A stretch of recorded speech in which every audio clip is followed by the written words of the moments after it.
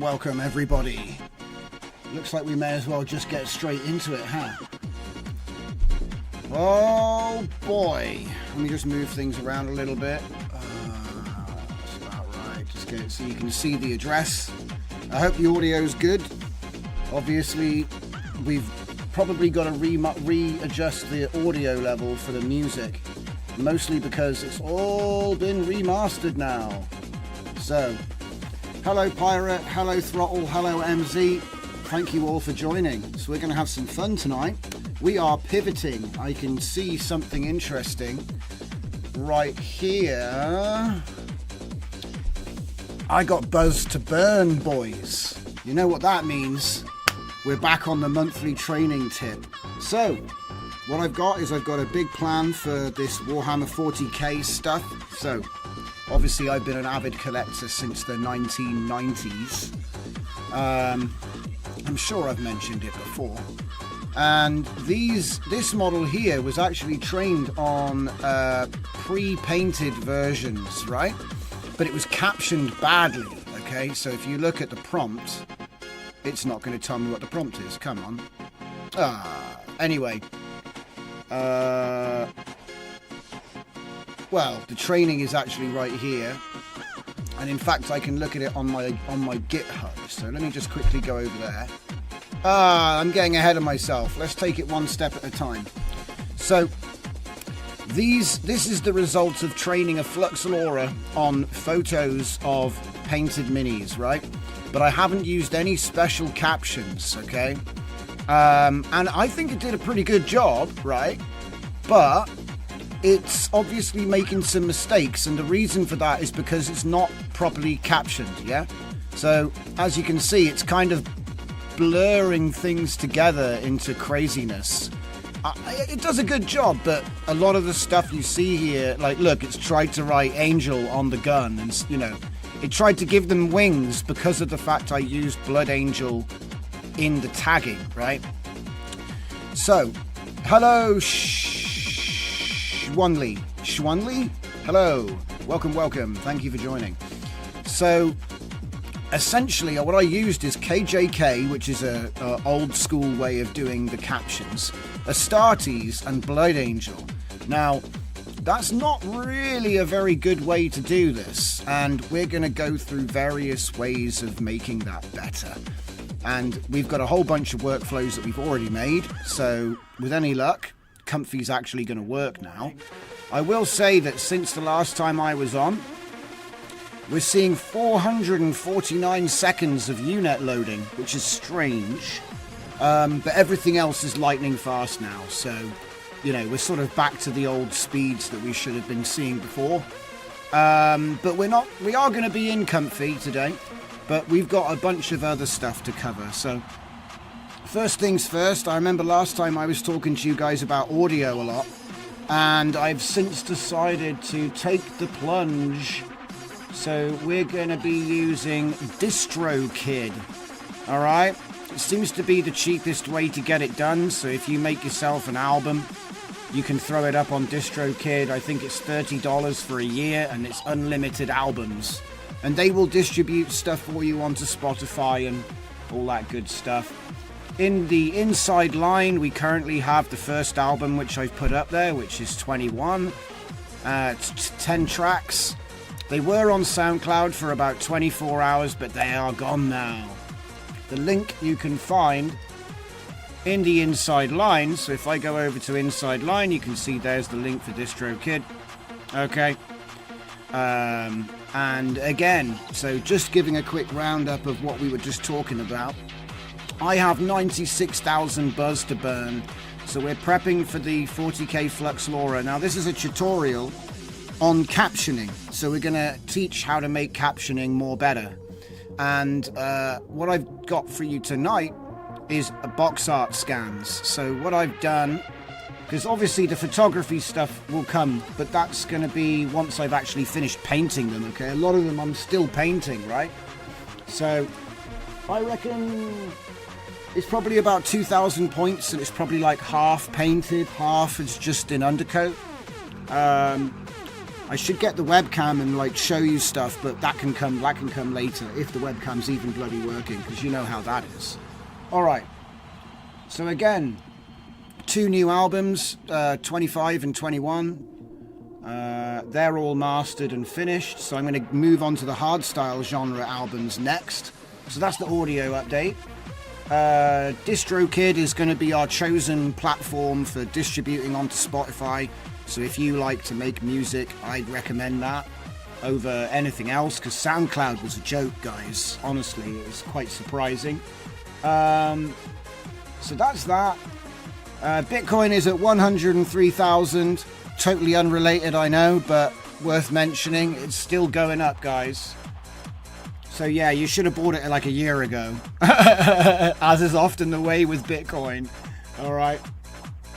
So what have we got then? What we've got is we've got these images, which are right here. So as you can see, here are the scans. We're going to do some Photoshopage, mostly cropping, okay? And what we're going to be doing is we're going to use these 13 images as the basis to prove out our captioning strategy, all right? It's going to be super easy. I've already got like a whole bunch of tools which I'm going to introduce you to. If you're not already familiar with them, I've written articles about them already. You can find those articles up on my Civet. Oh yeah, and I got Shuttle 3 Diffusion as well, so if we get some time, we'll take a look at that, because I think it looks pretty cool. It's like a Schnell fine-tune, which means that it's actually still fully licensed for commercial use, which is nice, because a lot of people forget that the dev stuff isn't actually. All right. I don't know. Yeah, that's right. Okay. So I'm going to disappear off the screen because I've been there for too long staring you all down. Hello, Baron. Hello. Welcome.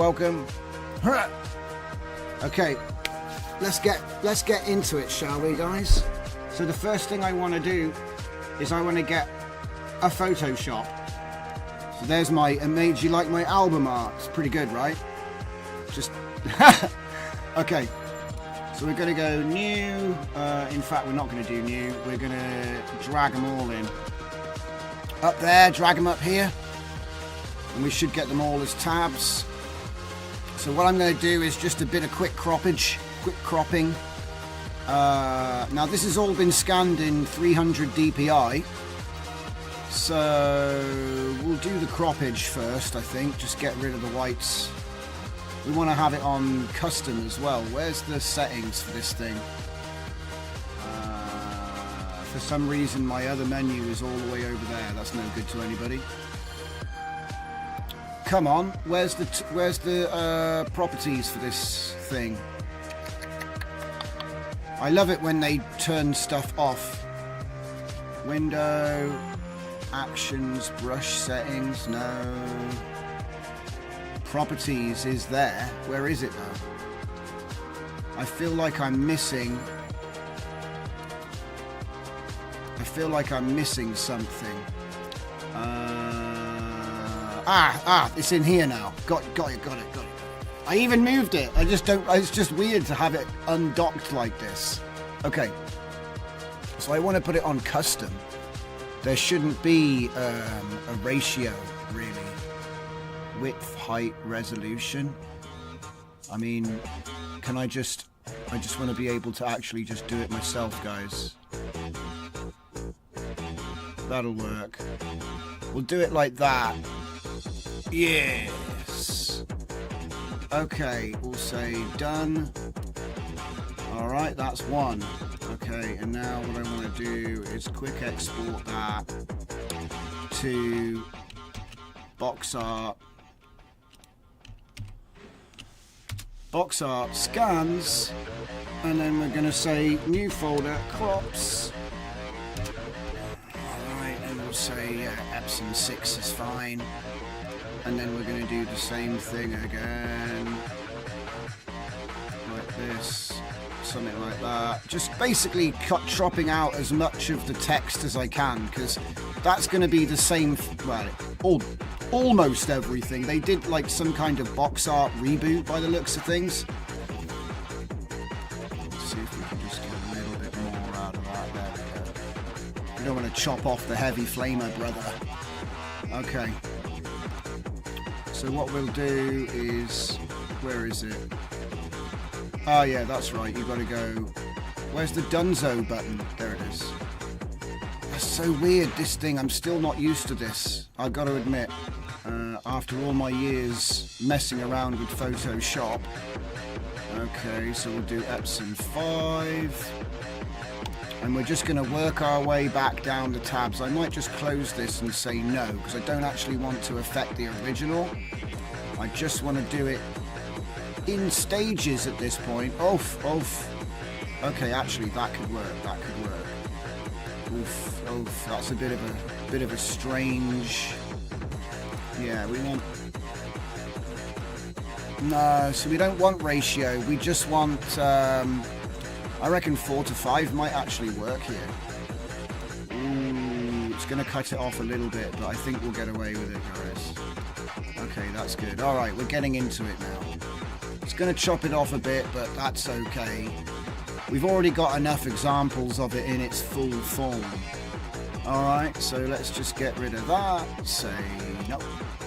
And then we've got to do another one, another 4 to 5. Look at this, guys. So all of these guys are already assembled and primed. They just need to be detailed. And then I can start taking pictures of them. In case you were wondering, if you look up Games Workshop in my local hometown maps, you can already see some of my guys. Because I used to do, what's it called? Google reviews in another world, another life. Even says Drift Johnson. Check me out. See, there's me. Drift Johnson, no new places to review. see, that's not what I was looking for. 35 million views. But where's the actual... Here, go see all photos. Ah, there you are, look. That's me. My blood angles. I don't know why it's misspelt, but maybe I was using a crappy phone. But yeah, so here's some of my guys that are already painted. And that's from 6 years ago on the local GW store map thing. So we're basically adding to that. What I thought was, it's weird, I kind of bait myself. I go, if I do all this model training and all this tutorial stuff, I'll paint one of my guys later. And then by the time I've finished, it's like time to go to bed. And then I like baited myself for years to do all the work. And then, you know, the painting never comes. It's a bit like, you know, tomorrow the sky will fall on our heads kind of thing, like a mental trick. But whatever, it works, right? But yeah, just recently my comfy was busted, and so I had to fix it, and that gave me like 48 hours of just watching a big transfer window. You know, it was literally going, oh, you wait, I need to put it back on 16 to 9, I guess. It was basically saying stuff like, it's going to take 3 days to transfer. And I was like, oh, God, kill me now. And in the end, it didn't actually take that long. But that meant that I actually managed to get... Let's just see now. Where are the cards at? Give me a sec.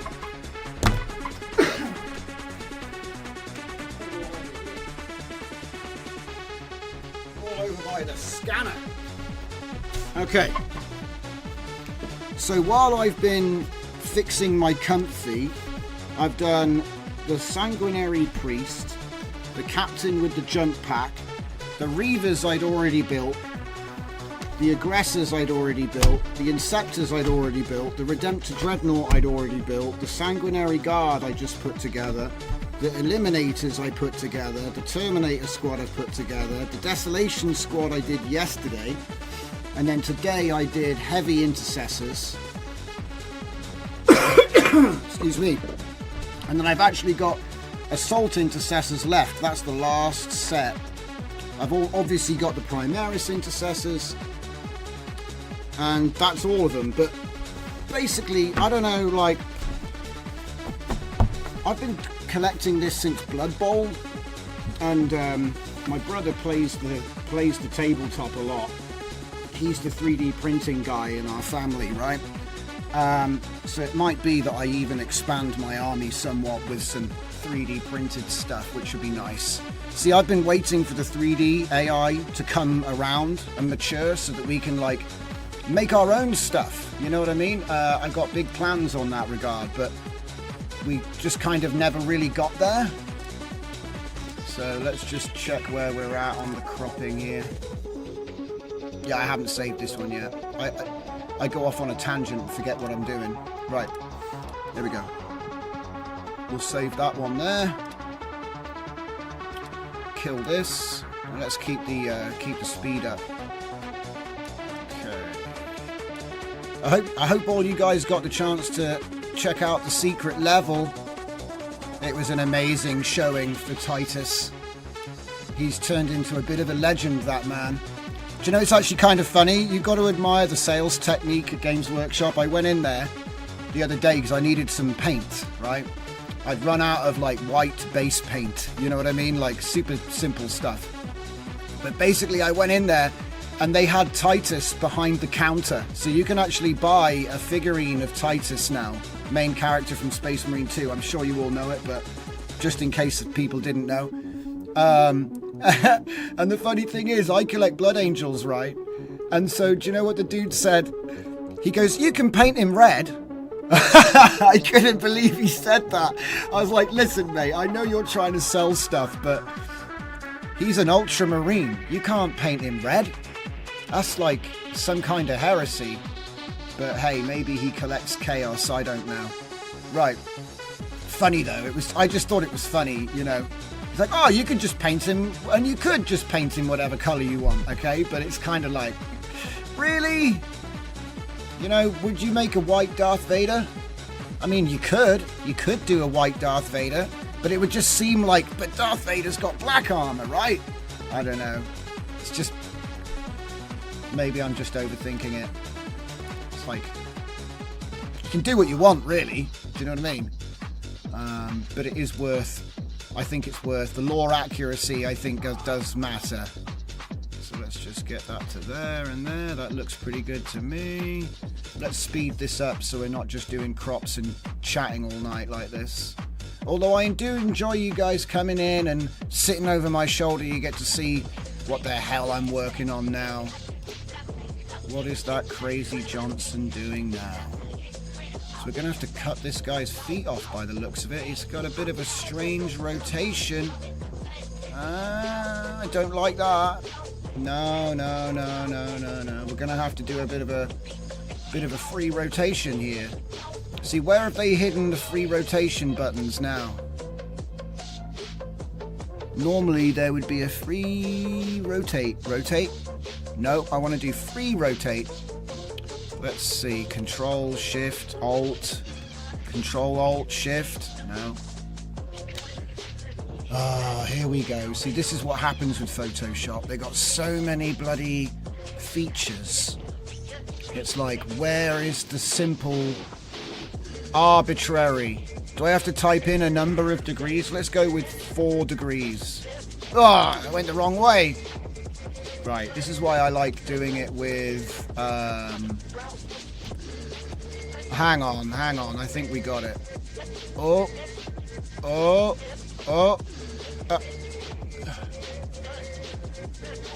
That's all it needed, like 1 degree.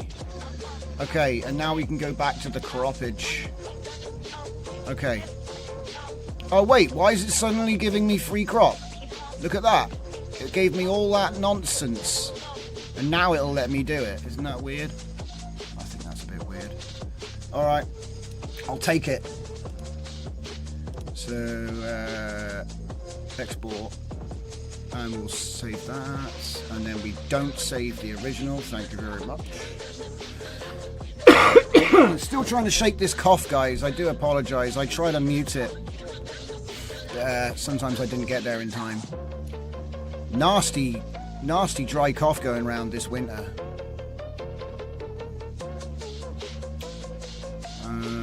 There it is.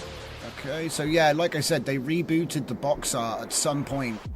And now they all have the giant 40k logo where it used to say Space Marine and then the name, and now that's down in the bottom left. So that changed, which was a little bit annoying for my plans here, because I've been like, some of my plans take far too long to mature.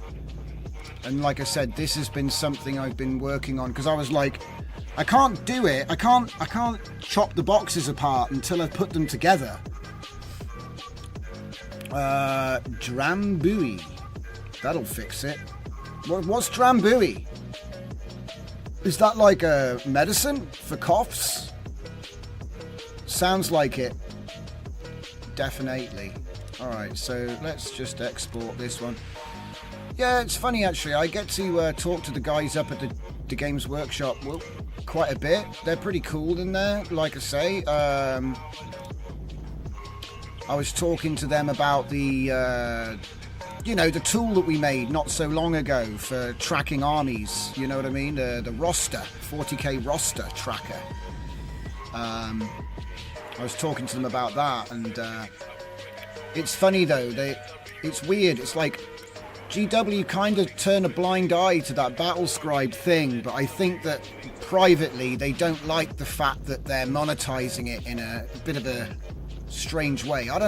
Like I said, I don't really have an opinion on it, because it's like a lot of people use this app to track their armies.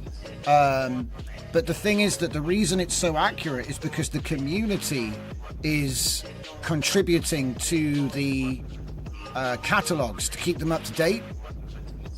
And the app doesn't actually work with 10th edition, which is like all of these guys that we're looking at right here. And most of them are 10th edition. So if you don't play 10th, these units don't really exist, I don't think. And whether that's a good thing or a bad thing, I don't know. Personally, just to give you a little bit of like lore, little insight dump here, I've always collected Blood Angels since they were made out of lead. I used to play Blood Bowl before all this stuff even existed, back in the late 80s as a young lad. And the funny thing is that I learned that there was like the home world for the Blood Angels.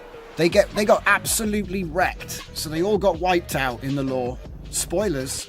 And there was like 100 Blood Angels left. That was it. There's only 100 left. They got slaughtered right down to the last man almost, you know? So like your main characters and your named characters, they're all like holding out against this invasion of their home planet. And then Gilliman shows up with a bunch of Primaris, which are Blood Angels, right? And they fight back. But what it means is that all of them are made up of the new stuff, pretty much. All of the Blood Angels are Primaris because they got wiped out. All of the classic Blood Angels, they're all gone, mate. There was 100 left, and I think most of them have been through the what's it called, Rubicon treatment or whatever, where they make you into a Primaris. It was all very cool. But it gave me an excuse, didn't it? Gave me an excuse to start painting again. And I do think that painting is an amazing skill, so I don't care what you paint, you know what I mean? Painting is painting at the end of the day. A lot of people buy pre-paints, and that's cool as well, you know, if you just want to collect. But I do think there's something about cutting these boys out, gluing them together. I make Gundams as well, so that's also going to be showing up. And as a matter of fact, where are we? If I go back here, I think my Gundam model is up as well. My latest Gundam model. This is trained on photographs of two of my 1 to 50, I think they are. I think they're 1 to 50 size. They're big boys. I've still got them somewhere. Do you know, it's funny, you build this stuff and then you it's in a case for years, and then you move house and it gets boxed, and I'm sure you can relate if you've ever had anything like this, but there is something about putting these things together and, you know, because these are like incredible. This is amazing for painting, but this is insane for modeling. Like, there could be 2,000 pieces. You like literally the hands, yeah? Each finger piece, like each finger comes in like 4 pieces. And you have to put all the little knuckles together. It's totally insane how intricate the Gundams actually are. Anyway, let's get back to the shoppage. So let's see, we've got the intercessors, so these guys are done. Okay, so let's just get this, because I want to get to the interesting part, because a lot of you guys are like, you know, when's he gonna do the actual captioning stuff, right? I would be. I'd be like, he's going on about stuff again. Alright. But I do feel much better. Like I said, I was really ill for about 2 weeks, and I don't know how. I just kept going. I just kept going. You know what I mean? But this cough is annoying. Alright, I think we're nearly there. Assault intercessors. So these guys got put together like the day before yesterday, I think. Yeah. Can we get him all in the shot? I don't want to get the fold line, if I can avoid it. Try and get that guy's shoulder pad. Yeah, that'll do. Alright. Oh, I gotta hit Dunzo. And then I can hit export. Keep the file name for now. Alright. And that's it. No saves, because we want to keep that original. So now, we've got him cropped. And what's interesting about this is we're going to be teaching the box art material too, because if I open this up, you'll be able to see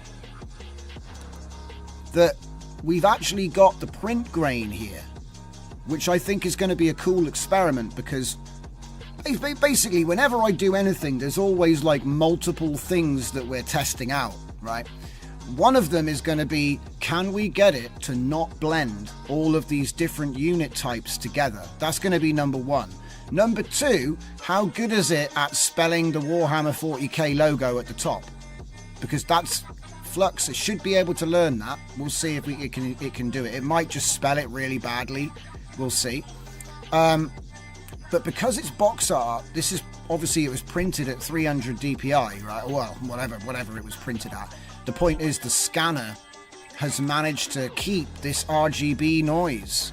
And one thing I know about Flux is that when you put this through an upscaler, it's actually going to fix that. And I do want to show you that before we do any training. So this is going to be a bit fun, right? So first things first, this is going to be the source, and we're going to do an upscale. So let's see, how big is it?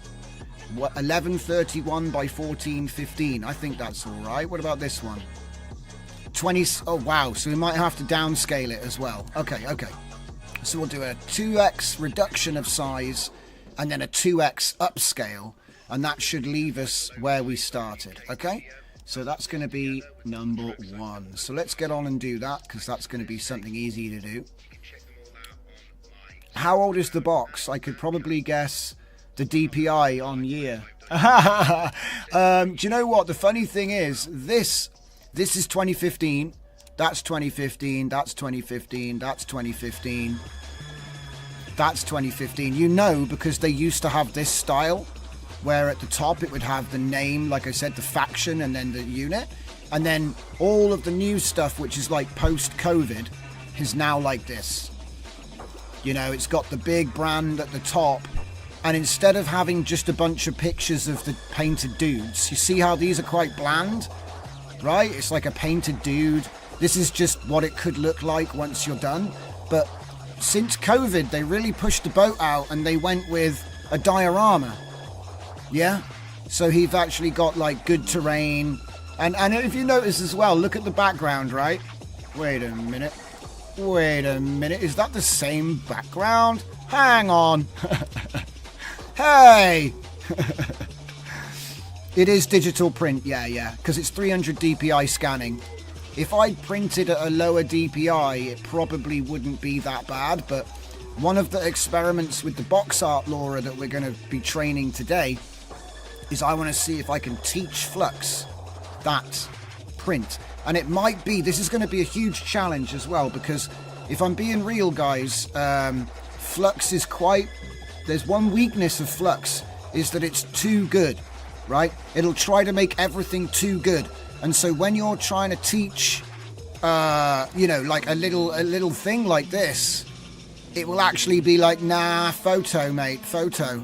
And it will photo realism everything. You see what I mean? Anyway. So like I said, if you try to teach stuff like this, sometimes it can actually just ignore that and go, nah, it's a Space Marine. I mean, it'll look great. But like I said, one thing I've done a lot of is adding noise. These units go pretty hard as well, I'm not going to lie. Okay, so what we're going to do is we're going to take those images and I am going to disable these upscale lines because I just want to use this one for now. So there's no upscale model being used. We're currently using my boosted upscale Flux, okay? There's one thing I do need to do though, and that is to reduce this size by half. So I want to take the image, no, not a reroute, and then hopefully we actually get things working today, right? Okay, so let's see, resize plus. And should we do it interestingly? I think we shall. So we're going to do some math here. Oi! I'm trying to type math here. So we'll go with simple math. We're going to have two simple maths, and we're going to do a divided by 2. So I'm just doing this for the sake of doing this, guys. I know there's many ways you can do this, but this is the way I'm going to do it today. And then we're going to take the... What the hell is that? What's that? I've never seen that before. Convert width to external input. Huh? I mean, that's what I was going to do. No way. So it's got... Oh, cool. Okay, so there's like a shortcut now to things that you always need to do.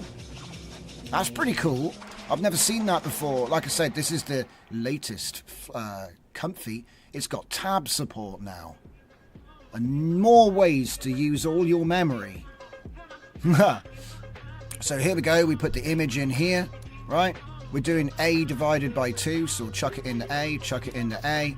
All right, and then we're going to move that over to here, and then we're going to take the int for width and the int for height. Let's just make sure we didn't mix that up. So width, width, height, height, divide it by 2. That's all we've done. And then I'm going to go to a reroute. There's actually a new way of doing reroutes, but I can't remember. I've not used it before, so...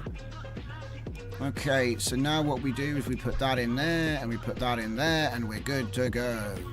So all I've just done there, for anybody that's like new to Comfy and is watching along, I know a lot of you guys are like pretty much expert by this point. So one thing, what I've just done there is I've taken the image, so we've loaded an image, which of course is going to be this one. Okay, whoa! Look at that weird effect because of the fact it's got the dot matrix. Okay, whoa! Look at that, the rescaling. Okay, so what we've done is we've taken get image size, and then we've taken the width and the height, and then we've done simple math, A divide by 2. So we're going to get half, right? Half. Now, we want it to be divisible by 64, so it's a decent, you know, we want it to be, it's good for getting nice, clean division on base 8, which obviously isn't how humans count, but essentially it likes things to be divisible by 8, and multiples of 64 usually come out better when you're generating things, so... We're not going to be using a upscale model for this. We're just going to be using my boosted upscale, which is going to be using align your steps approach. It's going to be using 1.0 on max shift and base shift. It's going to be using denoise of 0.1 with 8 steps on Schnell, SGM uniform and Euler. Now, there is something I want to try out here, but we'll get to that once we've had a result, okay? So off we go. It should be already warmed up. Yeah, look at that, see? It's already warmed up and it's just working. Lovely job. So let's see if I missed any comments from you guys. I do appreciate you, so... Throttlemouth says that'll fix it, and he's like, yes. Yeah, I'd never heard of Drambuie or Dramov. I've never heard of it. Lucas says wink wink. Throttlemouth says, I think we were talking about 3D printing then. 3D printer go burr, guys. So yeah, we got Throttle saying, how old is the box? I could probably guess the DPI on year. Throttlemouth says, then it'll be digital print, probably 300 DPI. That's traditional, going from the dot angles. And then Pirate GFX says, the print offset definitely suggests analog box dies. There you go. Should we look at some of the older ones? Maybe we could see the difference? I don't know. I love this though, because do you know what this reminds me of? You know, I don't know if you guys saw when I made the... Captain Ahab music video. One of the things I did when I'd finished, so I generated all this AI video, I put them all into grids, I made the music react with the video. We're listening to one of the tune that's playing right now is off that album, the Captain Ahab album, right? And the funny thing is that the first thing I did was I added a whole shitload of noise, you know, like film grain. So I added film grain to it, yeah. And then I added a VHS effect on top of that. And the funny thing is, like, you want to make your AI generation, right?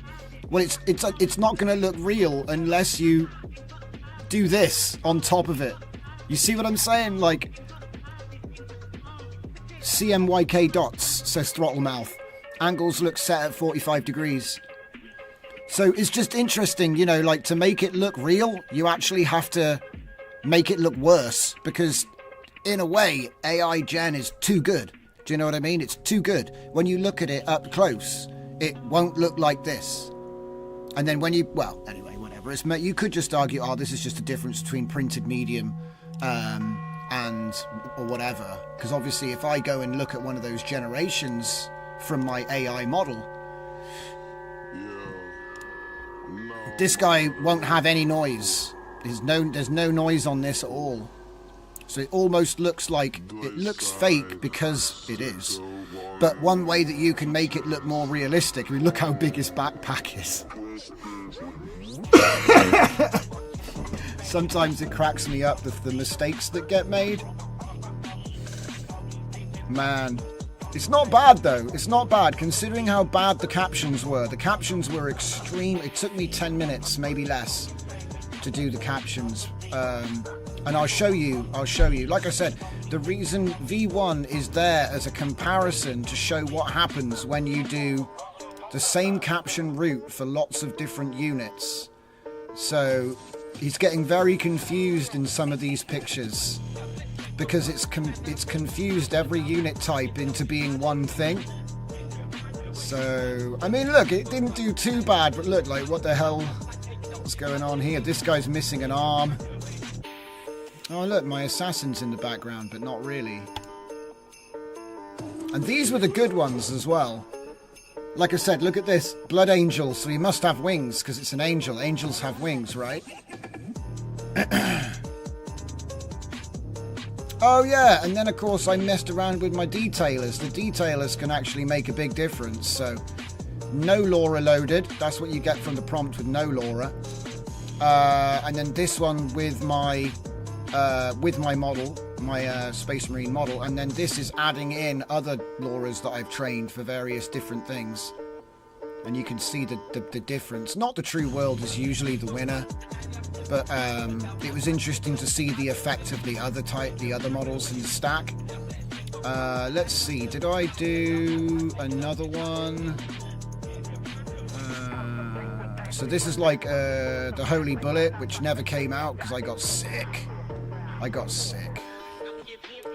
So the Holy Bullet never came out.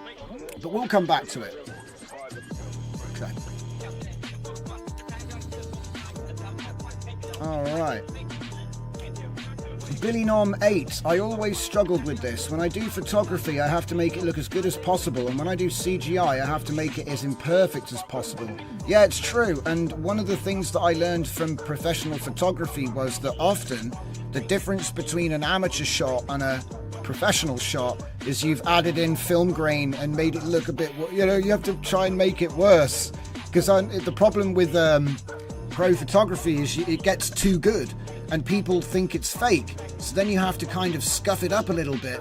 It's kind of interesting, really. And like I said, that's one trick which I think a lot of people could benefit from with the AI video, because AI video is obviously going to be it's going to actually benefit from noise. Another thing which I do is I do non-square pixel. So a lot of stuff you make on a computer is square pixel, but PAL and NTSC formats are not square pixel. So that's something you can do easily by interpret footage in Premiere. I know there are other ways of doing it, but essentially it's like every pixel is not one-to-one. It's slightly less or slightly more than one-to-one, okay? Anyway, it's just an interesting thing, you know, like the modern HD is all square pixel as far as I know, but if you go back to like the old SD formats, it's just an interesting point. Makes it look a little bit more alive. Okay, but like I said, these are all techniques that were done in studio, so it's not like you're supposed to know about it, because a lot of it's like forgotten knowledge now, I guess. Alright, so let's have a look and see how we done. Look at this! It's actually enhanced the thing. Did you see that? Right, I wonder if there's actually a reduction thing going on here. Let's just check out the preview up here. And what we want to do is use Lanxos. Keep proportion as well. I might have messed that up. Okay, let's have a look at this. Okay, so it is there. It is there, but it's nowhere near as bad. So that was me. That was my fault. Because this, you can see it clearly, clear as day. So when we do the reduction with Lanxos, you can see it's kind of smoothed it out already a little bit. Which is interesting. There's no way it just did that already. It did. Alright, cool. Look at that, though. It's not what it was. Do you see what I'm saying? It's not what it was anymore. It's radically changed, in fact. Alright, so how about we do it without... I'm going to basically not do the resize now, okay? And see what happens. So we've got something to compare that with. So now we've still got the texture, and we're going to throw that one into flux. No, we're not. We're going to blow it up. It couldn't handle it. It couldn't handle it. It was too much memory.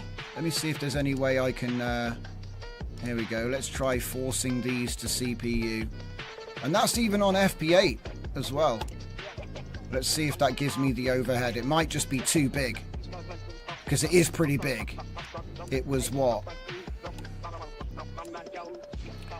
It's 2464 by 1386. So to double this, it's going to end up at like 5000 by 26.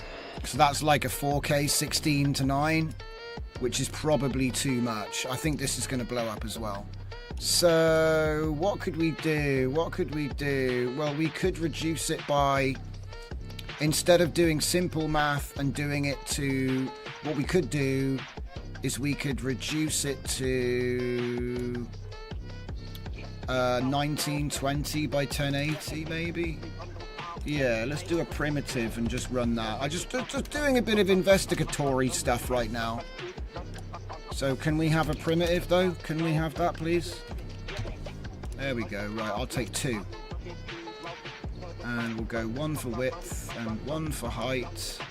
And we'll say, well, if I want to have a target of 1920 by 1080, in fact, what we should probably do is hook them back up again.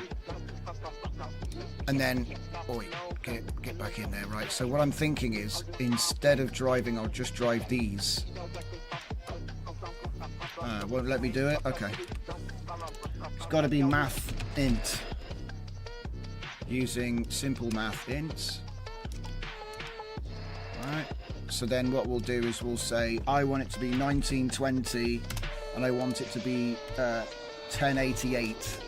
It's a divisible by 64 there. If I go like that one, and then it's going to half it. So I'm going to tell it what it is. Half it, put it on fill crop. Because it's not going to be exact. This is just an experiment, so let's see what it does with that. Ooh, it's actually trying to do it. No, it's not. It can't be. Yeah, we're breaking things. So let's just cancel that. In fact, because it's probably, yeah, let's just restart. Okay. Didn't take long, did it? Didn't take long. Yeah, it's cooked. Yeah, I cooked it. That was good. Hopefully it'll come back and everything will be fine. Alright. So the last thing I wanted to do was basically say it's actually 1920 by 1088. Half that and then double it. So it'll come out a little bit smaller. But I just want to see what we can do about this. Do you know, it almost looks like denim. Almost looks like it was printed on fabric. And this isn't bad, but you can see, look, it has no memory of this stuff. You know? And before you ask, we could load my LoRa in, but it won't make it any better. It won't make it any better. Because this LoRa hasn't been trained on this imagery either. But anyway. Right, so are we back in business? Or I think it's going to load a new workspace once we finally get there. Okay.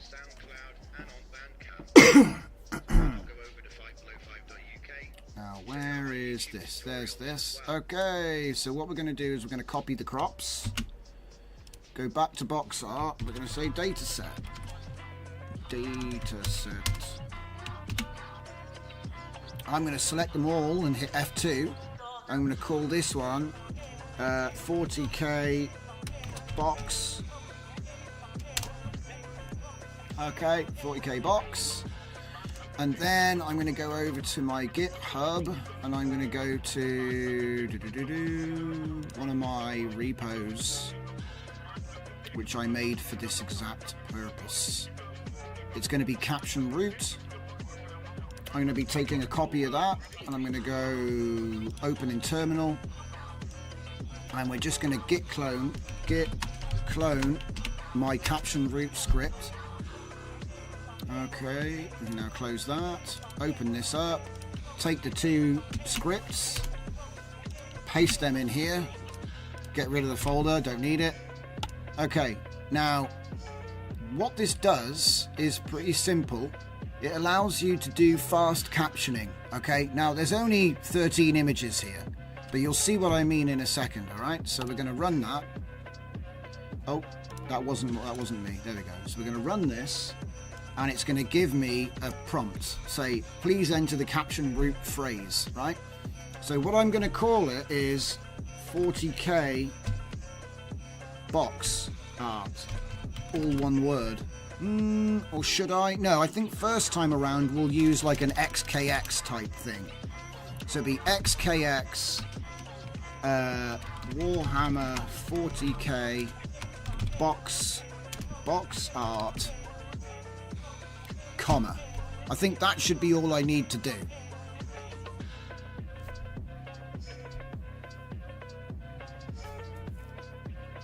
I'm just wondering, I'm just debating in my head whether I should make Warhammer 40K all one word, because it sort of turns into a special token then, kind of. And it might be that the 40 is actually being ignored, because sometimes numbers don't get tokenized during training.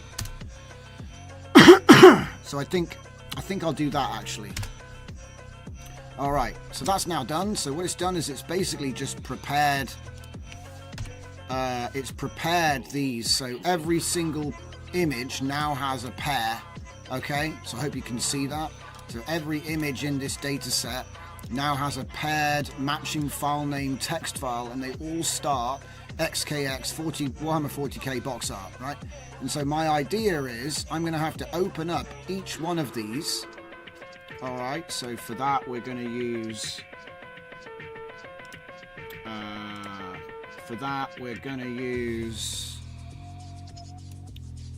Notepad++. Electrolab, welcome, hello. In a way, he says, there is no such thing called quality. There are the qualities you seek, and those are the measure of success. Ah, okay, Hand, and good evening. Welcome everybody that's hanging out. Thank you all for joining and sticking around. What we're going to do is we're going to do some captioning. So glad you could join us. So, let's take a look at the first caption, shall we? So this is how we're doing it, right? So, Primaris Reavers. So I'm not going to say Ultramarine, because that makes it confused. So what I'm going to say is I'm going to say a squad of Space Marine. Now I'll actually say what they are called, Primaris Reavers, for better or worse. Wearing blue armor. Wearing blue armor. Because what we want to do is do it super basic first, right? And then make it more complicated and see what works and what doesn't. Okay, because there's a whole bunch of stuff in this photo. But I want to see a couple of things. I want to know if Space Marine Primaris Reavers is enough, or if we have to use a different XKX, right? So at the moment, it's going to be XKX Warhammer 40k box art. So that's what this is. And then we describe what's inside of it. And the idea is that every image is going to be Space Marine Primaris, pretty much. But Reavers is like, that's what the squad type is. You could say, you could count how many there are, but I don't think it really understands that. I think it might understand Blue Space Marine Primaris Reaver Squad, maybe, but I think this might be better. So like I said, that's partly what we've got to answer. We've got to answer that question. So we'll save that one, move on to the next one. So again, if I was to try and make this similar, I'd say a squad of Space Marine wearing blue armor again. So it's probably not going to be a squad this time. Yeah.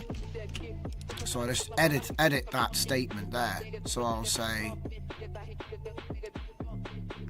a Space Marine, and I think this is a captain, a Space Marine Primaris captain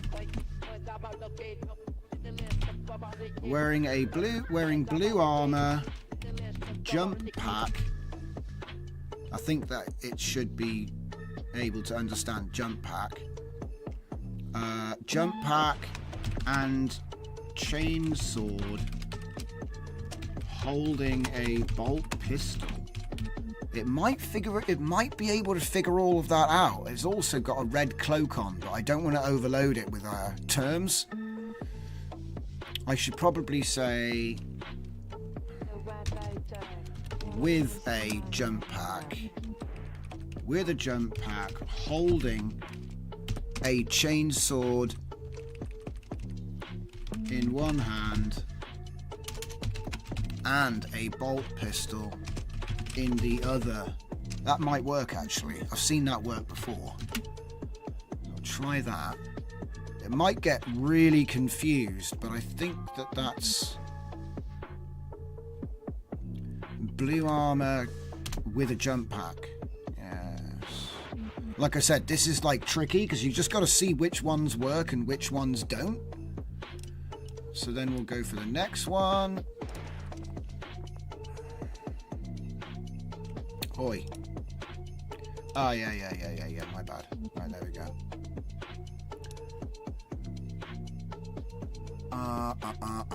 So this would be my sanguinary priest, not an apothecary, even though he looks like one.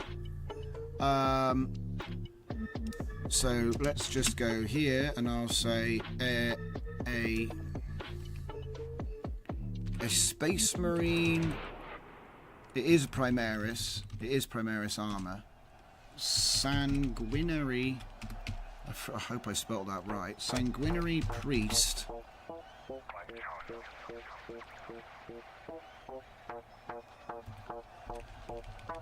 Wearing white armor. White armor. Holding a chainsaw. That should be enough for now. There's obviously more you can do, right? But I just want to get the basics down for the first run. Okay. Okay, so what's this one? This is Assault Intercessors? Yes.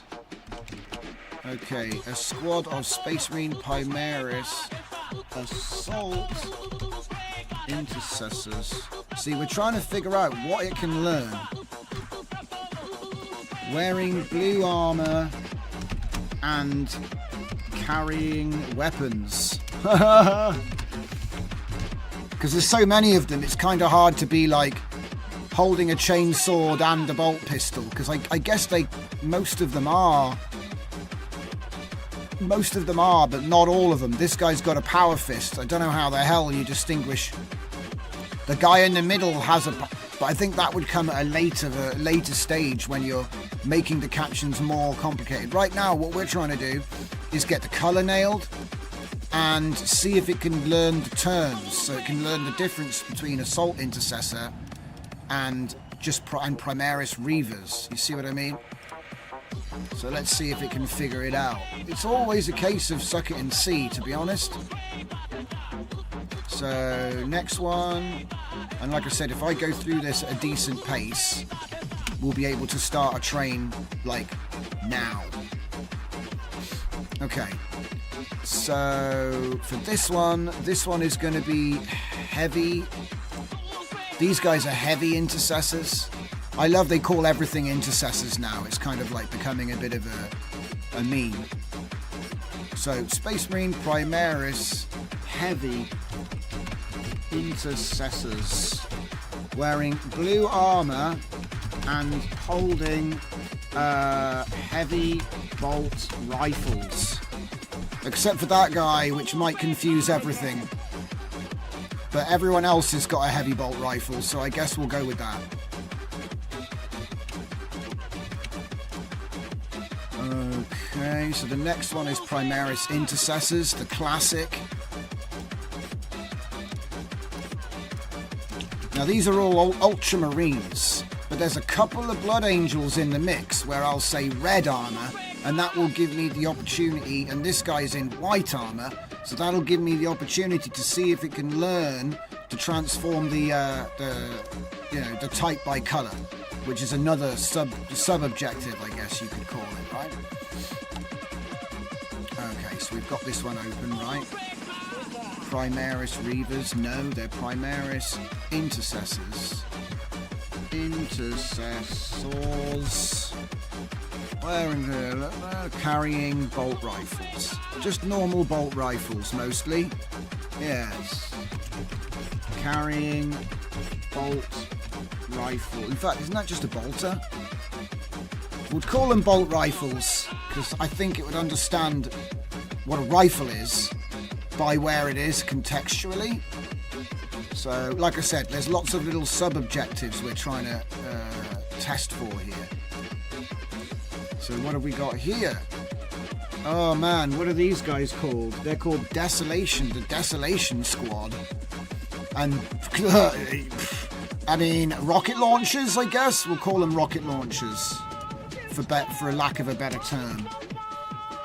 Squad of Space Marine Primaris Desolation Squad. Let's see, that's where we're going to have to change up the terminology here. Space Marine Primaris Desolation Squad. That might be better to put it that way around.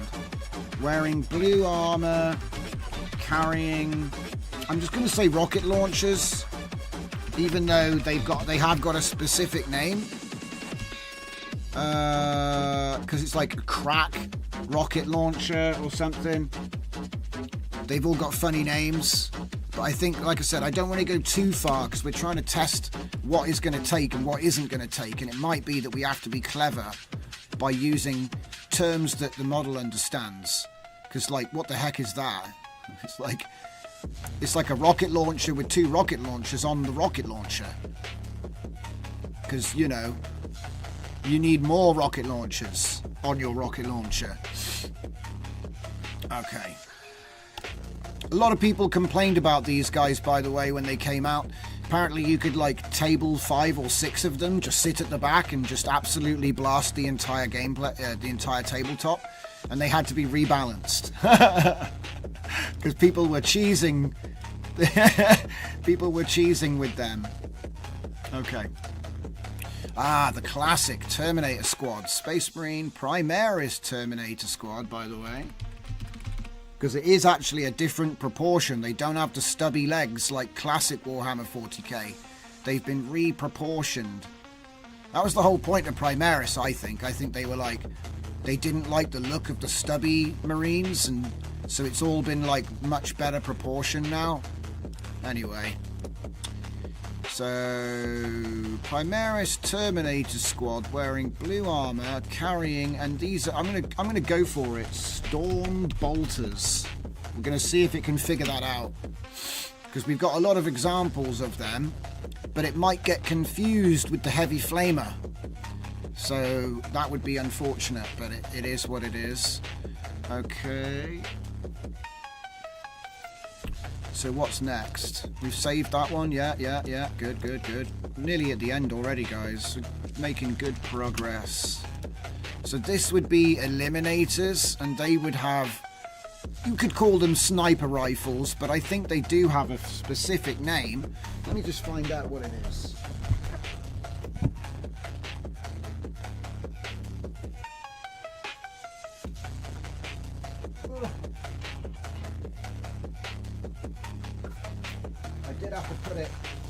I did have to put it at the bottom of the pile, didn't I? Let's get this naming right. So what's the name of this new thing? Yeah, the Desolation Squad that we just looked at, they were called Super Frag rocket launchers and Super Crack rocket launchers. So I think we're all right with rocket launcher for now. Super Crack. Let's get all these transfers out the way. Right. So, Primaris Eliminators. So does it actually say what they are, what they got? Nope. Nope. Eliminatory Primaris. Eliminatorum. Eliminadoris. Okay. No, it doesn't actually say. I think it's a lasgun. But it's more like a las rifle. I mean, it would be nice to know what the actual term is, but it doesn't actually say anywhere. It's like, you need to buy the codex. Okay, so let's just say... I'll say las rifle, because I'm pretty sure they're not bolt rifles. But then again, they might be. Man, this is tough. Alright. So what have we got then? 9. So this would be Space Marine, a squad of Space Marine Primaris Eliminators. Wearing blue armor. And what are we going to call it? I don't think it is a laser rifle. It just looks like one because of the silencer. I think it might just be a bolt rifle. I'll just say sniper rifle. Grimdark. Like I said, this is the first train, so it's not like the final caption. This is just the starting point. But you all know that because you've seen my videos on captioning before. Okay, so these guys aren't... This is not a Primaris. This is a squad of Space Marine Sanguinary Guard. Sanguinary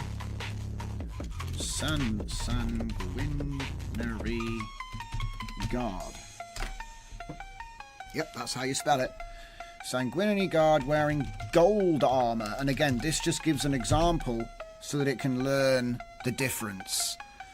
Let's see. What have they got? They've got arm-mounted pistols and swords. I'm just going to say carrying weapons and hope.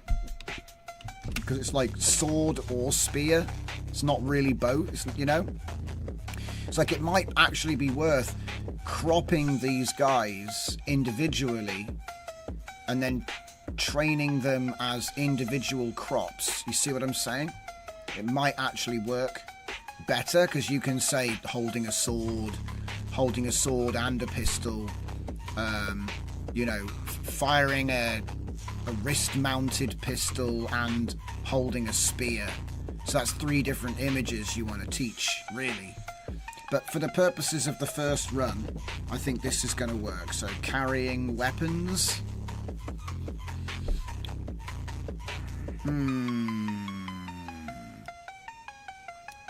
I could say holding blade and pistol, but that's a bit vague. Probably better off with just carrying weapons for now and then come back to it later. Alright. So the next one is going to be the Primaris Redemptor Dreadnought. So it's just the one. I can't believe they actually gave the Dreadnought the Primaris name as well. I'm not going to put Space Marine there because it tends to have a good idea of what a Space Marine looks like, and I don't want to. I'm trying to risk it not bleeding at this point. So if I just say Primaris Redemptor Dreadnought there, wearing blue armor,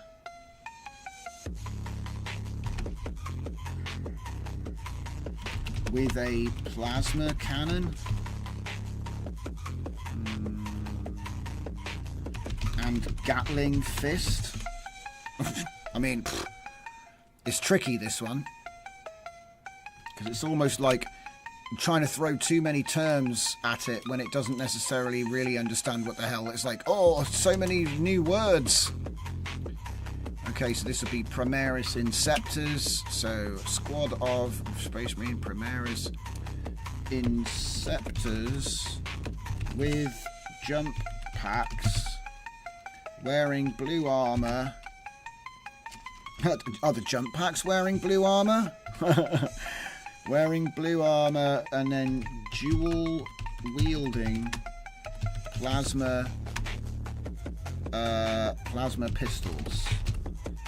Might work, because it might get an idea. Ah, that's what a plasma pistol is. I've seen that before, because it can cross-train. So if there are other examples of plasma weapons, it can cross-train and cross-reference itself while training. Okay, so that was 12. Right, so we're on to the last one. Alright, there we go. And then this one will be red armor, obviously. Red armor. And then we've got chainsaw. Wait, no, they're not chainsword. That's flamers.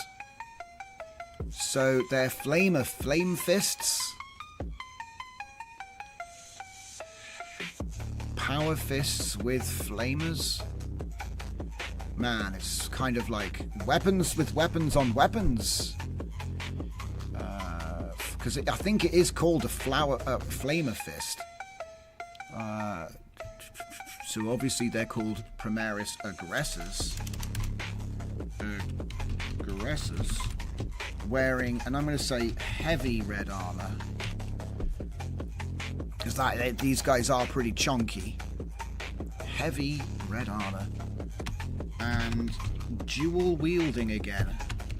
Because they got the same thing in both hands, right? Power fists with flamers. Flamers? I mean, it probably doesn't understand what the hell a flamer is. I mean, you could say flamethrower. I think this will be good enough to get started, though. Alright, so there it is. Thank you for bearing with me during that process. Now all we have to do is go compress to zip file, and that will give us our Mark 1. Alright, so I'm going to copy this out of here, put it in here, and I'm going to call this one the V0. Alright, and then we're going to go running to Civet, and we're going to go Trainer Laura, and we're going to go... I think we're going to go concept first, even though generally I prefer to do either character or style. There's more than one character. And even though style would probably work, I think that because we're doing a whole bunch of different stuff, we should probably go with concept first. And then see how we go. So I'm going to say this one is going to be called 40k box art V0, and these are all my pictures. I crop them all fair and square. Educational use. I need to teach people. So yeah, they are actually captions. Thank you. All right, cool. So let's just double check the captions, and look at that weird pixelation because of the... Yes, I do. And no, I don't. Even though it will anyway. Okay. No need to auto-label. We've already got a trigger word, which is XKX Warhammer 40k box art. It's got a mouthful there. Go next. The images were all far too large, so it's made them smaller anyway. Let's hope it didn't do a bad job. And sample image prompts. So let's take that one because it was quite hard. Okay, and then we'll go back and take the Sanguinary Guard because they were also a different colour. And then Primaris Intercessors because that's the classic. Go like that. And I want to do 1024. I want to do 10 epochs. I want to do 20 repeats. And I want to do Prodigy. And what else? Network Dimension 8. 816 is my favourite. Now, so I'm going to set that up, and that's going to take probably until tomorrow. But I do think it might be worth doing a fast train just to show you guys, you know, when you're testing stuff out, that's also a great choice. So I'm going to do the exact same thing. So we'll go 40k box art. I'm going to say R because it's the rapid train. R0. Okay.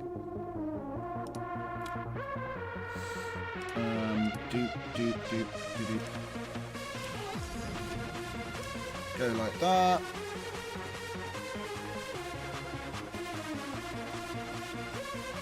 Okay.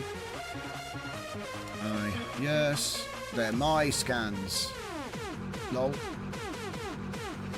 Right.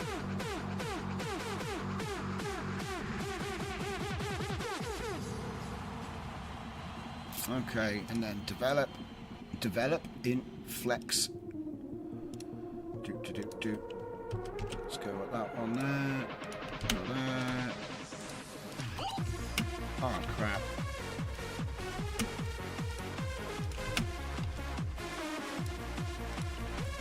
Okay, and somehow I think I managed to pick the same ones but in a different order. Okay, and this time I'll just go rapido. Yep. Okay. Now obviously the rapid trainer version is going to be done in like 5-10 minutes most likely. But the main one is going to take till tomorrow. Now remember, this model isn't even going to come out. Yeah?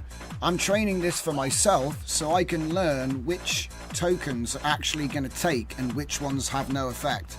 That's the point of this first run. The second run, obviously I'm going to do more stuff. Yeah? So, just to give you an idea of where we're going with the second run, for the second run, I'm gonna grab this folder here, and I'm gonna say Florence, right? Because now we need to do some caption research. Like I said, the fun don't stop with just one data set. That's just like part 1, chapter 1 of this story. So, the first thing I'm going to do then is I'm going to go into my Mushroom Fleet, DJZ Workflows, Photo Flux, and we're going to go to Captioning Tools, and we're going to pick up the Florence caption.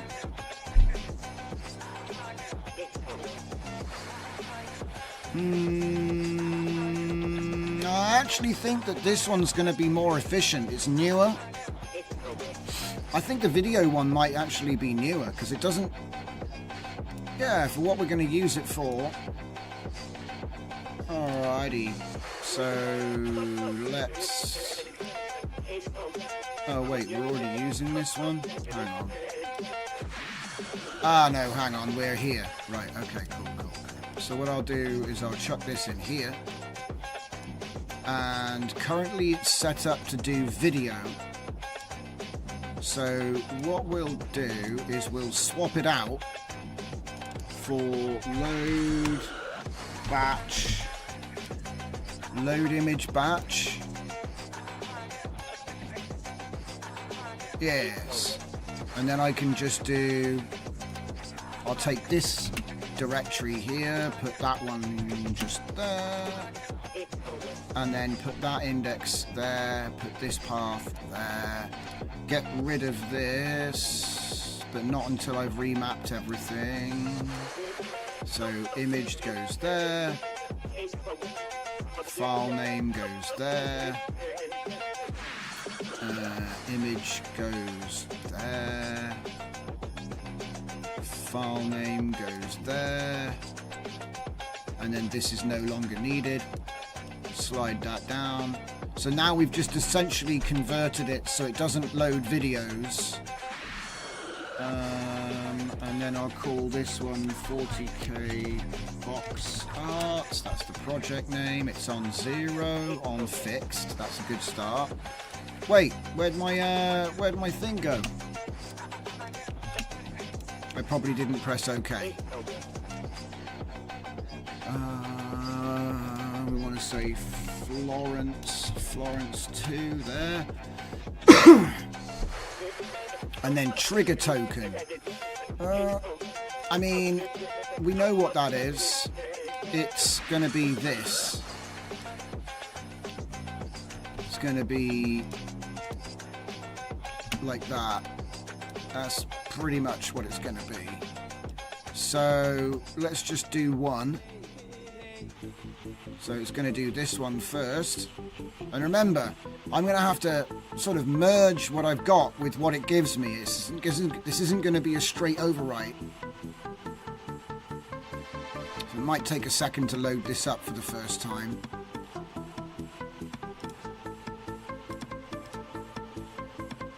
What the hell is eager attention? I don't even know what that is. So we're using Florence 2 base prompt gen version 2.0, which is a fine tune of Florence 2. How are we doing over here, man? Okay, so it's figuring it out. And what it should do is it should create a text file with the matching file names so I know which one is which. Oh, something happened, but... What happened? Why is it red? New only?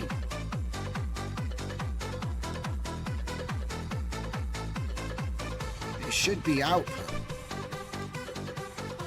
Oh my goodness. Something's not right.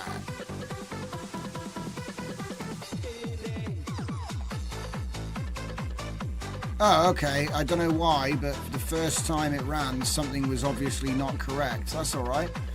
So now what we do is we go to 1, and then we go to increment. We see we've got 12 more to go.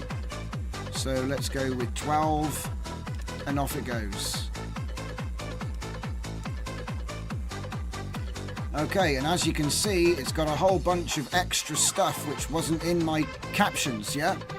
So what I'm going to do now is I'm going to splice this caption together with my other caption. Okay? Oh man, some of them aren't very good. So it might need a little bit of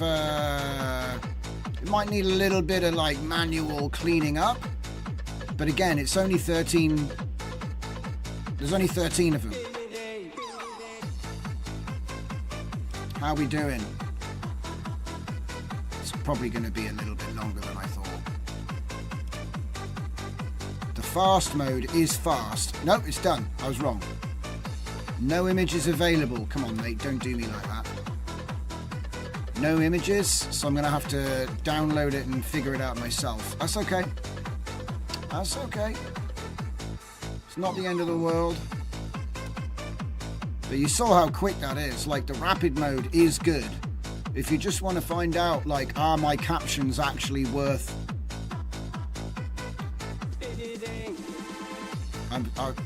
I'm just going to omit that casual analogy there. It's a little bit graphic. But the point is, yeah, if you want to know that they're worth half a spittoon, rapid training is pretty useful for that. So, okay, so I think it's actually finished. Yeah, it has. It's finished. So that means if I now go to this path, Florence 2, 40k box art, cap. So let's just go there and find that. This is actually the wrong comfy. There we go, we're in there now. So,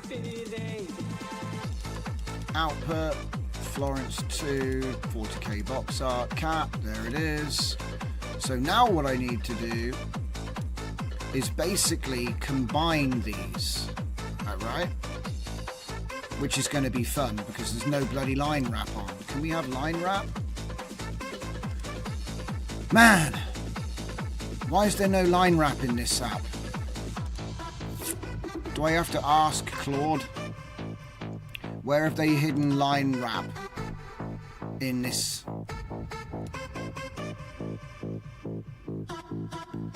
Eh? Line wrap. Man, am I going to have to open this up in like normal notepad? Because that's kind of annoying. Let's just scroll that back. Yeah, because it's just going to go off the edge of the screen. View. Word wrap. Hey, we did it. We did it. All right, cool. So, right. So let's go from here. Oh my god, there's so much extra stuff. Wearing blue armor. Just tag it on the end. So, a highly detailed and realistic digital illustration from a front camera depicting a chaotic scene with a large explosion in the background. Wait a minute. Large explosion? Hang on. I don't recall a large explosion.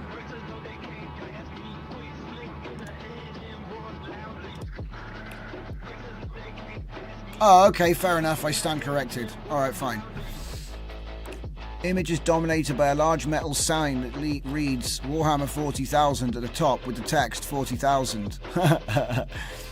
Below the sign there is a text that says Warhammer in bold metallic font. In the centre of the image, a muscular bold man... Hang on.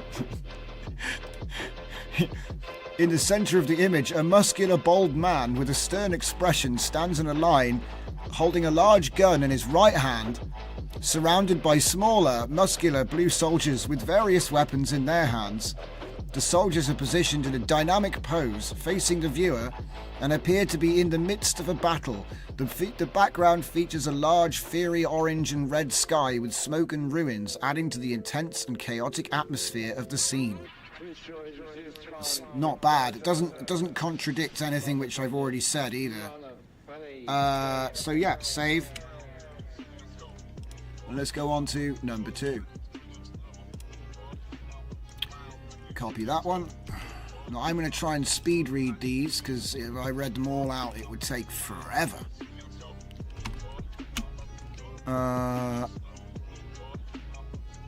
Same thing. It gets very confused about how to say text Warhammer 40,000, but it does say it. What's that? With the artist's name and the model name below it. What? What artist's name?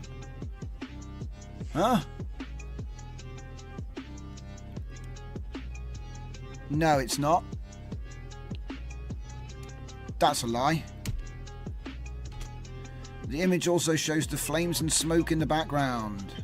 Soldiers be in a row with their weapons pointed forward. They're all wearing futuristic blue armor with intricate designs, and each soldier has a small circular emblem. Well, it's called an aquila, but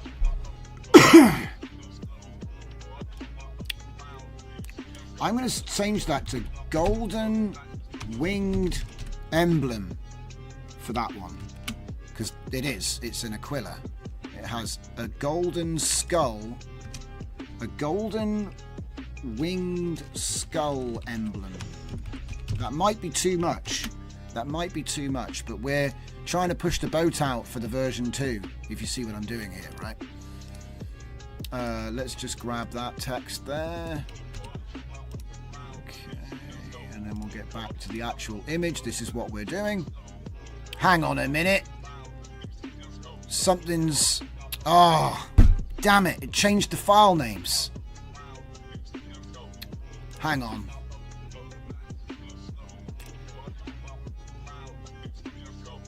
Wait a minute, but it shouldn't have changed the file names. That was the whole point. It took these file names. See, look. Oh, I see what's happened. Hang on a minute. Hang on a minute. Oh, no. Nuts. Right. Okay. I got a new plan which will speed this up. I'm actually going to copy these. Put them in here. Okay. Because what's happened is this is matching this, but because I renamed them earlier, the crops, which is what we're using in the actual data set, has changed. So that's my fault for when I've changed that. So then this here isn't actually correct.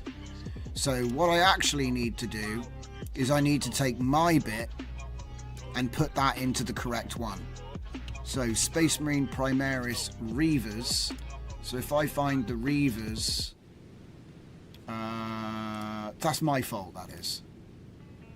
That is my fault. So if I go into the Florence 2, I have to find the correct one for the Reavers here, and then put my bit into it, and then it will match. That's my fault. I actually renamed it and it reordered everything. So that's the one. Okay, so let's just close all these for now because it's confusing. Alright, that'll do. So if I grab these guys, Reavers, so then I'll just put my bit in there. Save that one. Okay, now we're going to get somewhere.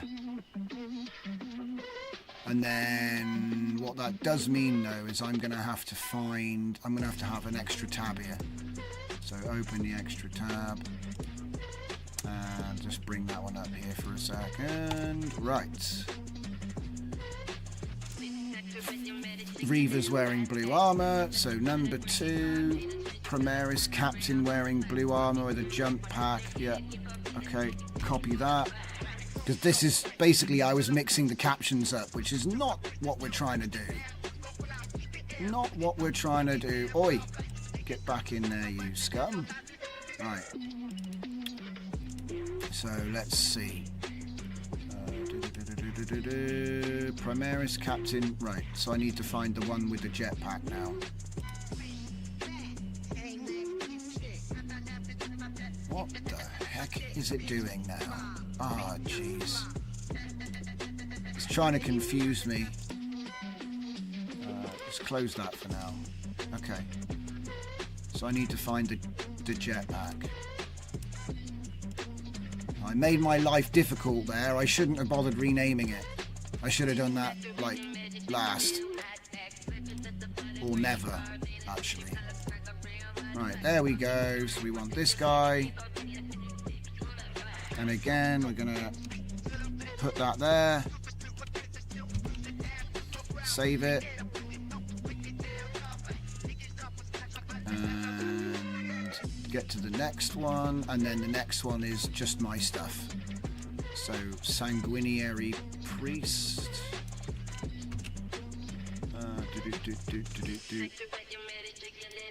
There he is. Put that in just there. Full stop. Save it. Next is Squad of Assault Intercessors.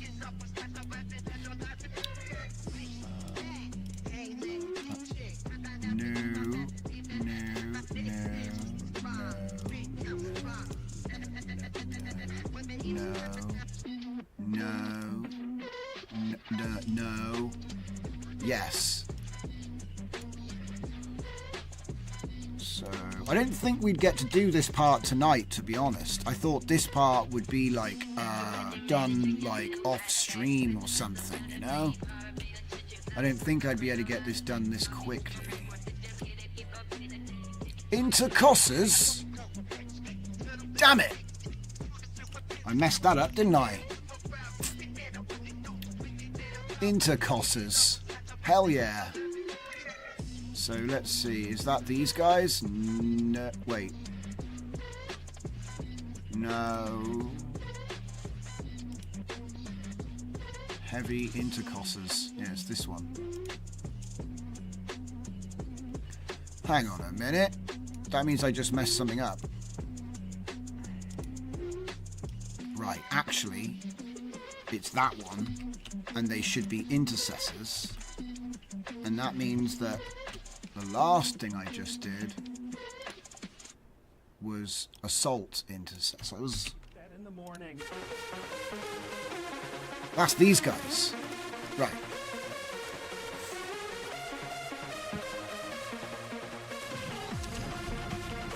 Like that. Save that. And do. Heavy intercossers. Nice. Intercessors. So that's the actual... See, it gets so confusing. They just call everything an intercessor. That's these guys here.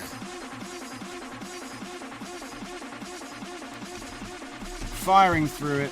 We'll have this done in no time. Let's see. What's this? This will be Devastators. Wait, what? They're not Terminators. They're Devastators. So that was actually just wrong. So what did I do with this one? This one's got nothing. See, I made a mistake. Well, that's my bad. So wait a minute. Eliminators. So the Desolation Squad didn't get their captions right. Didn't get captioned right. Damn.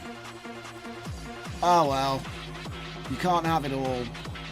So these are actually for the Terminator Squad. So this is another reason why it's a great idea to do multiple trains, because if you make a mistake like I just did, you can actually fix it. So for example, this is the caption for what we're supposed to be doing. Right there. Carrying Storm Bolters. And then, yeah. And then these guys didn't even get captioned. So that means that I've got to do this one, the Devastators. Are they called No, Desolation Squad. Right. No. Yep, that one. So that one has to be called a Primaris, Space Marine Primaris, Space Marine Primaris Desolation Squad, wearing blue armor and carrying rocket launchers. I can spell. Happens every single stream. Alright. So we've done that one as well. Now we're on to this one. This will be the Eliminators. Sniper rifles. So back to here. Let's see if we can find him. There he is. Put him in there. And it's going to be like that. Save that. And then we're on to the Golden Boys. Golden Boys. Take a copy of this. All I'm doing really is merging my old captions with the new captions, which are Florence powered. So, this is the one. Is this the one that looked a bit weird? Yeah, I think so. So we might have to look through this one. So a digital illustration shoot from the front. 3 highly detailed, muscular, anthropomorphic Space Marine soldiers. Oh, look at that. It actually knew they were Space Marines. Dynamic pose, holding weapons, moss-covered landscape, text shows thing. Distance to camera, full body, clothing, NA. What the heck is NA? We've got some bugs. NA. Get rid of that. Blonde, brown. Hair colour, blonde, brown. No humans, no humans. Yeah, we want to get rid of that. Pants. NA.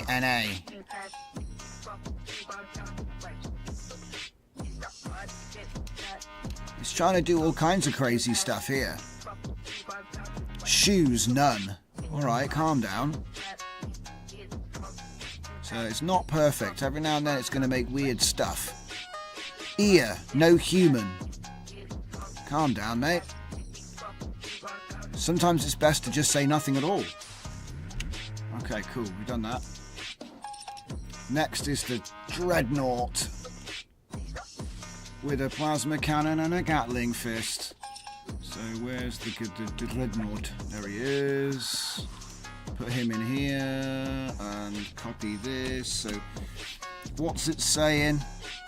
A highly detailed, realistic model of a blue mechanical Dreadnought from Space Marines. God damn. It's not bad. Standing in the middle, the robot has a sleek modern design with intricate mechanical details and a metallic sheen. It has a large circular Gatling gun in its right hand. Its body is covered in mechanical parts, including gears, cogs, and other gears and cogs, eh? I don't see them. Like maybe there and here, maybe. I'm not really sure if it's covered in gears and cogs. I think it might go a bit nuts. Let's get rid of the cogs. I'll keep the gears.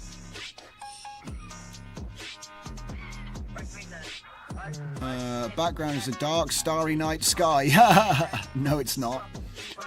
With the text Space Marines at the top and Primaris Redemptor Dreadnought. Wow, it actually recognised it really well. There's also the artist's signature in the bottom right corner. Nope. What are you talking about, Willis? There we go, we'll save that. ATD Films 360, yo, how's everyone doing? You intercessors? Yeah, damn right. It's funny, mate. Everything is an intercessor tonight. I'm starting to go intercessor blind. Right. I've only got 2 left, so we're nearly there. Oh, wait, no, that's wrong. We're on this side. So we want to drag this one down, and then we want to get my manual caption, which is just that part there.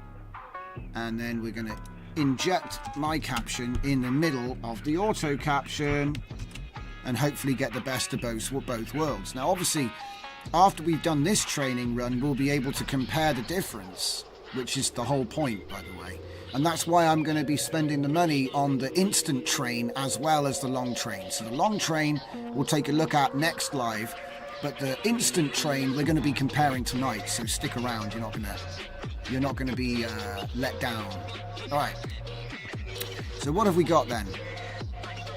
A squad of Space Marine Inceptors with jump packs. Yeah, that's cool. All right. So we've done this one then. Oh, they're red boys. Red boys this time. Let's put them there. They go faster, according to the law. Oh, that's the last one, is it? Excellent. So then we've done the whole lot. It's like AI. It's 50% done the day before it's complete. Okay. Like that.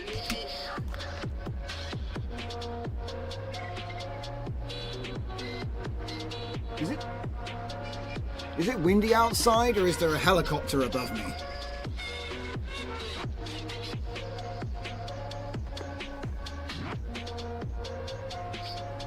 There's a helicopter above me. It happens. It's so loud, it's unreal. You must be hovering like directly above me. Okay, they're trying to get me, guys. They're trying to get me. Okay. So we've saved that. Now we have all of our captions done. So I'm not going to bother changing the name. This is just going to be the version 1 now. So let's just have a quick look through and just make sure that all of these actually have the update taken. Man, that's loud. ATD Films, impressive result. The text is some of the best I've seen. ATD coming in late, just realised you're training. Hell yeah. Yeah, what we've done is we've run my one of my workflows which uses Florence 2. It's actually a video captioner, and I've swapped out for an image node instead. And then we batched the entire data set. So we've got the entire data set of box art scans, right?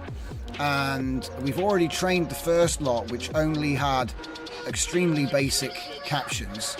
And then we end up with this, and so now what I've just finished doing is merging them for the version 1. So now what we can do is, which is the bit everyone's been waiting for, I am sure, is make version 1.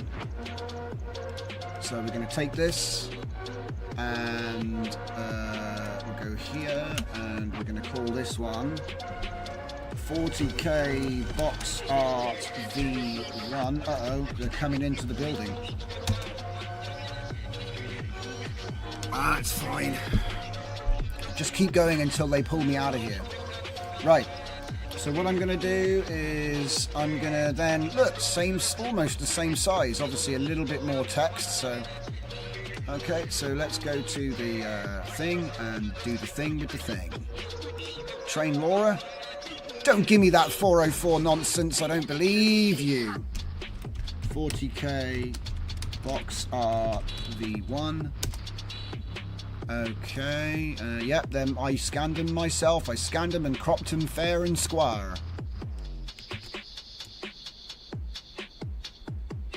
It's all mine. Damn it. Okay. So, yep. Yep. Yep. And like I said, this is mostly internal, so this model is actually just going to be here so I can demonstrate the captioning process, and that will apply to anything. So it's not about what we're doing, but because this is a recognizable thing, you should be able to see if it works or not. So what we're going to do is we're going to set up the full train first. So if I go in here and if I grab this one, and then let's grab a different one, and then we'll go to the bottom and grab that last one. There we go. Training parameters again, just in case you're not familiar. It's going to be 10, 20, 1024, and then we're going to go to Prodigy, and it's going to be an 8, 16. That's pretty much all you got to do there. Yep. Ironically, the rapid train is much cheaper. I say ironically, but we're going to be doubling up tonight so that we've got results to actually compare on the show. So there's one nice thing about it. Ooh, we've got progress. I like progress. So we're going to go Trainer Laura, we're going to go Concept, and we're going to do the same thing. It's going to be 40k box art, and it's going to be V1R for Rapido. Okay, go back, get the V1, put that there. Hopefully I didn't do anything stupid in my speed. Okay, captioned, yes, okay, and we'll say yes, go through. Okay,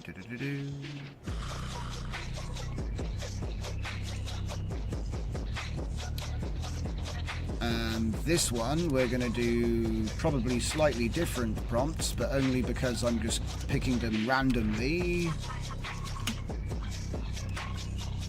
Let's go for 10 this time. Ooh, red armor. Yeah, we like red armor. And then this one should be, the last one should be the gold armor. So we should have a gold and a blue and a red. And then I'm going to go to Dev. Ah, did I pick Dev? I might not have picked Dev. I might have to go back and double check that. I could have sworn I did, but... So let's go to the V1 real quick. No. Here. What did I do? Base model flux. Yeah, it's fine. Yeah, that's fine. For a minute, I just double check myself sometimes, that's all. Okay, so we're waiting for that one to finish. So while we're waiting for that to finish, we'll get the first one that's already complete, set up and ready to rock. So let me just go over to my DJZ workflows again. And this time it's under photo flux. We're going to be going under training tools. So I do make a bunch of these available for everybody to use. We're going to do compare 100, I think. I've probably got a more up-to-date version, but I like to use the ones that everybody's got rather than ones I've already built on top of. Okay. So here we have a different workflow. We'll chuck that in there, and here we have it. Now we're probably not going to need all of these, so we might have to make a slightly new version of this, but it won't take long. So we're going to be comparing no LoRa at the top against, probably we'll keep 4 of them. So I'll get rid of these. Okay, get rid of those. And that gives us 5 options, which is awkward because really you want it to be like 4 or 6. So, in fact, let's get rid of the no LoRa option so it's a nice round 4. Okay. And let's just put a group on this one here. Where's the group gone? Right, there we go. So this would be the chart. If you've seen this before, you know what I'm doing, but just to give you a bit of insight, the chart is going to be a table grid which can be used to compare the results, all right? So I'm just going to move these out a little bit. Just move these out just a little bit because we're going to be making one small change. Because what I want to do is I want to say, instead of firing it with a Zenkai prompt, do you know what? Let's just do this properly. Let's do it properly, yeah? So, at the moment what I'm doing is I'm sending the prompt through so that it's the same prompt for every single one. But I wanted to show the difference between the basic prompt that we had and then, you know, the advanced prompt that we've just built, which is Florence 2 plus our thing. Oh, ATD Films coming in with the comment. Sorry, another question. Have you ever compared the quality of online training, Civet, versus Kreia?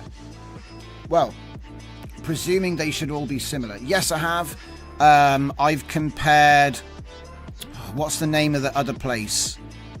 Because you got Civet AI and you got TensorArt. TensorArt also allowed online training where you can just add your data set and get going. And if I'm being real, TensorArt had some really cool generation features. So it's kind of like, do you like Burger King or McDonald's? Do you know what I mean?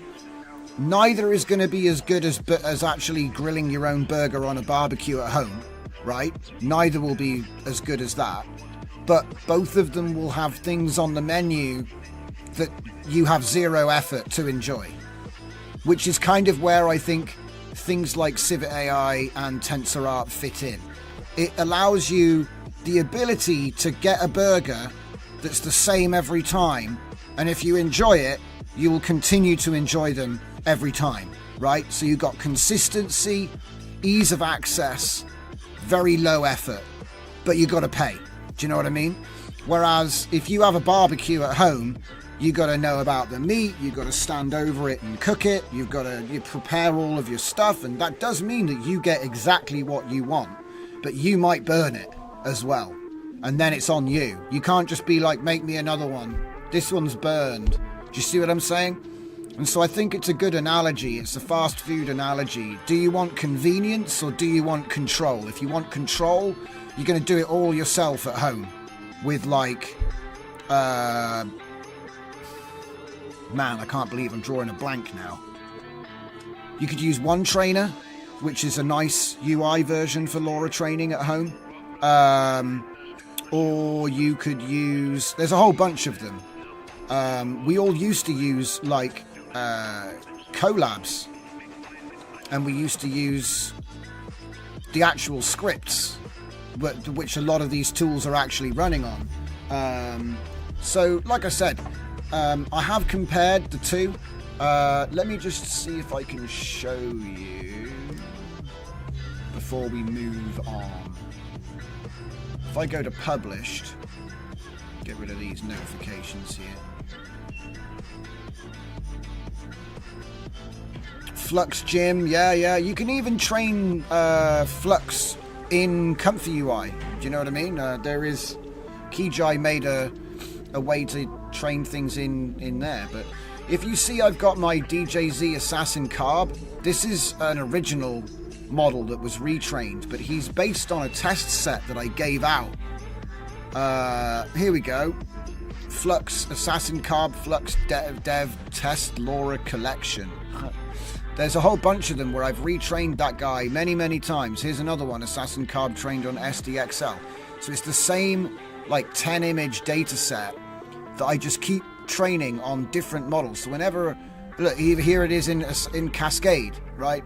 So whenever a new model comes out, I pretty much try to train that same data set. Let me see, can I find this? I know there's another one. Could it be this one? Flux LoRa? I got a funny feeling that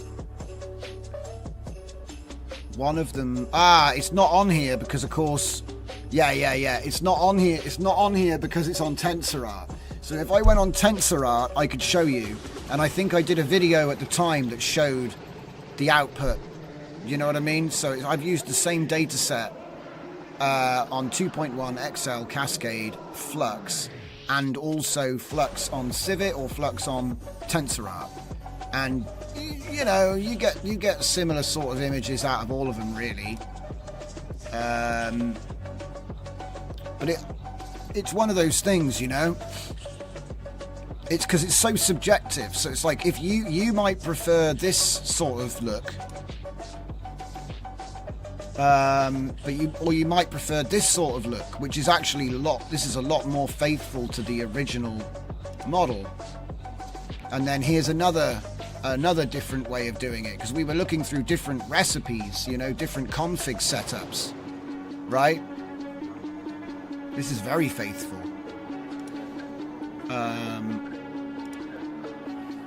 But anyway, yeah, I have done videos on that, and I have done stuff like that. What I did was I actually gave away the data set. So if you go onto my GitHub, you can take that data set and you can train it yourself and try and reproduce my findings, you see. If I scroll all the way down, there it is, Assassin Carb 1024, right? So let's see, can we see one of these? Yeah, so this is the original data set. It's made in a specific way. It catches out the data, like it'll catch out the image with this. There are weird artifacts in the original data, and so it might ignore those and just try to make a good skeleton, when actually it was all about the chaotic nature of the image. So it's like, so you can see what it's learned and what it's discarded. You see what I mean? And all of the images are very similar, and they're all being trained on the same, what's it called? They've all been trained on the same caption, which is just that, without the number. Assassin Carb style, a demonic looking skeleton holding a sword with red hair. And that again is designed to catch it out, because what, does the sword have red hair? And if you actually look at the images and you look at his hair, yes, the sword does have red hair. Okay, but yeah, just a little side note. Yes, and that's why I gave this away as a test training set. Obviously, what we're doing tonight is I'm showing you how you can go from every single one as the same to using Florence to get more information on what it is, because like I said, we're actually trying to see if it can learn this printed effect as well, because obviously when you scan things that are printed, you actually get this nice RGB, or is it CMYK pattern from the dot matrix printer. So what I've been doing so far on the stream tonight is just showing everybody the process for quickly creating a caption route, testing your first model, and then improving the captions with things like vision. So we're using Florence. Let's refresh the page. I bet it's finished. Oh no, it's not finished yet. That surprises me. Oh well, maybe it'll be finished soon. While we're waiting, let's have a look at the previews. Okay, so as you can see, this is going to need a few more epochs. But certainly we got blue armor, we got gold armor, and we got red armor. So at least from that point of view, I mean, it's not really using my images. You see what I mean? It's just making its own thing here. It's not making box art at all. It's just made scenes. And that could be a side effect of just the base model being so strong right now. They also look suspiciously like stormtroopers from Star Wars, but mixed. But hey, it's doing its best. It's only done 2 epochs. You don't tend to really see the difference until 3 or 4 epochs in. So, and even then, it's going to still favour the model until like epoch 6 or 7. But yeah, let's go back. I wonder if it'll give us the preview image now. No preview image for you. So we're waiting on the fast version 1, which should be along soon. And while we wait for that, I'm just going to continue retooling this because I have a plan. And that is, as you can see here, this is going to be a reroute. So I can take the reroute from there and there, and then I can move this across. So then what we've got, the generation stats, they're all separate. I can maybe do this. Okay, and then if I just copy and paste it, what I want to do is I want to have the first set of prompts running here, and then the second set of prompts running here. So then we've got the first model, second model, first model, second model, yeah? And then for the actual prompt, I want to run both of them on the V0 prompt, and then both of them on the V1 prompt. Sounds like complicated, but it's actually really not. So all I've got to do essentially is just hook this up. So we'll do this, and we'll do this, and we'll do this, and we will do this. Okay. So that would be those two. That would be, whoa. That would be those two. Do you know what? We might just move things around a little bit here. Like that. Move that to there. Move this one down as well. There we go. And then if I put these at the bottom. I mean, you could just do it like that. That's fine. That is fine. But then, of course, we haven't actually got a prompt list yet. So how do I get the prompt list? And again, you think I'm going to do that by hand? Man, that's way too much like hard work. So what we're going to do is we're going to use one of my tools, obviously. So if I come back to my repos again, we've already looked at the caption root repo. Well, there's another one called captions to prompt list. Because, obviously, I don't want to waste hours when I could be training more models, you see. So what we're going to do is we're going to take that, and then we're going to go back to here, in fact, and we're going to open in a terminal, and I'm going to say git clone like that, and then boom, we've got the scripts. And now I'm going to leave that there because I'm probably going to need that later. So I'm going to copy these two. That's all I need. And then I'm going to put one in dataset. I'm going to put one in Florence 2. So if you remember, dataset was the V0, right? So if I run this one and I call it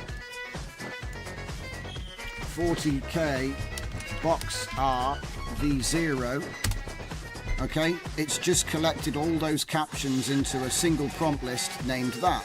Done, right? So I can now delete the scripts and I can take the caption list. That's now done. See, seconds, takes seconds. You don't want to be doing stuff like that by hand, guys. It's just too much like hard work, alright? So 40k box art, and this one is obviously going to be V1. Done. So then we'll get rid of that one and we'll get rid of that one just to keep it clean. We're not going to need them again. There we go. So now we've got both, right? And if you're using my DJZ nodes, it's very easy to go to, just going to get there, go to machine 6 and then go into the custom nodes, find my DJZ nodes, here he is, and go into my prompts. That's where all my prompt lists live. Copy that in there. So now we've got the prompt lists, alright? And then of course, as we're here, we may as well go to models and then LoRa's. So I'm just setting up, you know, I'm putting my models in place, put my prompt lists in place, and then when I come to automate the workflow, you just need to hit R and everything's there waiting ready for us. So if we go into Flux and then, in fact, we don't need to do that. We need to go into AAA testing because this is the latest. Ooh. Yeah, it's alright. It's fine. It's fine. I'm not going to lose sleep. So then we put this one in there, 40k box art. It'll be at the top anyway. I basically have a temporary folder for my current testing, you know, so I don't have to scroll down past everything, you know. Well, that's the idea anyway. Whether it works or not is a completely different question. Alright, so how are we doing on the thing? Is it done? Nope, still not done. But we got Epoch 3 though. Oh, he's dual wielding. Dual wielding. Bless.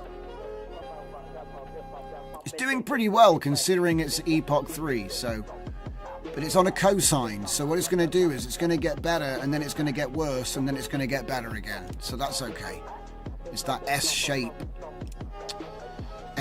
graph. Alright, so now we're going to hit R.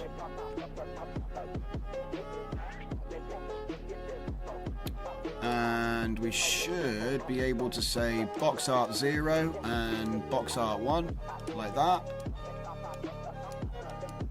And then what I want to do is I want to say AAA box art 0, and then this one will be AAA box art. So box art 1 will go into this slot and this slot. Okay. And then that means we're not going to need this one.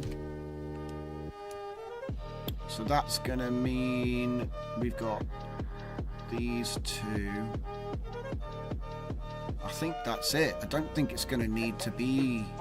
We're not going to need this last set. Yeah, it's fine. Which means I may as well just make this bigger. Okay, that'll do. It's all a bit skew-if today. Oof, oof, oof.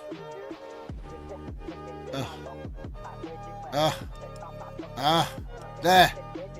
My God, man. It's like trying to hold a wet fish. Okay. So basically, we're just waiting on that last photonic cloning. Yeah, that's not going to work. But hey, it might be interesting. So I'm going to give it a test run while we figure this out. So let's see if we got anything else on here that needs to. No, it's text to image mode. Law of strength should actually be 1, not 0.7. So we'll queue another one immediately afterwards. We're not using aura flow. We're using model sampling flux at 1.5, which is quite high, but that should be fine. And we're using 4 to 5 for the aspect ratio. And for some reason I left it on photonic cloning, so I'm going to change that to box R 40K and then queue up another one. And then we wait. But while we're waiting, let's just have a look-see here. Go back again. Still hasn't done that one. It's funny because the other one was really fast. I'm guessing it's because there was a lot more captioning, but that's just a bad assumption, actually.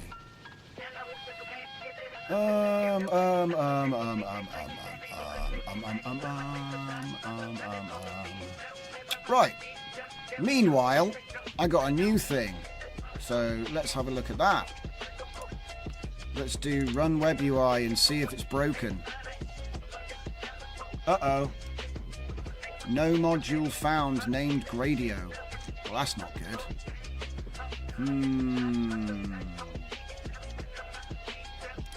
Run web UI Gradio. Import Gradio. Interesting. I could have sworn I did the installation. Yeah, there's the VNV is right there. Run web UI. Try running the update requirements. Ah! Maybe that's what it was. It didn't actually have Gradio installed yet. Yeah, that makes sense. So when I look at install this, it's not using the right. Well, that's a bit stupid. So essentially what I'm talking about here is a tool I made a while back called Shuffle Video Studio, which does exactly what you think. It takes video, cuts it up, and then shuffles it based on a whole bunch of different stuff. And what I wanted to do was I wanted to add a Gradio for it. So I've got the wrapper done. And just before I started up the stream, I was just about to test it. So let's see if it's still broken. Alright, we'll put that one over there for now. Eventually that'll be done. Okay. So really what I need to do is rewrite this so that it actually pays attention to what's in the requirements. Because at the moment you've got to install it and then do update requirements because it's not actually using requirements to install it. That's a pretty cool oversight. Okay, so now when we run it, it should run. How are we doing? Put that active. Running web UI. Be interesting to see what options we end up with because oh no module found. Video splitter CUDA. Video splitter CUDA. What, you mean this one? Oh, it's looking for underscores. Well, that's annoying. Hang on.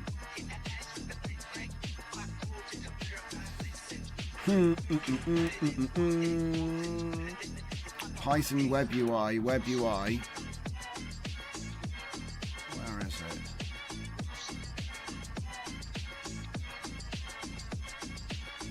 Wow.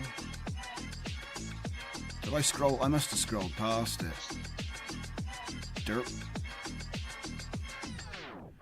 Check CUDA. VSS.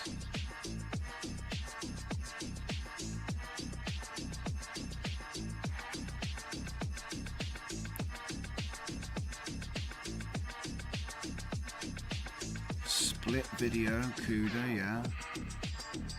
don't see what I'm missing here. From Beat Splitter CUDA V2. No, it's just video splitter. So yeah, there's something going on with the paths. Something to do with the file name. It's looking for underscores when it wants dashes. Video splitter CUDA. Alright, I'll come back to that. So how are we doing on the main thing? We're still loading Flux now. Okay, that's all right. It'll get there. I've come to learn that it takes about 5 minutes for some reason. So while I'm waiting, I will continue. So then, Mr. Claude. I wonder if it's because the assets are different in here than what's actually in the project now. So, Beat Splitter CUDA V2. Video, where's Video Splitter? Video Splitter CUDA. That is very strange.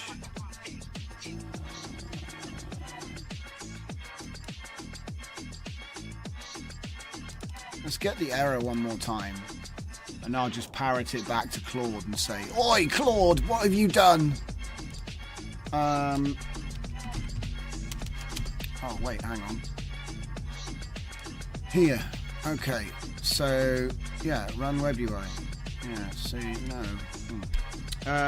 When running the new web UI, it is looking for scripts using underscores in file names that contain hyphens.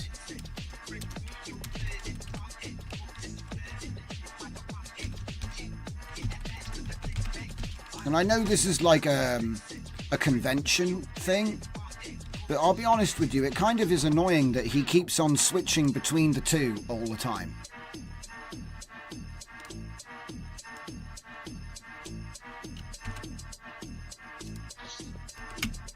Oh wait, I think he's understood what I was telling him. So yeah. Let me fix the import statements in the code to match your existing file naming convention.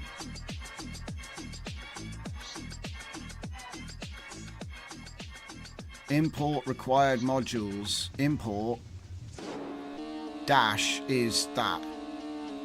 Oh, that's funny. Has he written an import rule that converts, so instead of changing the file name, so it's from that, import that. Man.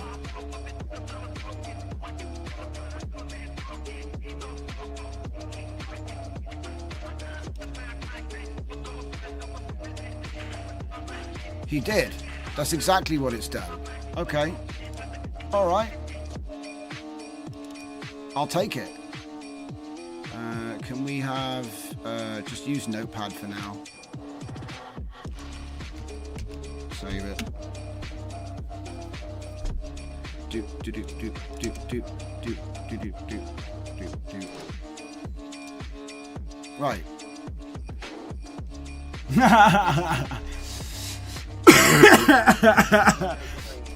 Nice one, AI maxing, guys. We're AI maxing tonight. Okay. What the hell? What the hell? However, there's another issue. Python doesn't allow hyphens. We need to rename the import statements. Hang on a minute. Would it not make more sense to rename the files?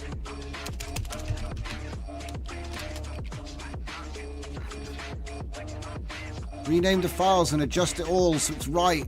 No shortcuts. What the hell did it just do? Did it just give me a bunch of... Man, this thing's crazy. He's trying to make me do a script. Look at this. Rename all of these files with a script. Do you have any idea how crazy that is? Because every file that has a reference to this is going to be broken.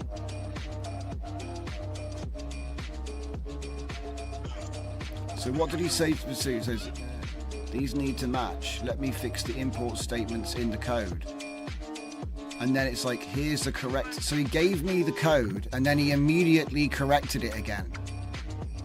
That's amazing. Right, we're going to pick that apart later. Or maybe never.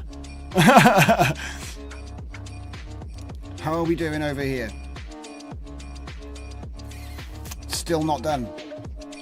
And we've got the beginnings, Epoch 1. Ah, it looks more like box art now, doesn't it? So definitely it improved the captions quite a bit there, actually. What's that? Min il murmur. 60,000. Excellent, excellent. Murmurs. That's obviously the Redemptor Dreadnought wearing blue armor. Okay. That's funny. So how are we doing over here? We're still loading that. That's all. Careful. This is what happened before, you know. Output will be ignored. Have we got some errors somewhere? Have we got an error? Errors. I don't see any. Ah, it couldn't find those LoRa's. Ah, that's not good. Alright, well, in that case, I'll just use the same one to keep it happy. Just use the same one for now.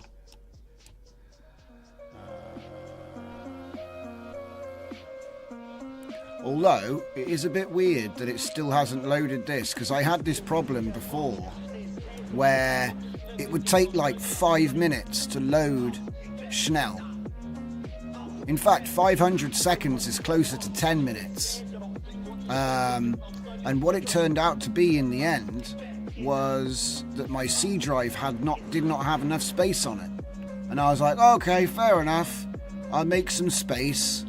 And then if you need to use virtual RAM on my hard drive, you can go ahead and do that. Annoying, because I don't even have Comfy on my C drive, right? So it's annoying, but I don't think it's really Comfy's fault, because Pagefile is a Windows thing. It's not really in the control of Comfy what Microsoft decides to do with virtual RAM and all that business. That's not really that's outside of Comfy's ability to do anything about, right? So you kind of forgive them, but yeah, taking forever to load up models. Like, it worked instantly at the beginning of the stream because I already had it loaded. And I think that what has happened since then is we loaded Florence to do the captioning, and that unloaded the Flux model. Because I had it loaded when I was doing the upscaling stuff earlier on. And yeah, since then it's become unloaded, and so like I said, last time it loaded up, it took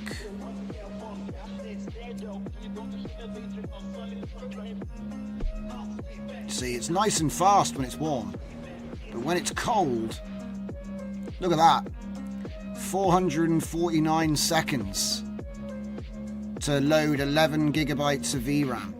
Ugh. That's outrageous. It never used to be this slow.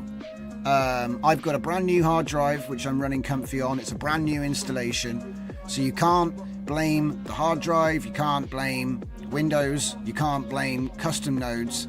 None of that is a factor. It's all been eliminated. The amount of time it takes to fire up, you know, it's like next to nothing. It's like instantly up.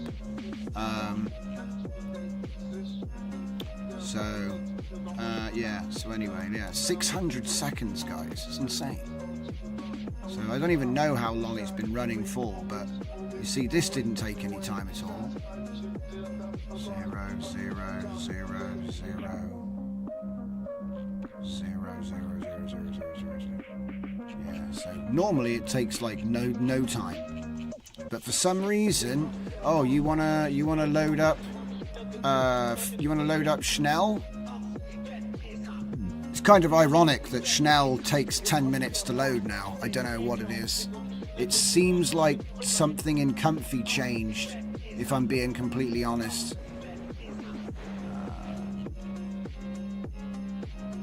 And why is there another tab here? Get rid of that tab. No. We're using this, whatever this is. I'm just going to save it real quick. So we'll say 105. Oh, I bet there's already a 105. Let's call it 200. Save and export, just like that. Come on, ladies and gents, I ain't got all night. See, it's almost like 10 minutes is just that amount of time where you're like, is it broken again? And it annoys the crap out of me.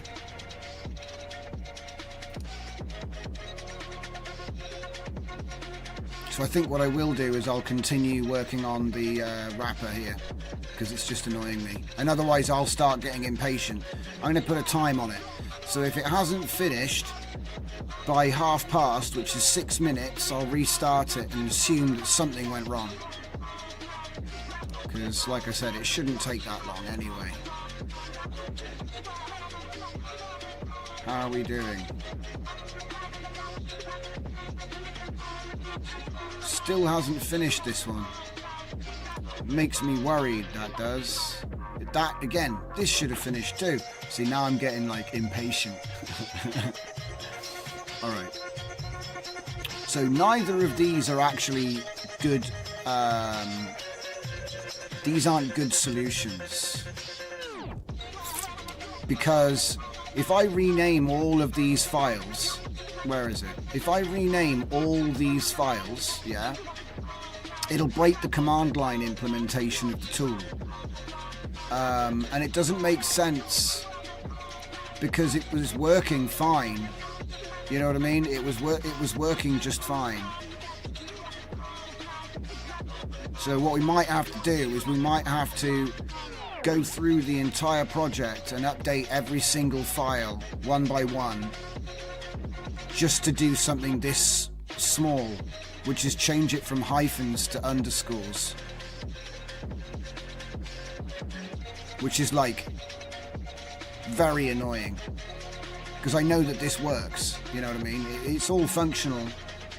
It's almost like a waste.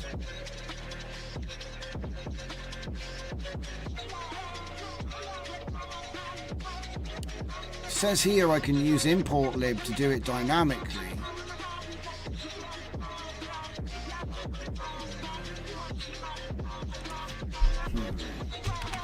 If we make this change, then all the source files will need to be rewritten. We should explore the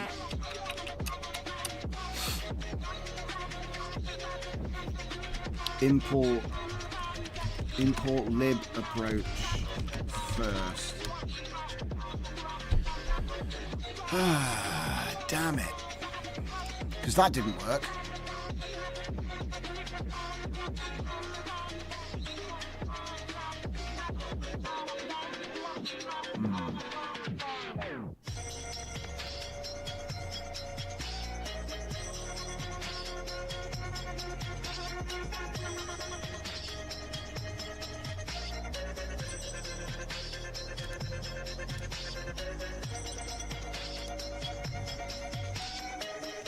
Because well, I already tried that though, and it just didn't work.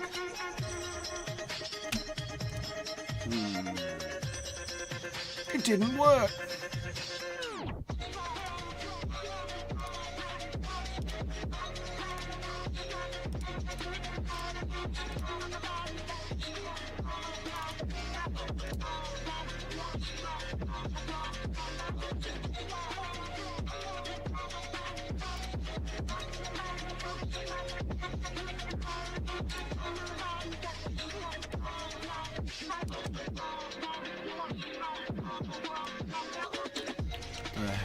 I'm just going to throw that error back at him.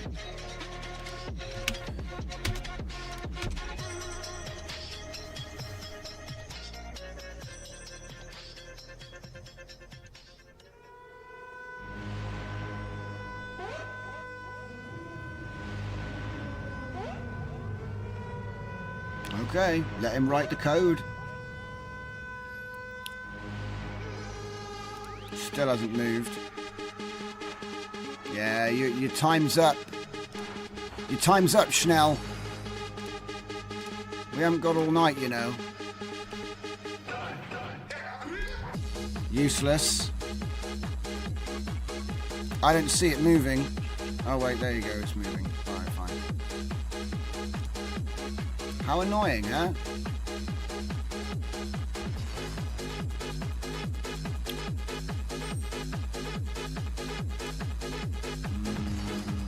Already done that one.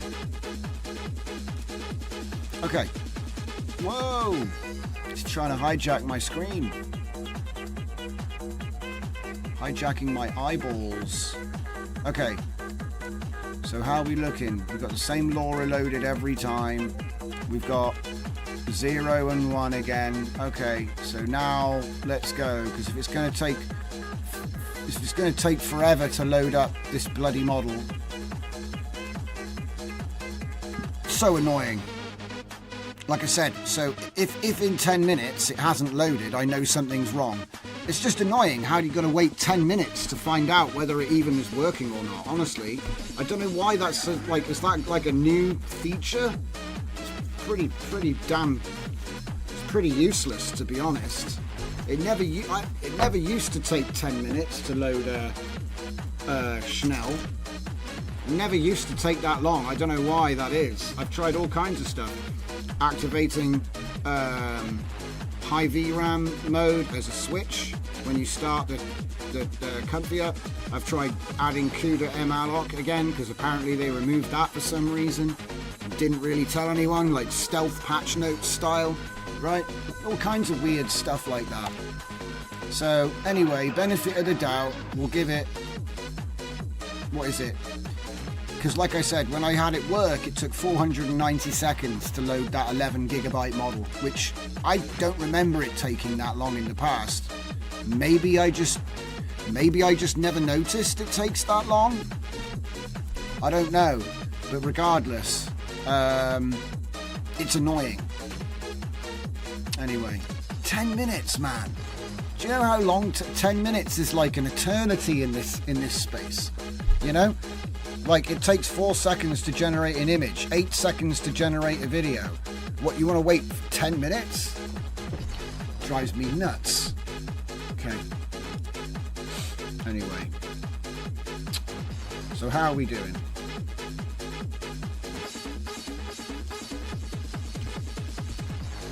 Let's see if it's fixed.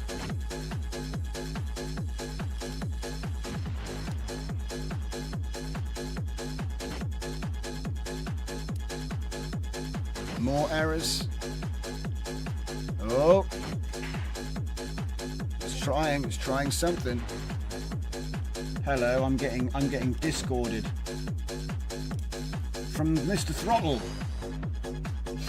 Ah, honey and whiskey. Do you know what? Honey is great, but I'm off to sugar, so that means honey is off limits. And as far as liquor goes, I don't mind whiskey, but I need to drive, and I therefore never ever drink. But hey, great suggestion. Maybe if I get a day off this year, I can indulge in a bit of honey whiskey action. Oh, hello, it worked. That's what I wanted to see. So 127.0.7860. Okay, check it out. So I can put my video in and I can do my splits. I can also put audio file with a video file and then select how many bars per segment and do split on the beats. I can also do shuffle with simple or size reward, and I can do a slider for the size reward, noise. And then we can finally do join or beat join, which is basically, you know, using the same audio file to join the randomized segments. And it looks like the CUDA is working. Well, that's cool. So I guess it works then. I mean, obviously I got to test it proper. How are we doing? 3 minutes later, it's still loading. Man. Looking at the output, there's no errors here. There's nothing here that's like, oh, something's wrong. I'm not bothered about clip missing. I'm really not bothered about that. That doesn't bother me at all. What bothers me is all of this nonsense here. Loaded completely, 9.53 blurg, and then it doesn't actually load. That annoys the crap out of me. Yeah, thank you, Throttle, for the recommend on the whiskey honey combo.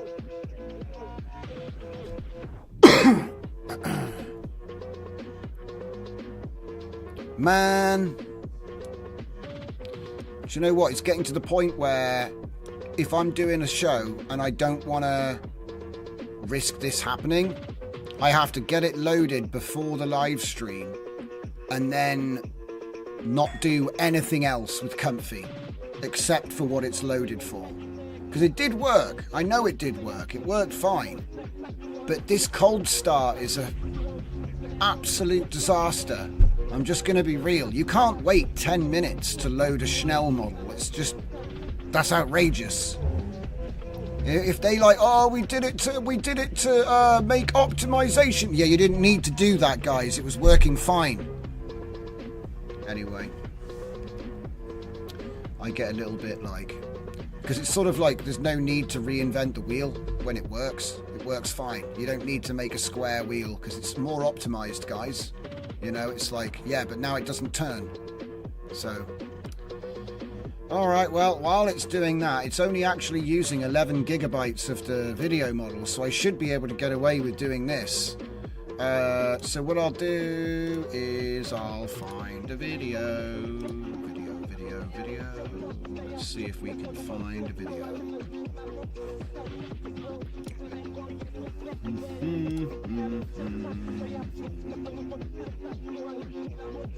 No, not in there. No, not in there. What? I thought I already closed that. Okay, so I got 12 of them there. I got 12 of them open. What's this? MKV? Well, that's no good. MKVs are no good. What the heck?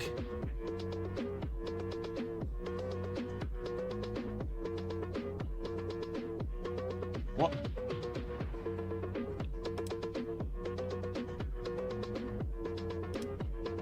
Okay, we'll get Handbrake out.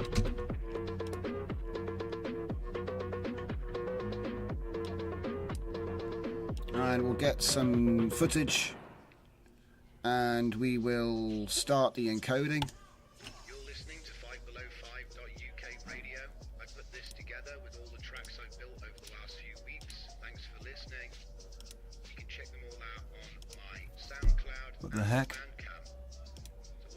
Okay, well that looks like it might be interesting. Check out our YouTube tutorials as well. And then we'll go to video.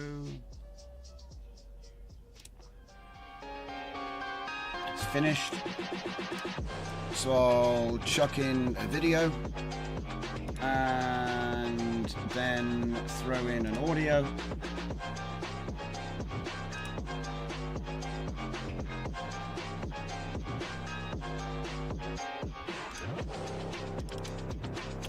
What's it playing right now? It's playing right now, it's playing Cascade from my latest album. So I'll use Cascade, which is the track that's playing right now. Now, as for bars per segment, how long is that video? It's 18 seconds long. That's not long enough. That's not long enough at all. Let's see if I can find a longer video segment.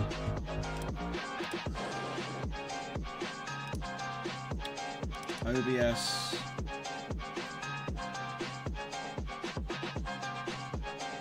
Working on it.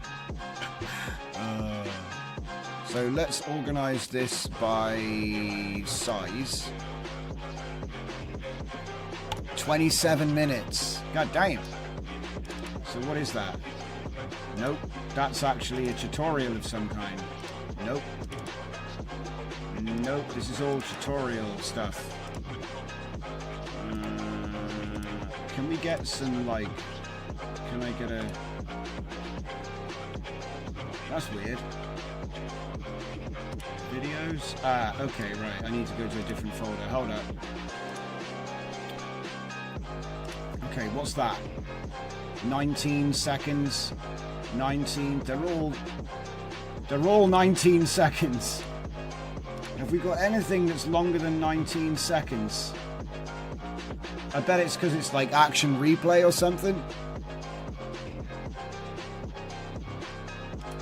Whoa, what's that? No, you can't do that. That's an entire movie. 18 seconds. They're all 18 seconds. Okay, well, I don't know what it's going to do then, because, you know, you're talking like you've got a 5-minute music track and then you've got 18 seconds of video. It's not going to work. It needs to be like a longer clip, basically.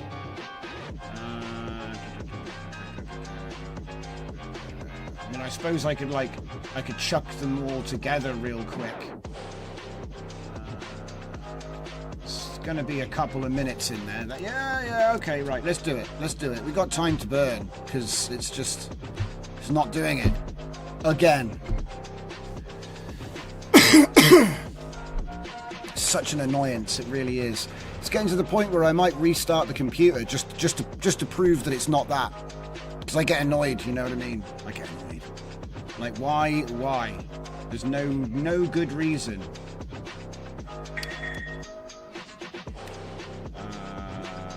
Say LTXV, it's fine. And the next thing is it won't be able to even load anything.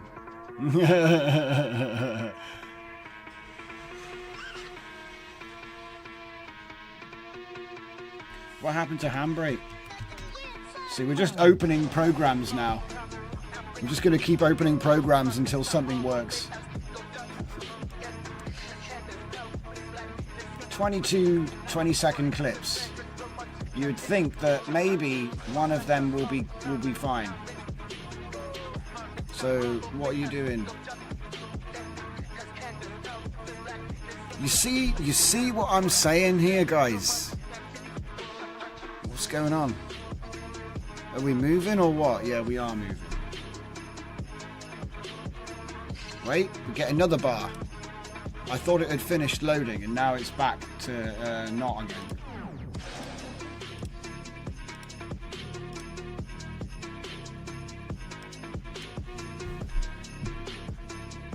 Do you see why I get annoyed? Like, you know, I don't think I'm an impatient man. I just think that things take unnecessarily long. Like, what's it doing right now? I'll just press cancel. Offline all.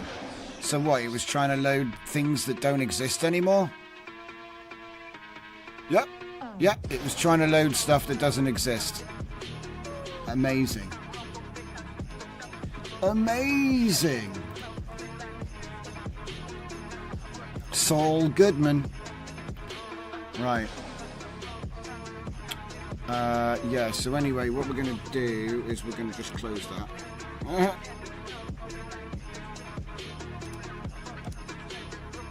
And we have a bin that's empty. Empty bin anywhere? No? We'll make a new one.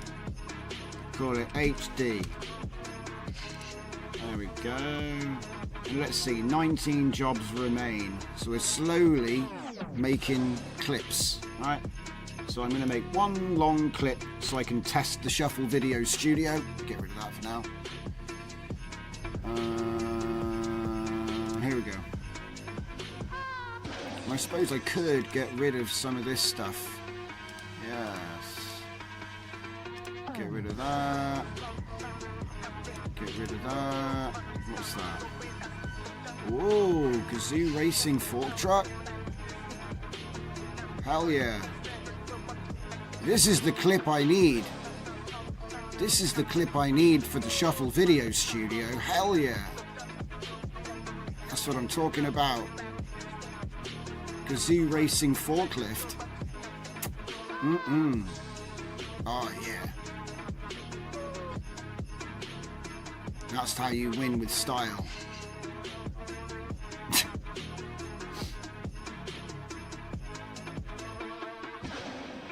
That's right. Get out the way, Porsche.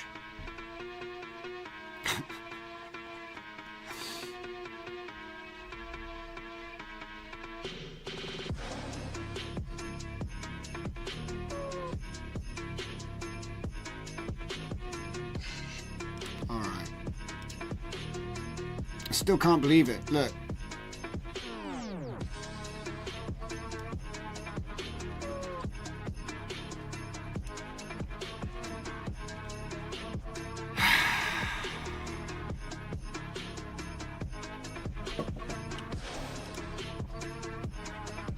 Well, at least this works. We think it works. Maybe it works.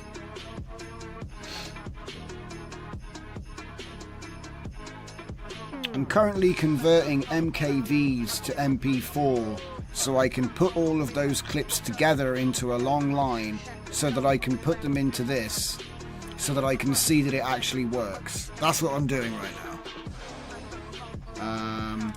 I think what I might also do is just reduce the number of like browser tabs I've got open right now, which isn't actually that many for once. Usually I'd have like hundreds of the damn things open, and that's never been a problem. So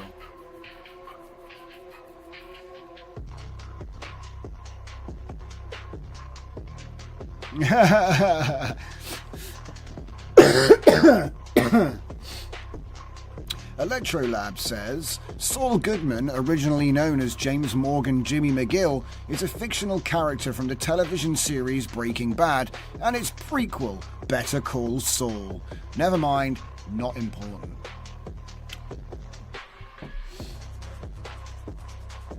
"11 jobs remain.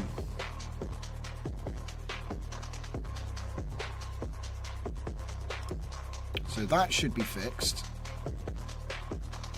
We don't need that open. Oh yeah, so when I was evaluating which one to go with to get my tracks up on Spotify, I said TunerCore versus iMusician, publish music to Spotify, and it told me this. And I thought, what? $20 a year per single? God damn! That's insane! Or $50 a year per album. I was like, what? And anyway, in the end, we went with DistroKid because it's actually not $20. It is $20. That's their cheapest tier, but unlimited releases. So if you're super casual like me, you're not trying to promote one album a year. Do you know what I mean? You're probably just want to put your music up, right? So again, this is why I went with DistroKid. And like I said, I don't think it's actually up yet, but if it goes well, I'll put all of them up there. I've got like 12 albums now, so it would be nice to get them on there.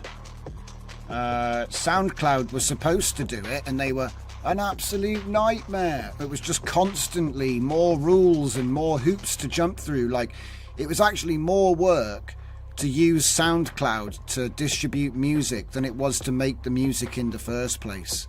It was like 10 times more work to do all of their little, oh, your logo's got to be like this. Oh, we don't like your logo. Ridiculous. The whole thing was just a complete nightmare. And it was like pages and pages and pages of forms and paperwork, you know? And I was like, that's not, I didn't come on here to do paperwork, you know what I mean? And you have to pay as well. It's not like it's for free, you know? So it's like, so I'm paying to do work. That doesn't make any sense at all. So yeah, obviously, as you can tell, that didn't last. Pretty much I use SoundCloud now to show off, hey, look at this, and then by tomorrow it's gone. That's what I do with it. SoundCloud is like, you pay them and they bot you. Literally, when I put my album up last night to link it in the Discord, I put the whole album out and I immediately got messaged by someone called deleted user, who then the message was gone before I read it. Because that's how bad their platform is. It's terrible, mate. Absolutely terrible. So like somebody was trying to send me bot scams, but then got banned before I read the message. So I don't even know what the point of that was. Unreal. So yeah, I don't know what it is. SoundCloud used to be good, but that was probably going back about 8 years. So I guess it happens, you know what I mean? What you gonna do? Oh.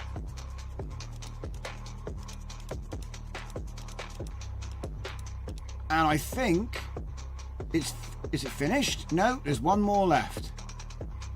One more left. So God knows whether this will even work, but it'll be a fun little test. Checking on... oh boy. That is so annoying. I've heard from people that some people have to restart their computer to get comfy to load Flux now. I don't know what the deal is. I might have to downgrade it to a previous commit because it looks like it's a problem with Comfy itself. Just infinite loading loop. I don't know if it's a memory leak or what, but this is, like I said, it's a fresh installation of Comfy. And it's on a brand new hard drive, so you just can't blame all of the stuff that gets blamed. You can't blame anymore. You know, plenty of hard drive space, plenty of system RAM. It's a 4090. There's no reason why anything is going to be causing trouble. And it was working fine earlier as well. So it's like I've eliminated everything it could be, except that which cannot be spoken. Because like I said, I'm a huge fan of Comfy. Like I say, all I do is teach people how to use it, tell everyone how great it is, write workflows to make everyone's life easy. That's all I do. But at the same time, you know, if I catch them slipping, I mean, what am I supposed to do? Do you know what I mean? Like, not talk about it? Because yeah, this has been running now for 10 minutes. It hasn't moved. Like I said, at some point you have to blame Comfy, because like I say, it's a fresh install, latest version. Don't know what else you can actually do about that. Do something else is probably the best thing to do. But that's annoying because I wanted to actually show that off now. You know what I mean? And in fact, do you know what? This might be time to show off my amazing restarting computer, because I can do that. Alright, so let's just close a few things here. So we'll close this. And let's just slowly start winding things down for a reboot. So that's now done.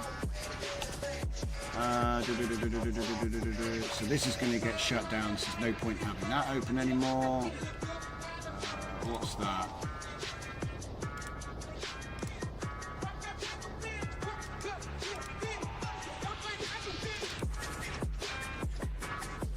What's going on here? You're listening to 5below5.uk radio. I put this together with all the tracks I've built over the last few weeks. Okay. Okay, so let's just slam them all into a timeline real quick. Get rid of that. Go like that. Put them all. Do you want to auto transcribe? Nope. There we go. What is that? How long is that? Like 5 minutes long? That's cool. Oh. No. O-M. Okay. Hell Divers. That'll do. let it burn that down. I just want to see if I can. I just want to test Shuffle Studio before I move on. So annoying. But hey, the new albums on the radio station sound great. So every cloud.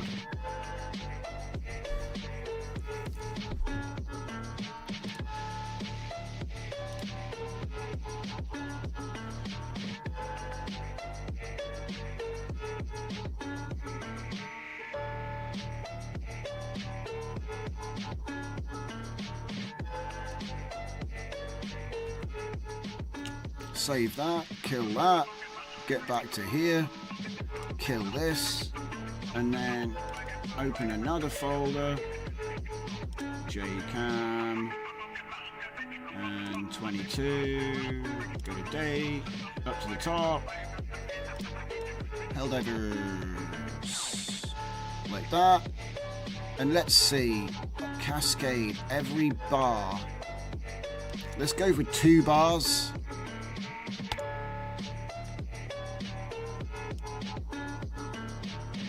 Analyzing audio.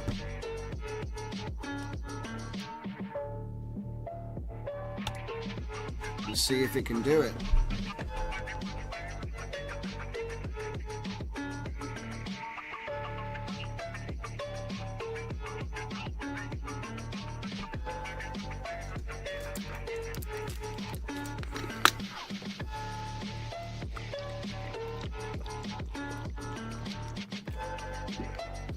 .103 segments, 8 beats, and off it goes. 123 frames a segment. So that looks like it's going to happily do its business.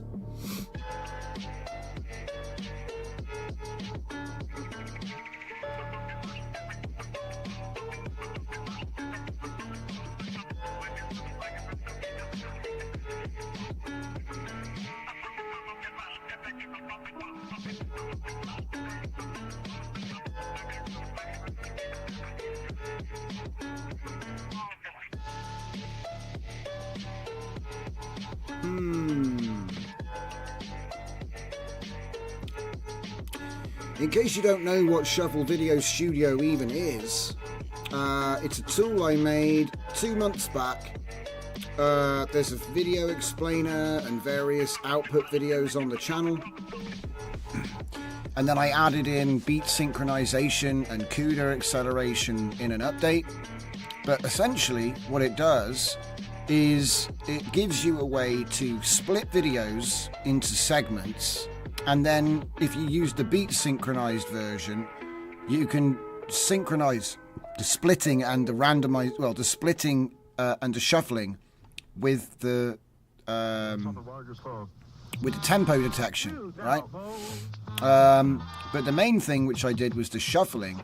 So the clip shuffling, you've got simple shuffle, which just basically names things with a hex code, because I love hex codes, and then it just reorders them.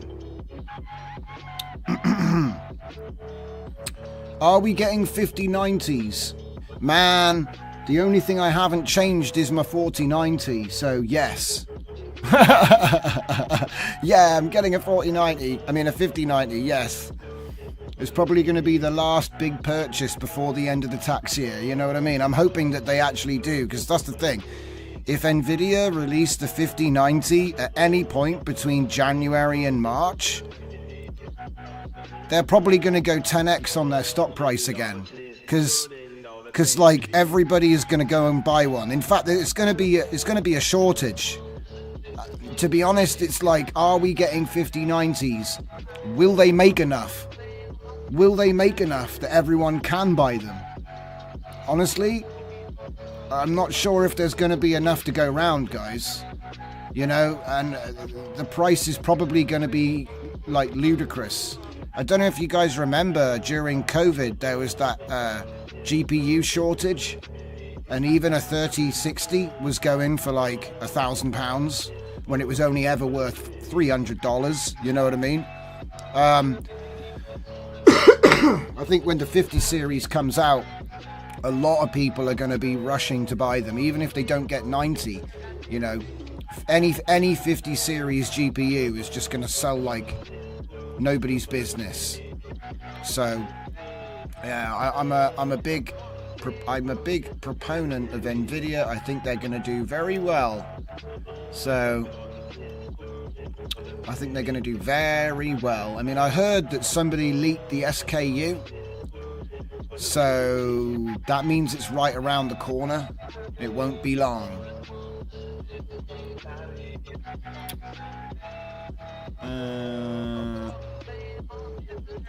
So yeah, it does look like at the moment that this is up to date. You know what I mean? I just want to update the project. Do you know what I mean? I can't update the project until I've tested it, though. That's the trouble. So I gotta wait and see that it doesn't actually crash. It's looking good, though. Well, I would have thought like the best time to invest was like ages ago. Do you know, it's funny, like if you already have invested, then that's great. The trouble is that every day that you don't invest is too late, if that makes sense. It's kind of an annoying thing, to be honest. Like if you already had money in the right place, yeah, that's a great thing. But if you were late, then obviously you don't make as much. So it's like, was there any point? You've got to worry about all kinds of things. Like, you know, that's why people say, oh, not financial advice, because, you know, the tax implication, right? If you come in too late, you might end up with just a big tax bill. So, Full Dive Media says, I have seen people turning 12 gigabyte of VRAM into 24 by changing the chips. I've seen people turn 24 gigabytes into 12 gigabytes by changing the chips too. It can go both ways if you're not careful. Yeah, the thing about precise electronics is, yes, you can probably do that, but no, you probably shouldn't. See, the thing about GPUs is they're all actually made the same.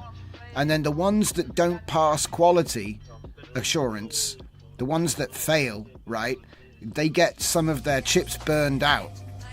So like the difference, because they don't have like a 4090 machine and a 4060 machine and all the rest of it. What happens is they make them all the same, and then, oh, this chip's a bit dodgy, it's reading a funny power rating. Okay, they burn it out. And then the cheapest ones are the ones that had most fail. You see what I mean? So like, yeah, like the lower the VRAM your card has, the more chips failed during testing. Because when they mass produce them, they all start, as far as they all start life as big cards. And then when they do the testing, they're like, well, that one's no good, this one's no good, this one's no good, burn, burn, burn. You know, because it's easier to do that than it is to, you know, actually make 8 different factories for all the different types of card. Or at least that's how it used to be. Listen, I don't work in a GPU factory, all right? I just read stuff like everyone else, you know? So, but that's certainly how it used to be done. You know, the highest quality GPU is usually the 4090 because it actually has fully functioning chips. But it may be that they just have a tolerance. MZ, I think that applies only to the specific die. Yeah, that's what I'm talking about, though. Do you know what I mean? Oh, shit. It's worked. It's done. So now I get to do the shuffle. So now then, where's my shuffle import path? So if I go to the folder that I was trying to work with. Is it that one? Yeah, that's the one. So let's just close this. Okay, so if I go to the shuffle output, no. Where's the shuffle? Temp processing? Where's it put it? What? Okay, so that's weird. How am I supposed to pick the folder? Where did there should be a folder in output called by the file name. Uh-oh. Well, that's not good. That's not good at all. I mean, if I didn't know better, I'd say it was completely broken. Nothing. Nothing. Nothing. Nothing. What did it do? What? Okay. The web UI is working, but when we run the beat shuffle, it claims to have split the video. However, there is no output folder and no clips. Where is the web UI sending the splits, the split clips? What the hell is it doing?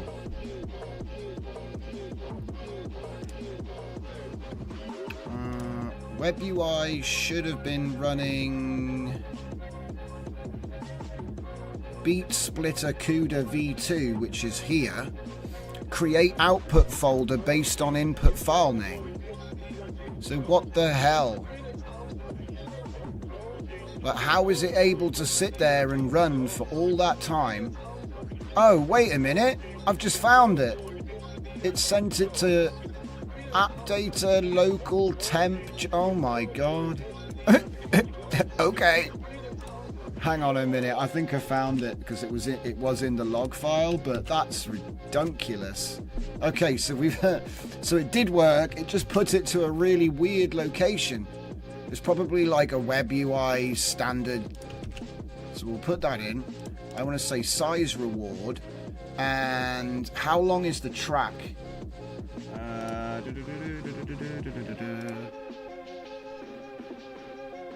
Don't know. How long is the track? Well, none of this is any good. Just close that. Box art, GenUI. Here we go. Right, so it was Cascade. So Cascade was 3 minutes and 37 long.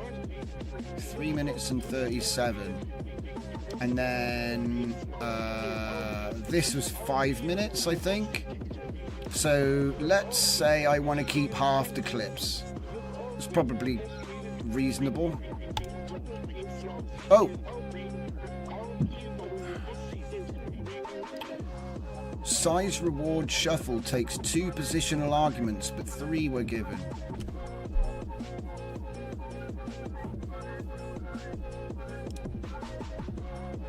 Length, type, percentage. Okay.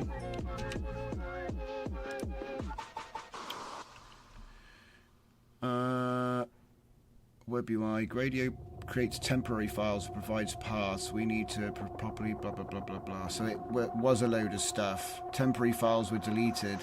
No, it's fine. I found them. Absolute create save. So this actually is going to fix that. But before then, okay, before we fix this,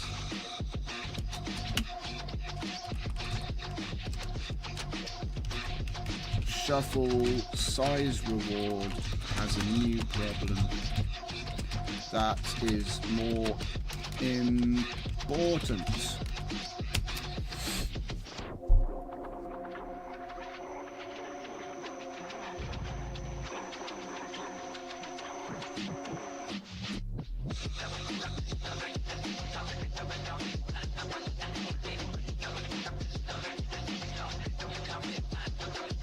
Oh, modify the web UI.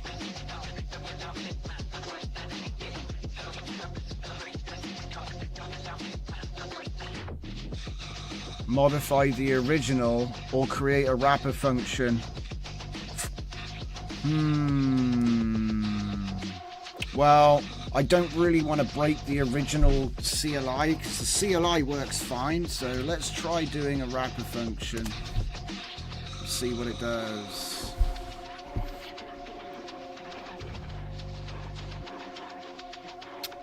Full Dive Media says, well, the company just want the graphics card to live 2 to 4 years because they made a mistake in the past making too few powerful graphics, and combined with SLI, people buying and using them for years without changing to a new generation. So I like giving the middle finger to companies with smart moves like changing chips. Well, you know, hey, if you can do it, I'm all for a little bit of tinkering, you know. Just be careful, because I know that what they do all kinds of crazy tricks to make it so you can't even use a soldering iron anymore, you know. They make the motherboard so cheap that if you use a soldering iron, the heat will cause premature aging, let's say, to take place from the heat. So, because they're so cheap, they don't actually solder anything. They use a wave. They use a ripple in a tank of solder now, and they lower them all down over it and just cause a little ripple to go, whoosh, and that's how they do it. So there isn't even any soldering happening, even at the factory, which has always blown my mind, to be honest. But it's like low temperature, and so if you hit it with a soldering iron, often the heat is too much and it'll fry components out that are adjacent to what you're fixing. But again, if you know what you're doing, I'm all for it. You know, I think that right to repair is really important. It's just that these companies disagree. You know. Okay, so input simulation. I've added an input simulator class that simulates keyboard input. You've done what? Wait, what?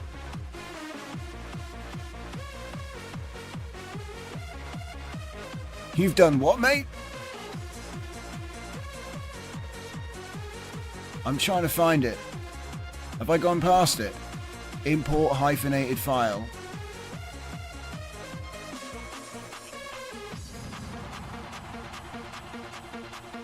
Beat split, shuffle split, absolute path, permanent copy, absolute path, restore. Create input simulator with reward percentage. See, I would never have even thought to do that. I mean, look, if you're a high-level programmer and you would have thought to do that, fair play, hats off to you, but I would never have thought to do that. I probably would have been like, oh, I've got to rewrite the whole thing, and it would have taken me all day. All right, well, let's see if it works.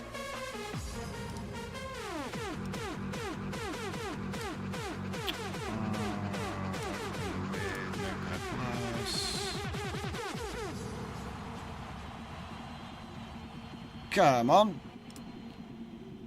There we go. Save. And close that. Now let's hope it doesn't... I don't want to lose this.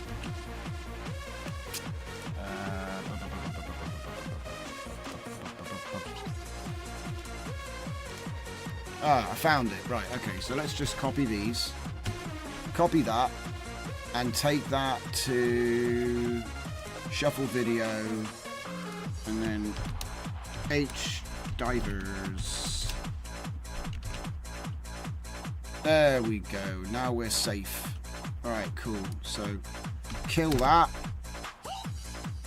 And start it up again. There it is.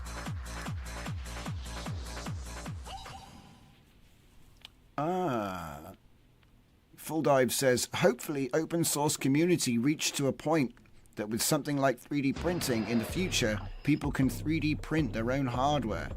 Well, it is kind of interesting that there's only one place on the planet that can actually make a lot of this stuff, isn't it? That is interesting. I've always been interested by that. You know? There's like a handful of factories worldwide, and they're all in Taiwan at the moment. It's always blown my mind. I've always thought, isn't it strange that there's nowhere else that makes the GPUs, you know? It's just kind of interesting, you know? Because the world's a big place.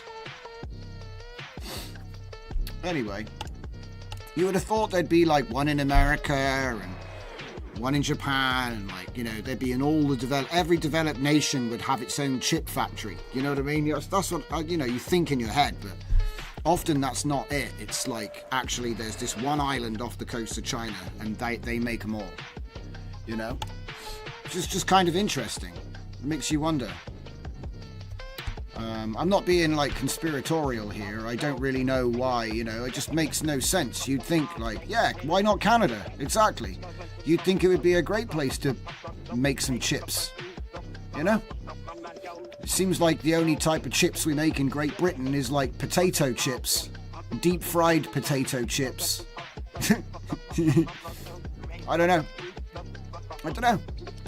It's just funny. And then there's like, oh, there's actually a shortage, guys. And you're like, well, yeah, I'm not surprised there's a shortage. Do you know what I mean? They only come from one place. Right. So let's take this folder. Input folder path. Size reward 50%. What? Error during shuffling. Input simulator object has no attribute. Read line. Wait, what? Hang on. It's asking me to put the percentage in here. 50. Oh no, that's not good. Right, okay. Error during shuffling. And the console is asking me for the reward percent. But I can't type it.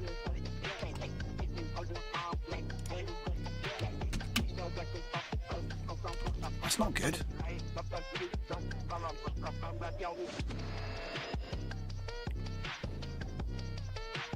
What the? Alright, listen, I don't know what it's trying to tell me right now. Use the value from the slider, yeah. Please output the full contents of the updated script as a single complete file. Don't know why I've got to be so verbose. Yeah, it is kind of interesting. I mean, there are people that say that it's not even real. And now I'm joking, alright? I'm just joking.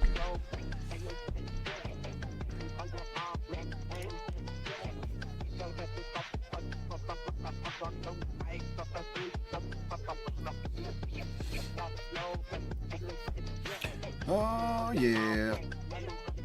Charge your sigils, baby. Copy and paste. Okay. Let's try it again. Charge it up. Charge it up.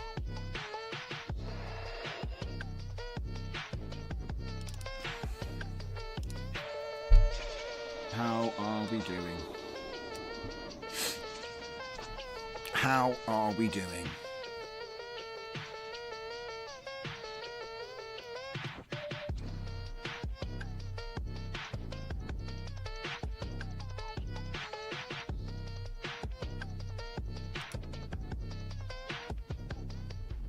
We're running. Copy this. Refresh it. Shuffle. Size reward. Go. Hey! We fixed it. What? Damn. See, my size reward is good when it works. So let's see now. Where did you put it? Output folder. Shuffled. Good. At least that works. Because I tell you what, I was getting annoyed with the whole wild goose chase. Output. Oh, we got 2 of them. So, right, it just didn't do anything the first time. Okay, cool. So now we've got it. And look, reward and a hex code. Okay, this is good. This is good. So now, if I get that, and then go to beat join, and then I need to get my audio again.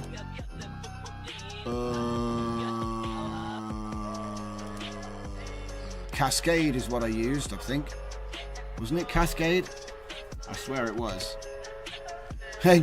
Join it with the wrong audio after all that.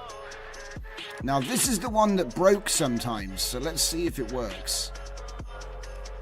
I think it was like if I give it too much to chew on.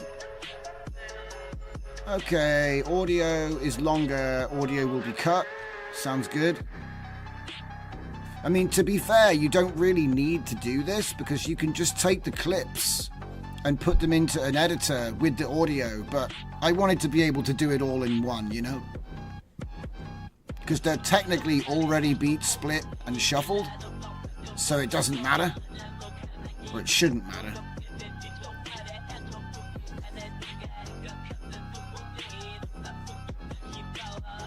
I just wonder if 2 bars was too long. Because they were 20-second clips. 20 seconds, 2 bars. I suppose it depends what it thinks about what it thinks a beat is. Yeah. Using Python beat detection and so on. It's not really giving me any feedback on what it's doing right now either, which is a little bit worrying. 82 seconds. This is the kind of thing that drives me nuts. That's all I've got to know that it's working. There should be like you know, like a progress bar to let me know what's actually happening.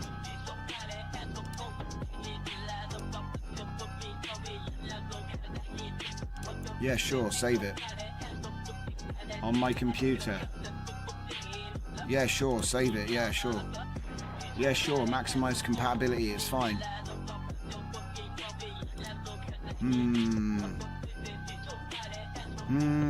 This is what I'm talking about. Just endless... endless shrugging from the computer. Are you doing it? What are you doing right now?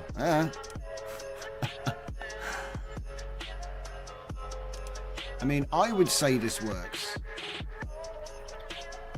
It all comes down to the muns. That's correct. Computer can answer that for money. Alright, so how about we close that? Why is that? That shouldn't be open. We can close that. We've got 2 of them open. That's fine. We've got 1 of them open. We're like minimal stuff right now. It says writing final video. Pfft, maybe.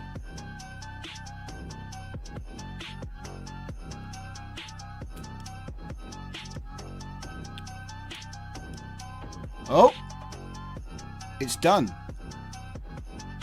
Beat output. Okay, all right. So, where's that at?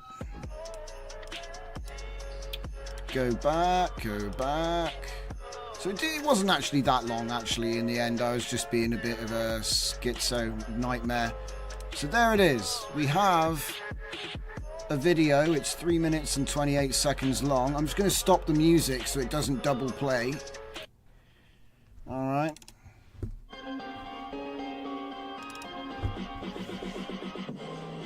Okay, I mean, it's doing the timing.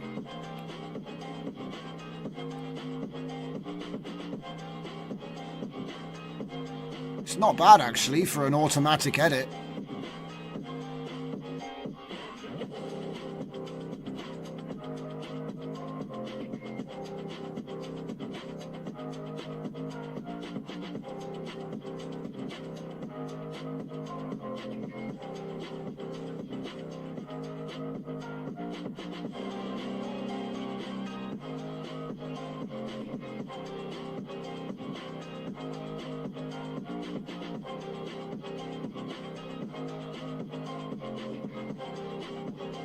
Oh, shit.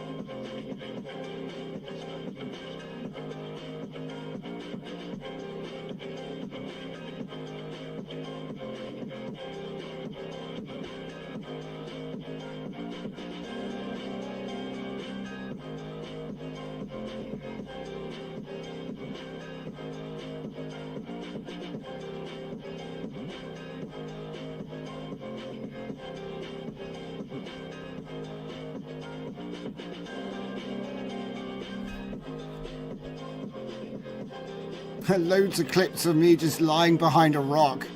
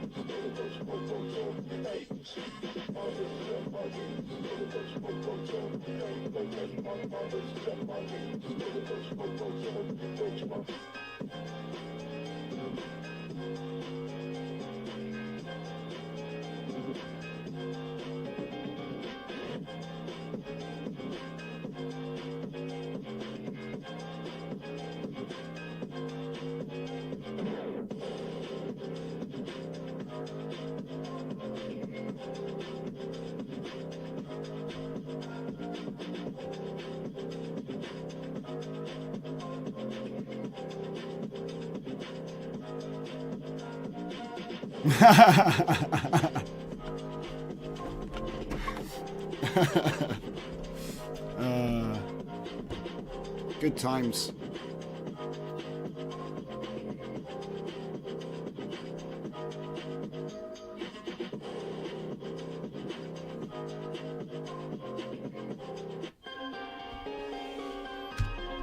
Yep.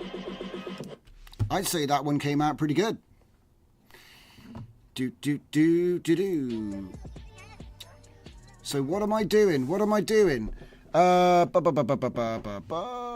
Okay, so where are we? So, Hans, is the music audio generated? It feels so familiar. Yes, it is Udio. It's Udio which has been mastered with Ozone. So if you know your stuff, you could probably do a hell of a lot better. But what I try to do is I try to teach people how to get stuff. Do you know what I mean? Try to get stuff, like, just make more stuff more better. You know, you can obviously spend all kinds of time on making it more better, but I'm looking at, like, rally performance, not Formula One performance. Because I believe the last 5% is going to take you 100 times the energy. So what I'm trying to do is raise the bar on what the standard is, rather than try to pretend like you can beat the pros, because you'll never do that. All you can do is aspire to be a pro one day, and for that you need experience. But there's nothing wrong with trying to make mediocre more better. So, and that's a lot of what's going on there.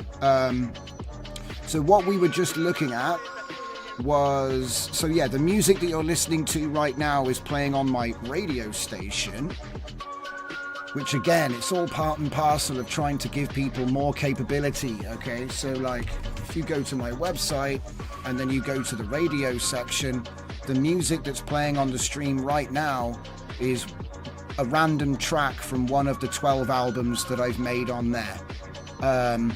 And so that's the audio that's playing right now. Now, what we were just looking at just a second ago was 2 months ago, I made a tool called Shuffle Video Studio, which essentially allows you to take a video and cut it into segments. And you could do it all with command line. So what I wanted to do was make a wrapper for Gradio, which allows you to do it all with a GUI. So it makes it a little bit easier to use. It does use GPU acceleration, but it can run without it. So we have the standard split where you put your video clip in, okay, and then pick the duration. So you can do it manually by seconds, or you can do the beat split, which is taking in the same video and an audio, so like a track that you've made, and then you pick the bars instead. So it's gonna beat split the track, the video, into segments, and then you can use the folder where the clips get saved to then do either a simple, which is, I think it just literally assigns a hex code random to all the file segments and then orders them alphabetically to give you a random shuffle with like no computational effort really, because renaming a file with a random hex is super easy. And then size reward, what size reward does is it does the same thing, but instead of just assigning the hex code, it will order the clips by file size. So what I'm doing is I'm exploiting the fact that MPEG-4 compression, if there's more change in the video, you know, more camera movement, something with different colors on the screen, it's going to make the pixels more because there's more keyframes. So that means that your size reward will order it by the size of the segment clip. And then if you say 50% or whatever, obviously what that's going to do is it's going to say, well, I only want the largest 50 clips from the splits. And so then that means you're getting rid of a lot of the clips where nothing was happening. You know what I mean? And so in that way, like say I wanted to do size reward 25. So here, I'll do it again. Like I said, it's super simple actually. Quite happy with this. I'm just testing to see that this actually works. So let's find a different track. So we got uncorded, which sounds like this.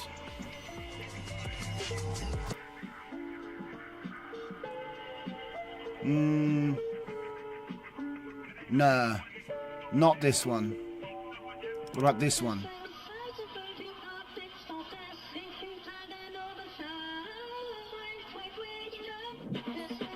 Yeah, we use this one. Okay. So I'll use all the time. So I put all the time in input audio. I'll get the same clip, which was just some random gaming clips. Okay, so we get the random gaming clips. What the hell? It's going crazy over here. JCam. Go up to 22. Put it on date. Scroll up to the top. Helldivers. So this is just a bunch of 20-second clips which I've put together randomly. So literally played the game, had it on an action replay, recorded like 20 seconds of clips, played a whole bunch of different levels and enemy types and whatnot.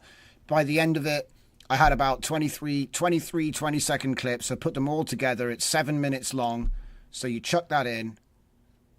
And it's like, oh, that was cool. Save that. Do you know what I mean? So minimum effort, no real planning. To be perfectly honest. And then we're going to have 1 bar per segment because it's a little bit more high energy, this tune. We go split. And it's going to do this. This is like my instant shorts type tool. You know what I mean? The timing should be good. The only time it will make mistakes is because of the fact that, remember, I put a bunch of clips together that were 20 seconds long. So that means that every now and then there will be a cut from where I've put the clips together. But that's not the tool doing that. That's my lazy editing. You see what I mean? If you had one constant, you know what I mean? If you had like a half hour with no cuts, that's the best sort of format to be putting into this. Because if you already have a bunch of cuts, like a bunch of cuts every 20 seconds, there's going to be, 20 cuts in there which have nothing to do with the beat timing. And they might come in at any point. You know what I mean? So they might be off-timed, essentially. You can get away with it, though, I think. So, it's not the end of the world. But when you're trying to just make an auto-edit to a tune, I think this works quite nicely. Full Dive Media says, good job. Can it do cuts with high beat music, like changing it faster? Well, again, but that's one of the reasons why I used a bar and not a beat. Because if you have a high BPM, a bar might be like, boof, boof, boof, boof, you know, or faster than that. You know, boof, boof, boof, you know what I mean? So it's like, if you have a high BPM, the bar will come in a shorter amounts of time. And I thought that would be better than having somebody, like, you'd have to sit there and go, how many seconds or how many frames? Like, do you know what I mean? Like, you'd have to sit there and go, well, the music is 160 BPM and the frame rate is 24 frames per second. So here's my calculator. Now I'm going to work out what 4 beats actually is. And that would be like, it wouldn't be a whole amount. It'd be like 1.3 recurring. So I was like, do you know what? Let's just do bars and let it detect. And then it will do it for us. You know what I mean? But that's why there's also the standard split. You know, so you can say, I want 1 second, I want 2 seconds, and then you can have a bit more design over it. I was like tempted to make it frames, but again, it's going to take the FPS from the video you put in, and I was trying to make it easy. Do you know what I mean? But I like, if you want to do a slow edit, you're probably looking at 2 to 4 bars. Whereas if you're doing a fast edit, 1 bar is fine, because obviously, as you say, if you use high BPM, do you know what I mean?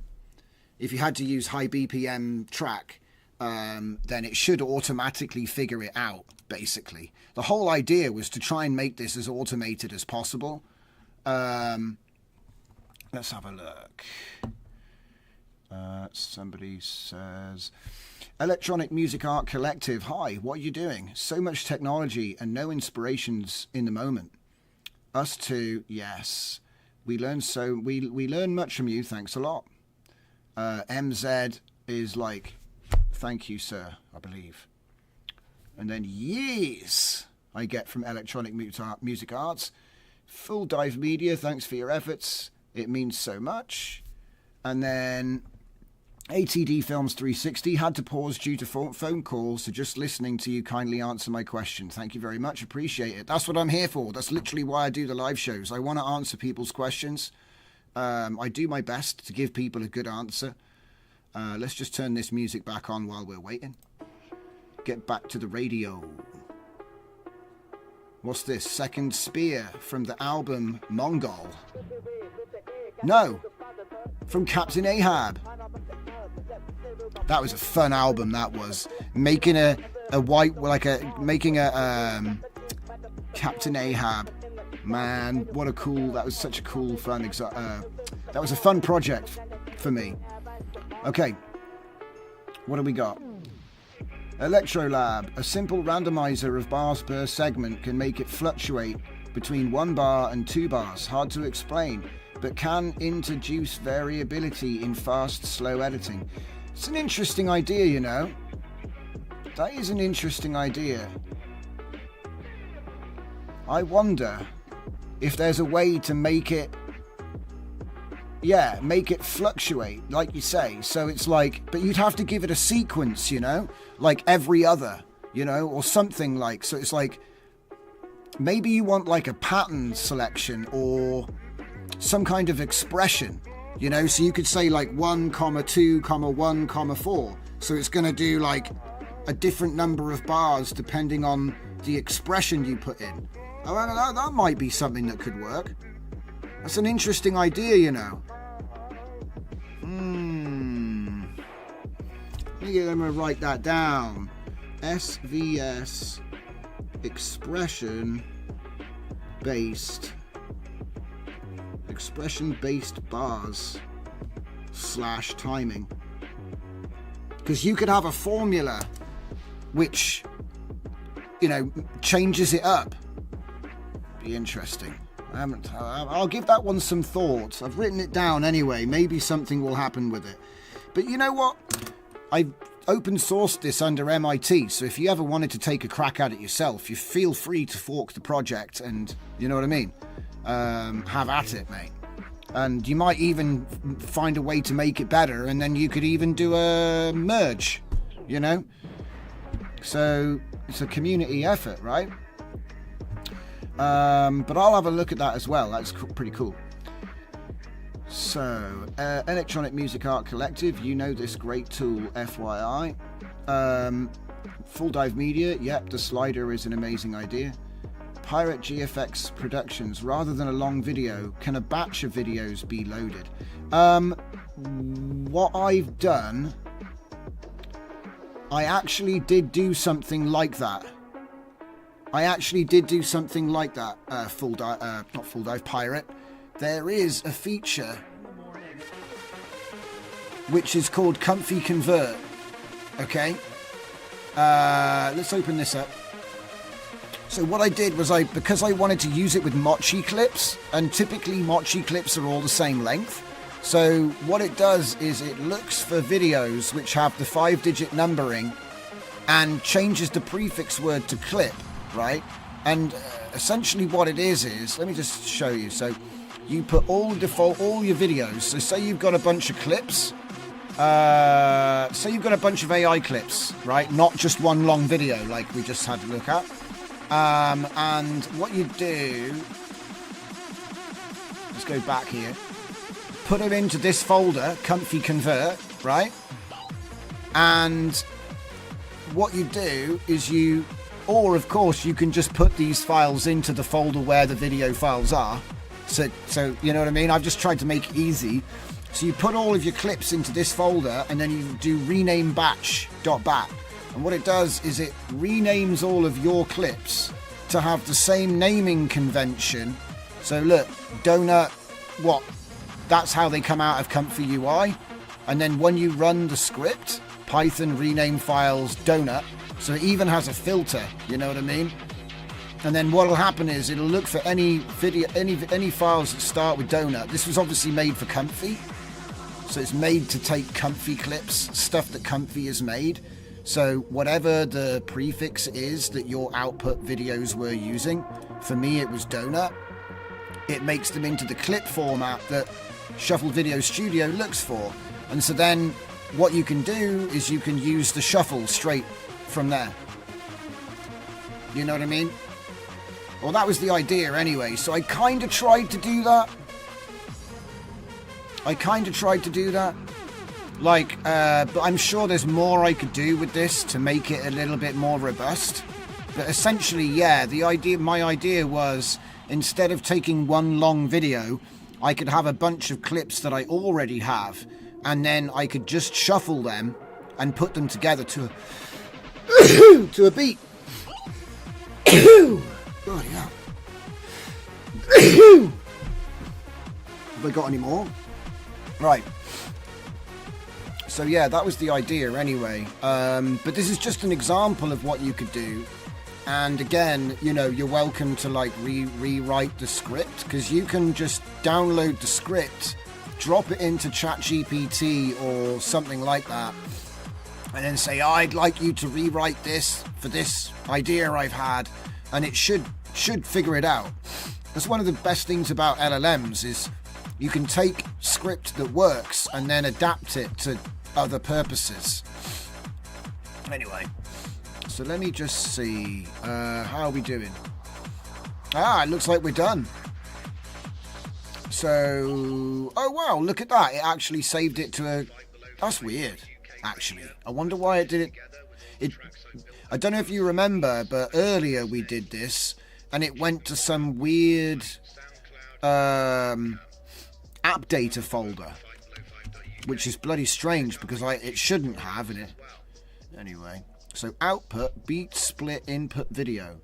So if we go to output, beat, split, input, video. That's empty! What?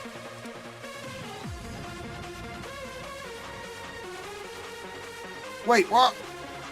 No, it's in... What? No, it's not. It's telling lies. So we can't... It's not... It does work, but there's a few bugs with the UI. Look at that. So it told me that it went here. It's not here. It's in here. What? Okay. So if I just copy that Come back. Come back. No. Output, beat split, input video. It should be here. For some reason, it put it to completely the wrong path. But luckily, the output directory is listed correctly in the console. It's just that the UI is sending you on a wild goose chase. It's so strange. This is probably just because the wrapper has its own way of doing things, but the actual code that does the work, luckily I included that. Alright. So anyway, we've got the path. So what I'll do is I'll take the path where it thought it was, and then we're going to do the same thing, but this time with a much bigger penalty. So let me just get that track again. So all the time is 4 minutes long. I think we had like 6 minutes. So I'm actually going to do 35%. Okay, so that means like, what is it, 40, no, 50, 65% is going to go.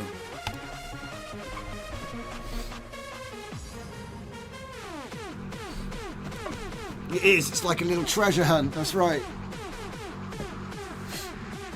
Yeah, I made sure there's good feedback. It annoys the hell out of me when it doesn't tell you what it's doing. Do you know what I mean? Because then it's like, well, I don't know. I ain't got a clue what it's trying to do. Okay, Electrolab says, yes. Throttlemouth, you are studying, legit. Hans says, I've quit my job and for the past 8 months spent half my time on audio and the rest on Stable Diffusion. That's a good plan. That's pretty much what I did. As soon as COVID ended, I went full-time research for this, and I haven't stopped. So, it was the best decision. So I highly recommend it. I don't think this is a bubble. I think this is going to be like CGI or, like MIDI sequencing for audio. This is the beginning of the next 2 decades, and I think that if you want to get in at the bottom, there's never been a better time.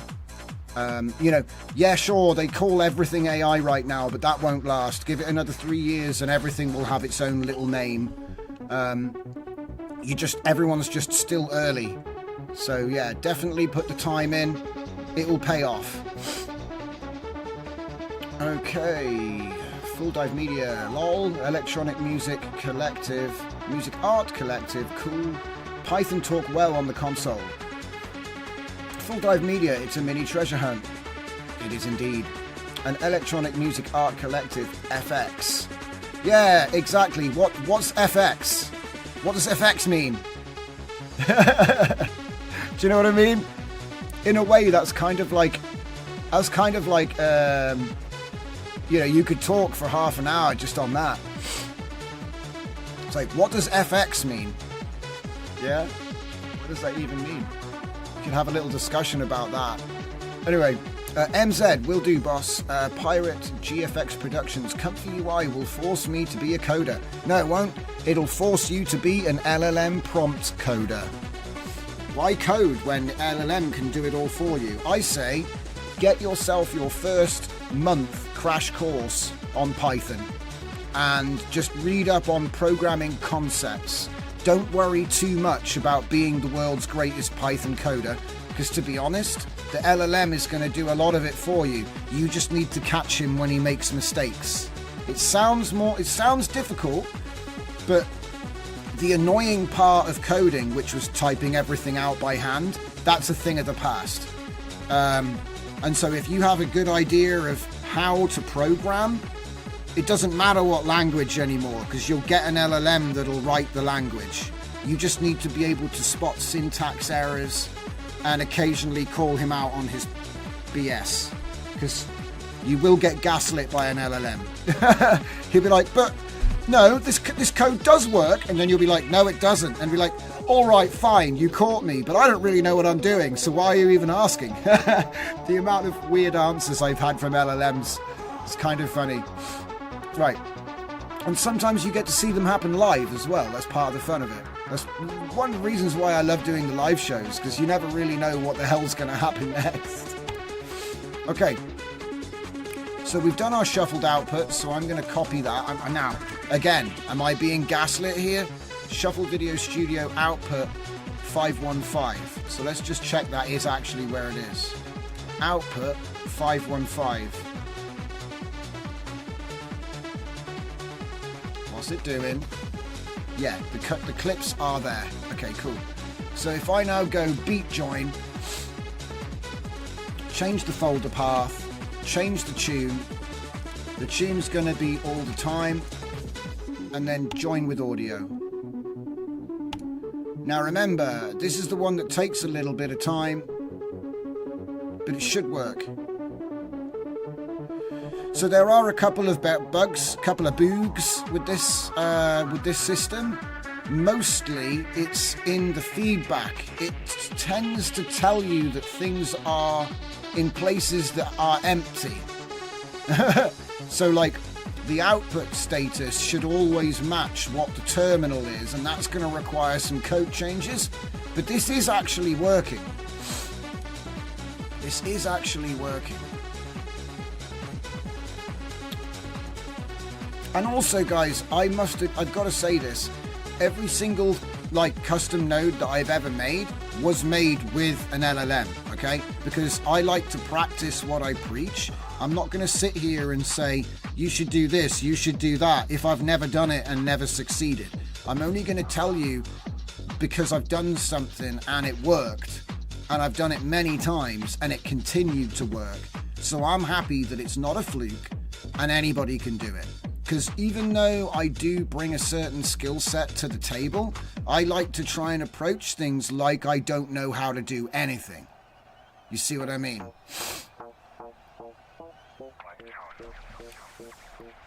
Good to see you, MZ. Have a good one, mate. It's probably getting late where you're at. It's getting late here, so appreciate you coming along. See you soon. Full Dive Media says, the LLM coding prompt is amazing. Hope we get to see a lot of good things on open source community. I will say a lot of the videos that I've done get punished by the algorithm. So you probably didn't notice. But, oh wow, look at that. The progress bar does exist. It's like really hard to notice. It's right here, look. It's even got an estimated time to completion. You just don't see it here. You only see it here. Wait, what? It finished early? Okay, beat, sync, audio. Right, I think it's done. So this will be my second output. Beat output. It's almost a shame to stop this tune. This is a good tune. What album is this from? Look at You Now. This is from my Hard House album. Even though I'm still not happy that it's pure hard house, it still feels a little bit like hard bass to me. But that's probably because of the prompt I used. Right, let's just... Shh. Let's stop that. I want to play this new video that we've just finished, 947. Here we go. It's the same clips, guys, as earlier, just a different tune with one bar.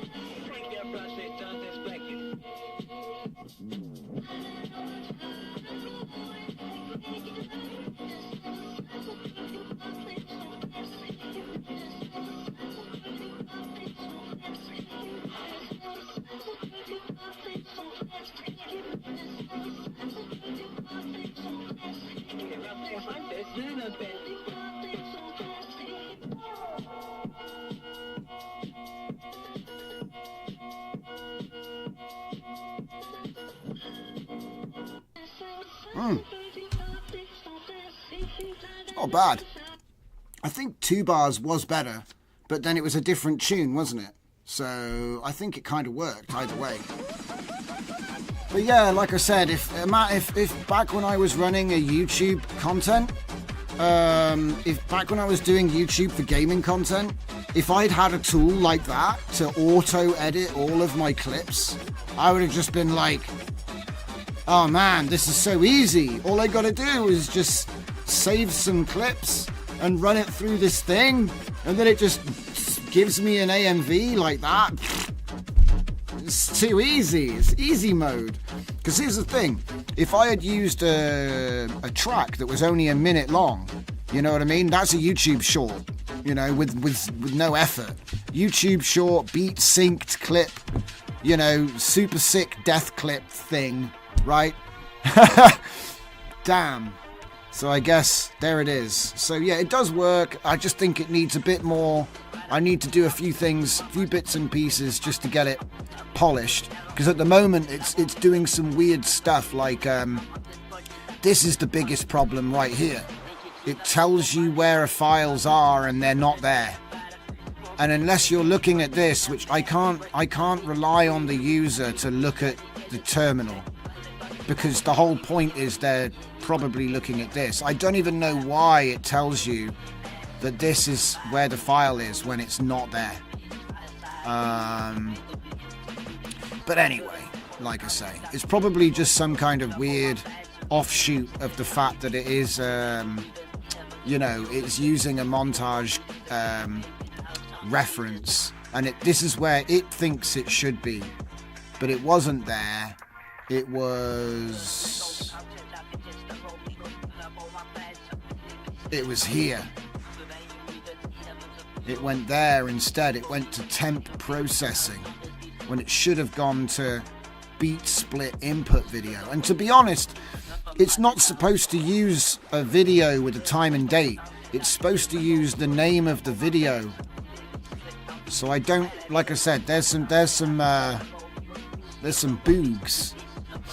But yeah.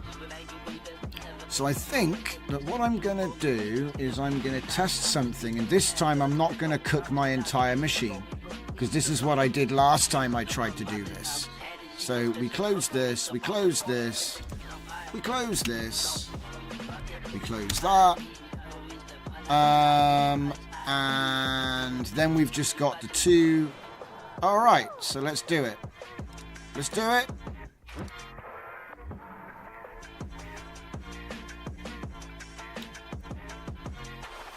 Yeah, that's the idea too, yeah. Obviously, at the moment it's like a zero effort, like random thing. Do you know what I mean? So it's kind of like, I don't know how to put this. I made it to be just Shuffle Studio. Don't worry about it, guys. I'm restarting the computer.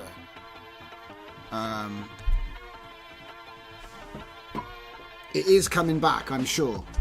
It's just taking its time.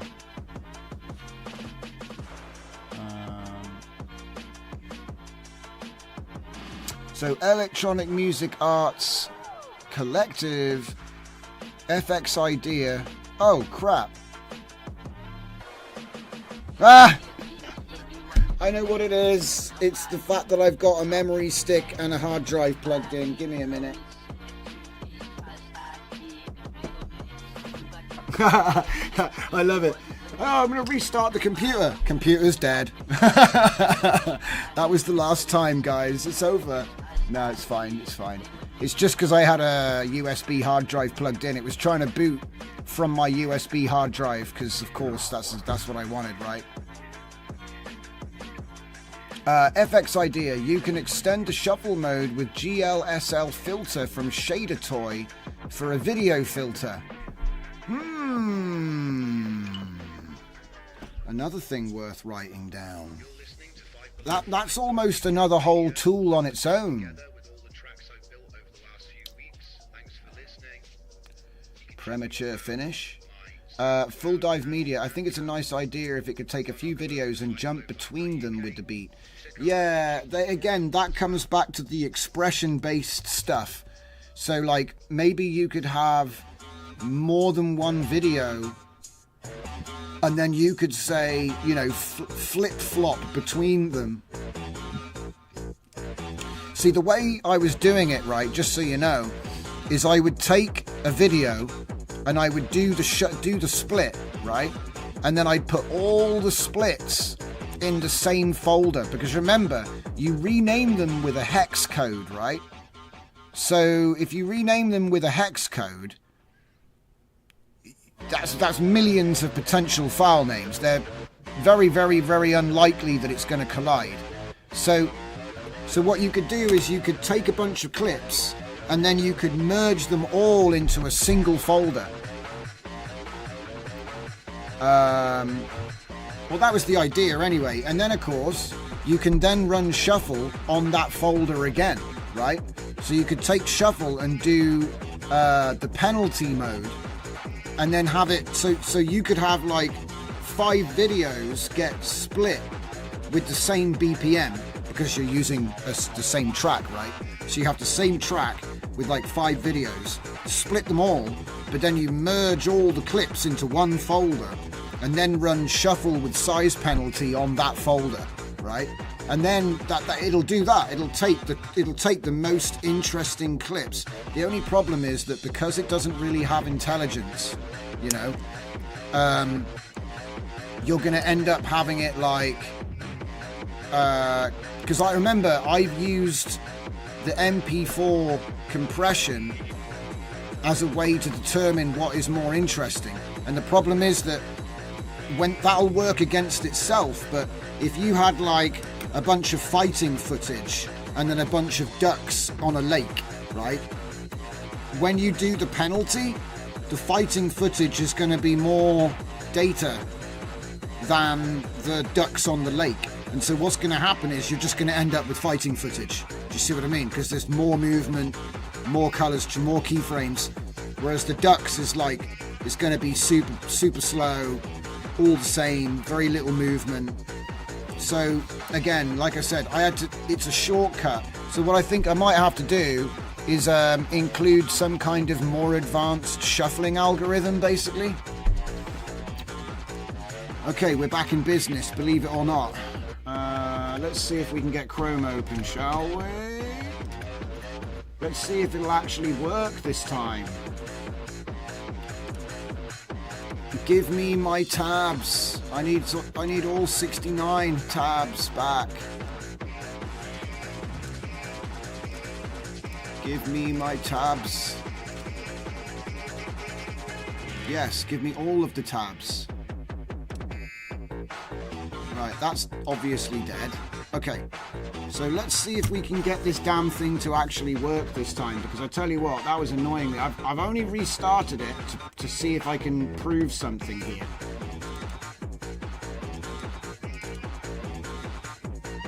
And so we're going to try running it with this one. High VRAM CUDA MLOC. Okay.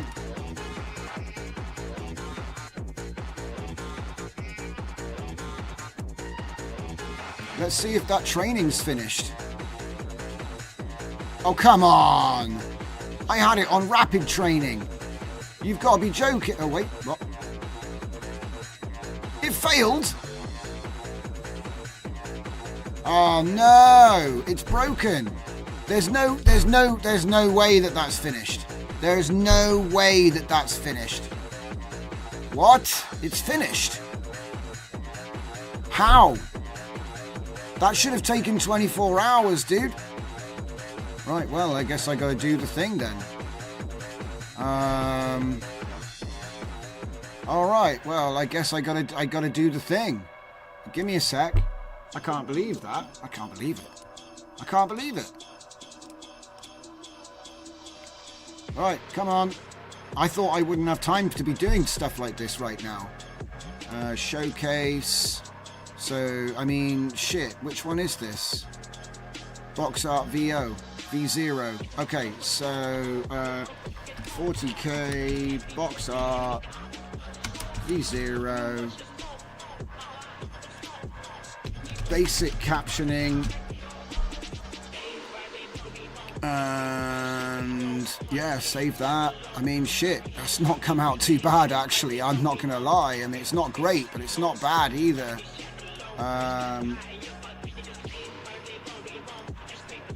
You know what I mean? Like,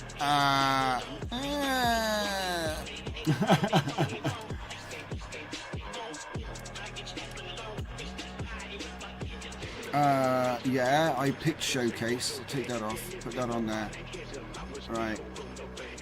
Download. I mean, it's red. That's gold.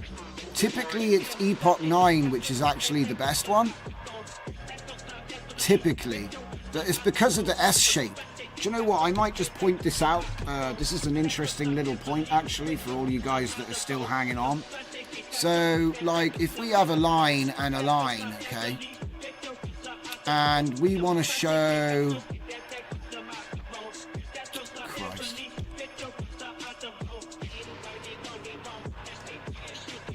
Oh, God.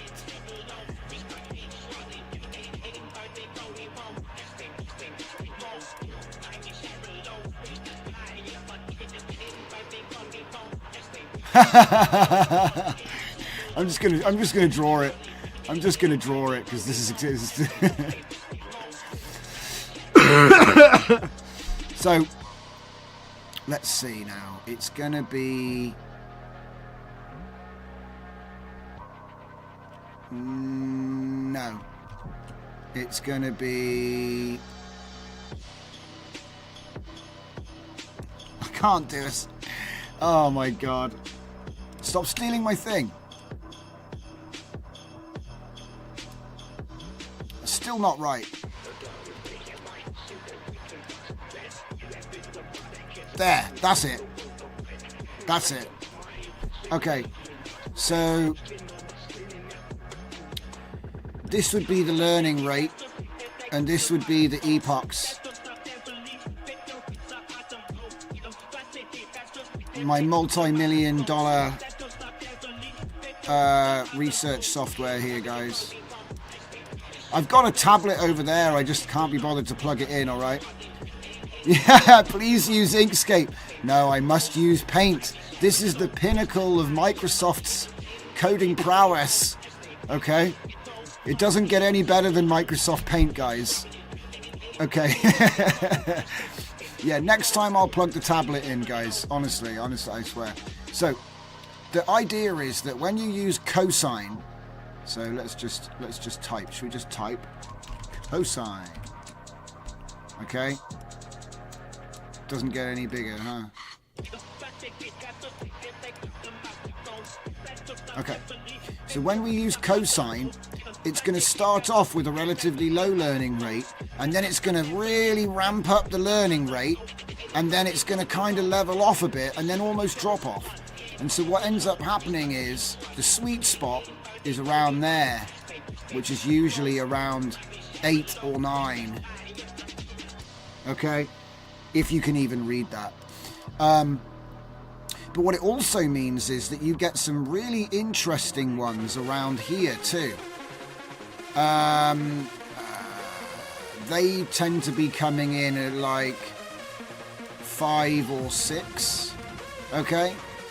And the reason is because this has still got a lot of model bias to it.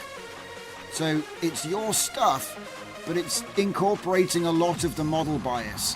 Whereas once you get to like 10, it's basically overtrained and it's just cooking itself. Do you know what I mean? And if you had the learning rate chart, you could actually see this. So this is something which I try to show off and point out whenever it's relevant. But certainly we're seeing that here.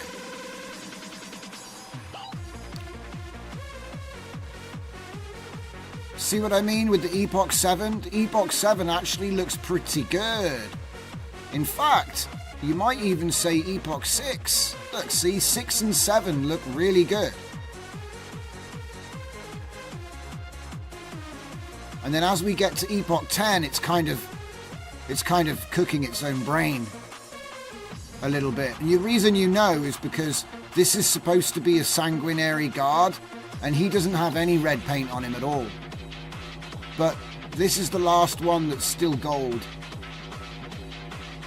These are starting to look a little bit weird. I mean, these are actually pretty impressive too, though. None of them are what was trained, though, which is interesting. Epoch 1, lol.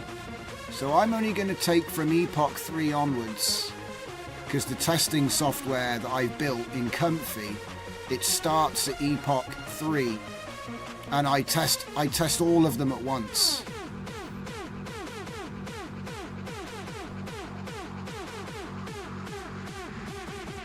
So we've just got to do our diligence on this.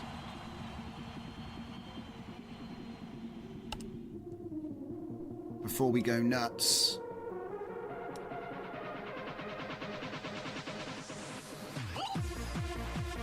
Do. What's it say?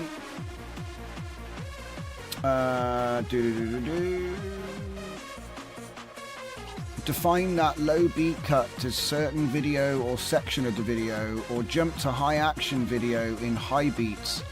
Yeah, that's an interesting point too. Like I said, there's no intelligence. I'm using a trick which is dependent on the size of the compression factor of the MP4. I'm basically exploiting the way that it does that to make it approximate well, when actually it's not very, you know what I mean? It's not really, it doesn't really know what's going on. It's just kind of working. Install it right now on the machine. Everybody needs tabs. Says Electronic Music Art. Full dive. We could put high action videos in one folder and normal ones in another. That is more likely. When the user gets to curate stuff, I think that's going to be the solution, really. Tabs. Totally action accurate battle simulator.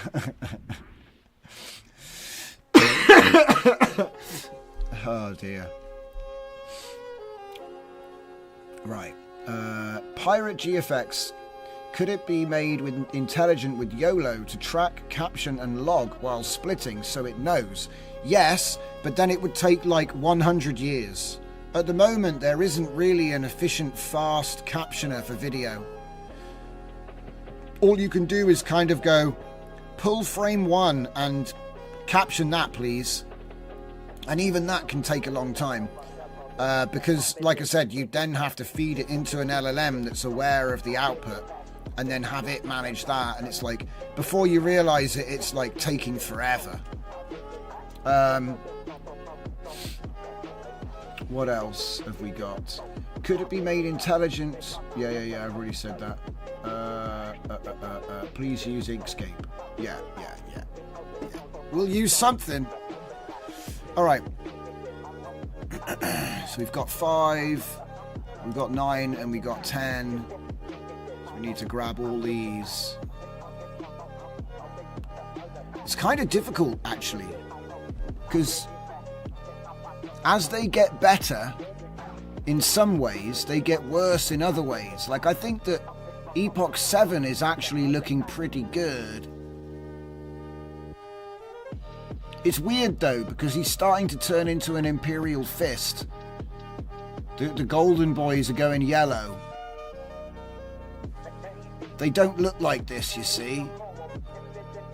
It does look like they're it does look like they're still bleeding into each other, so it might be that additional codes need to be used. Also, I used concept training when I probably should have used I probably should have just used style training. But like I said, I got Buzz to burn, so. How are we doing on this then? We got 6. Okay, cool. We got 7. We got 8. And I think we've already got 9. Yeah, we've already got 9. So that'll be all of them. Alright, so now I get to do the thing.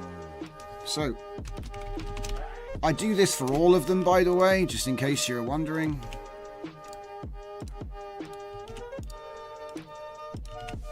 It's nice to have a record of what you've done as well. And all of the models which I've trained have these. Pretty much. Definitely all the Flux ones.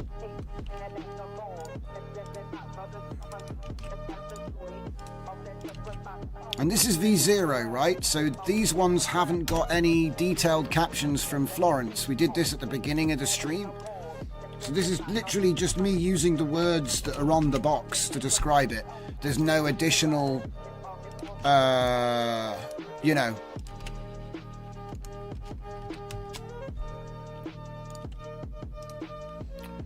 And so while it's done a good job, it's actually done a bad job, but that's okay. Like I said, you've got to start somewhere. Epoch 5. 6. Oi, go away. I'm doing copy image.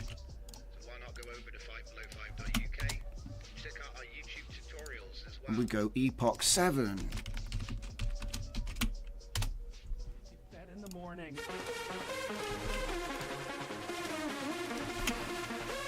Oi! What happened?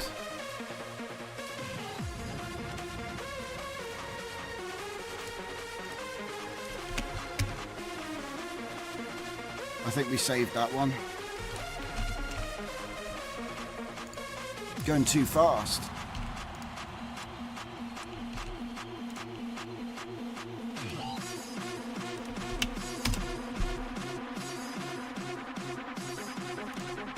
Epoch 9. Epoch 9 does look like the best one from this setup here. Oh crap. Did it again. Too fast.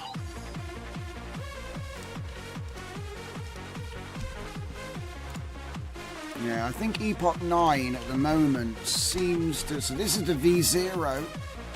Even though this is better, that is worse. So it's like, yes, it got better, but at what cost? You know what I mean? That's one of the ways I know it's overtrained.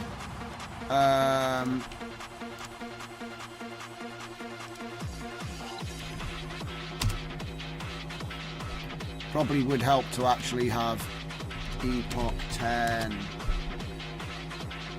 Civit AI is having issues, is it? Yeah, you can say that again. Oh, no! That means I can't get my V1. No! No! You son of a... Right in the middle of my backswing. God damn it. Well, at least I got the intermediates, maybe.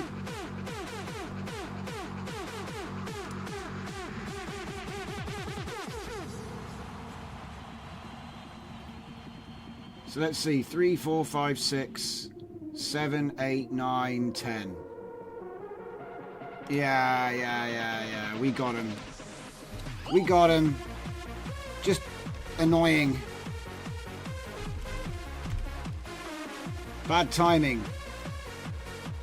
Bad timing, Civet. Okay. So let's just copy all those, and then we'll go over to the models, the LoRa's, go into the AAA testing box, replace the file. I mean, hey, at least I've got another one to test it against now, though, so it's not the end of the world, is it? Alright, so I have got another model to test it against, so yeah. But they're both 0, though. They're both 0. Which is kind of annoying. Because really what you want is you want the V009 just there. Let's move these across. So what that meant was the top one would have been fast V0, and then this should be fast V1. It's not, but that's what it should be. And then this would be full E9 VO.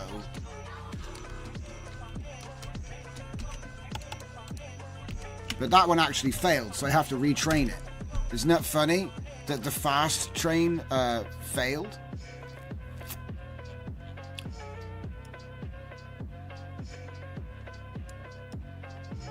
So what I'll do an alternate setup.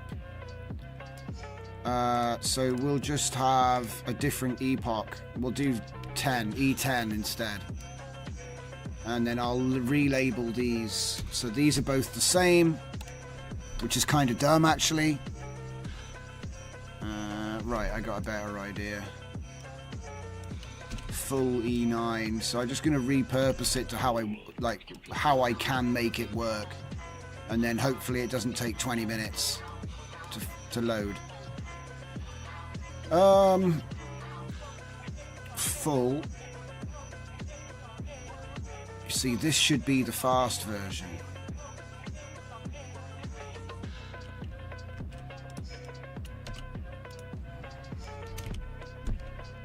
Because remember, it's using different captions, top and bottom there. Maybe just separate them a bit more.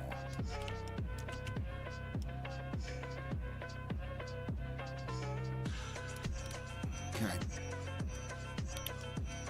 So, right, well, let's find out if it takes 10 minutes to load Flux, because if it does, I might go insane.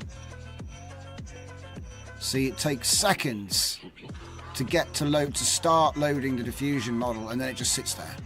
The most annoying thing I've ever had to deal with this entire, with Comfy, ever. Just no reason for it at all. Yeah, dual clip, yeah. And then it's going to go on to...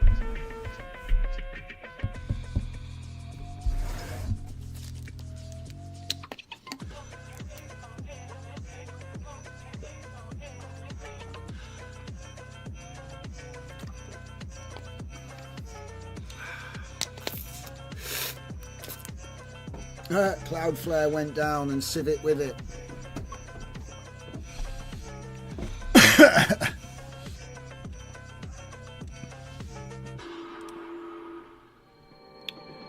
That's interesting. It's gotten stuck on the clip loader this time. And the thing is, there's nothing to tell me that it's not stuck. Like, if it was like saying loading clip, loading this, loading that, at least I'd have an idea of what it was doing, but as you can see, there is no feedback for the user. It just says, eh, and that's all you get.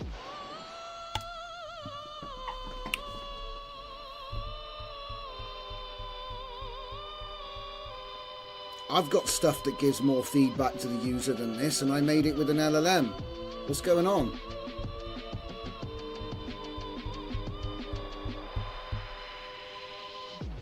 Nothing. No idea. No idea. We just restarted the computer. No idea.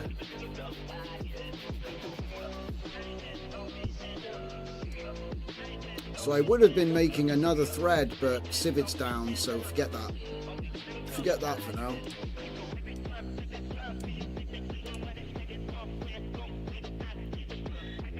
Also, where's my monitor gone? See, the resource monitor's missing. What's the deal with that?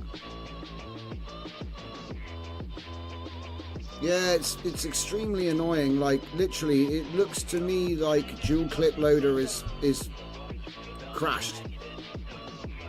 But I don't know.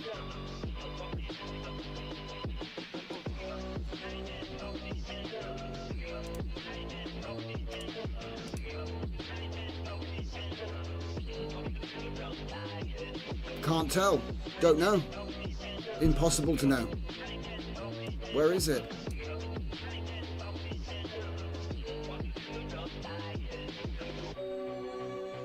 Civitized back, is it? Oh, thank God.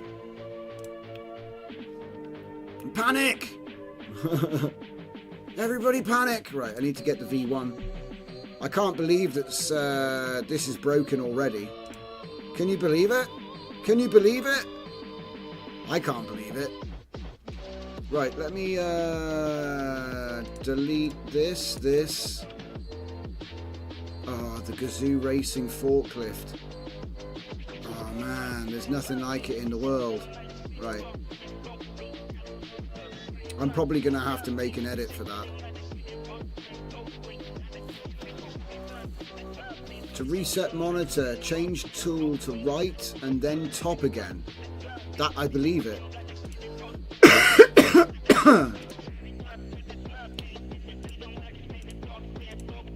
Yes, well done. Nice moves, Billy Narmate.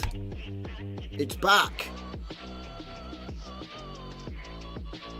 Wait a minute. Oh, yeah.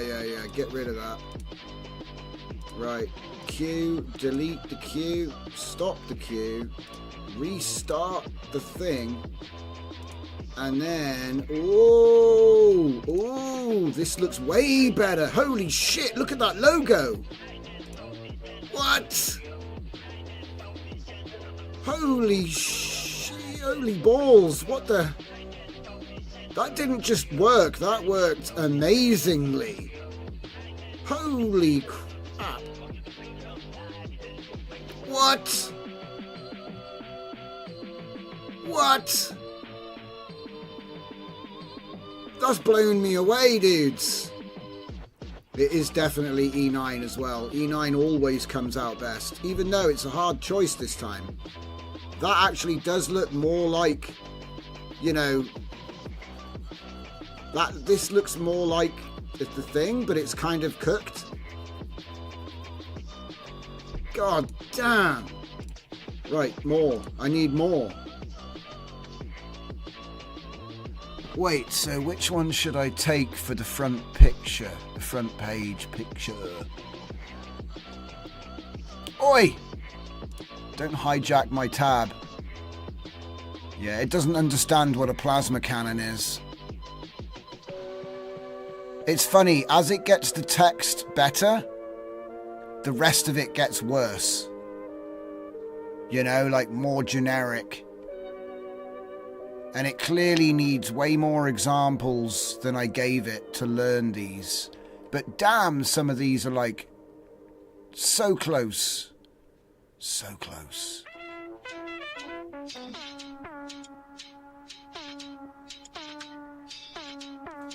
Ooh, this is a tough one. It's a super tough one. Man.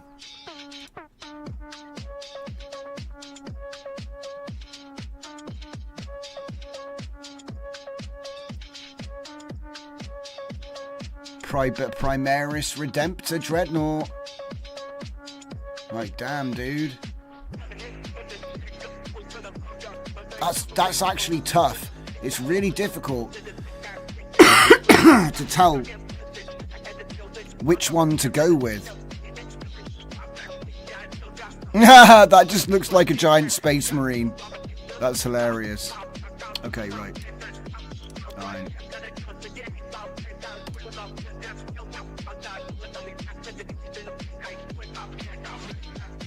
It's gonna be Epoch 9, isn't it? Yeah.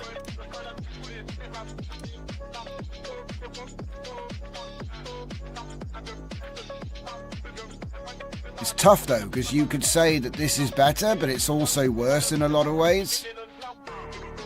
I'm gonna go with Epoch 9 and see what happens. Epoch 8. 8. 7, 6.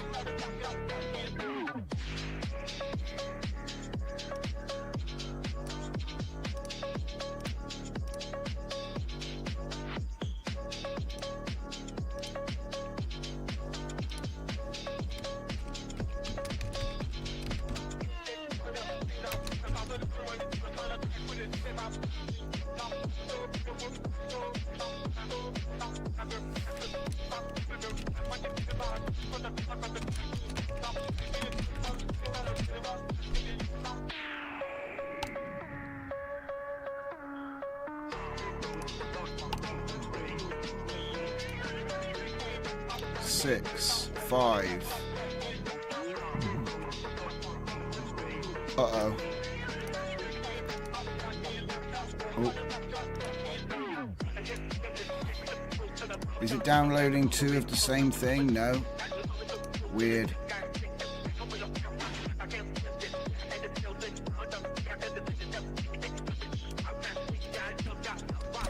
Epoch 1.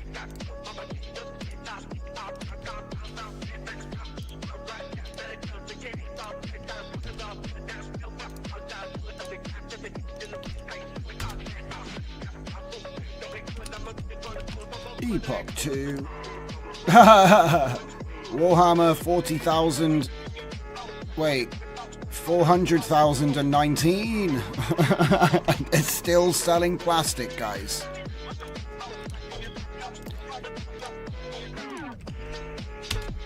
In the grim dark future of the 400,000th 19th millennium, there is only plastic and glue. I don't think they even sell the glue anymore at the stores.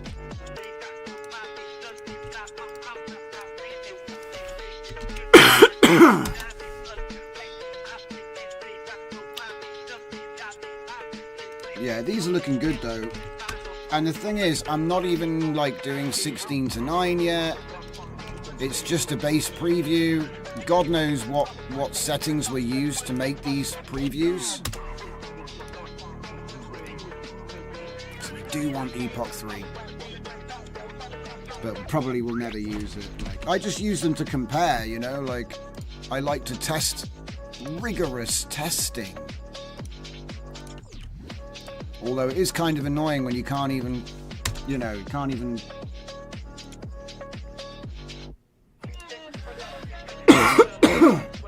excuse me.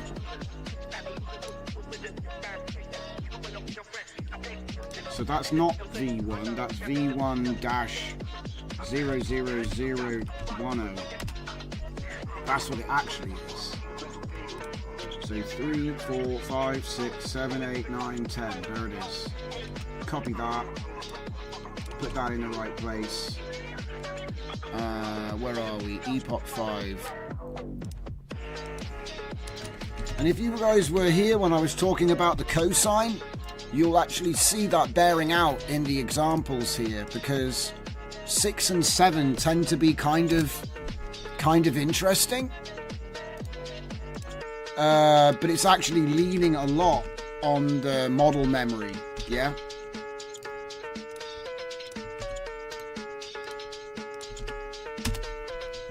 So, Epoch 7, Epoch 8.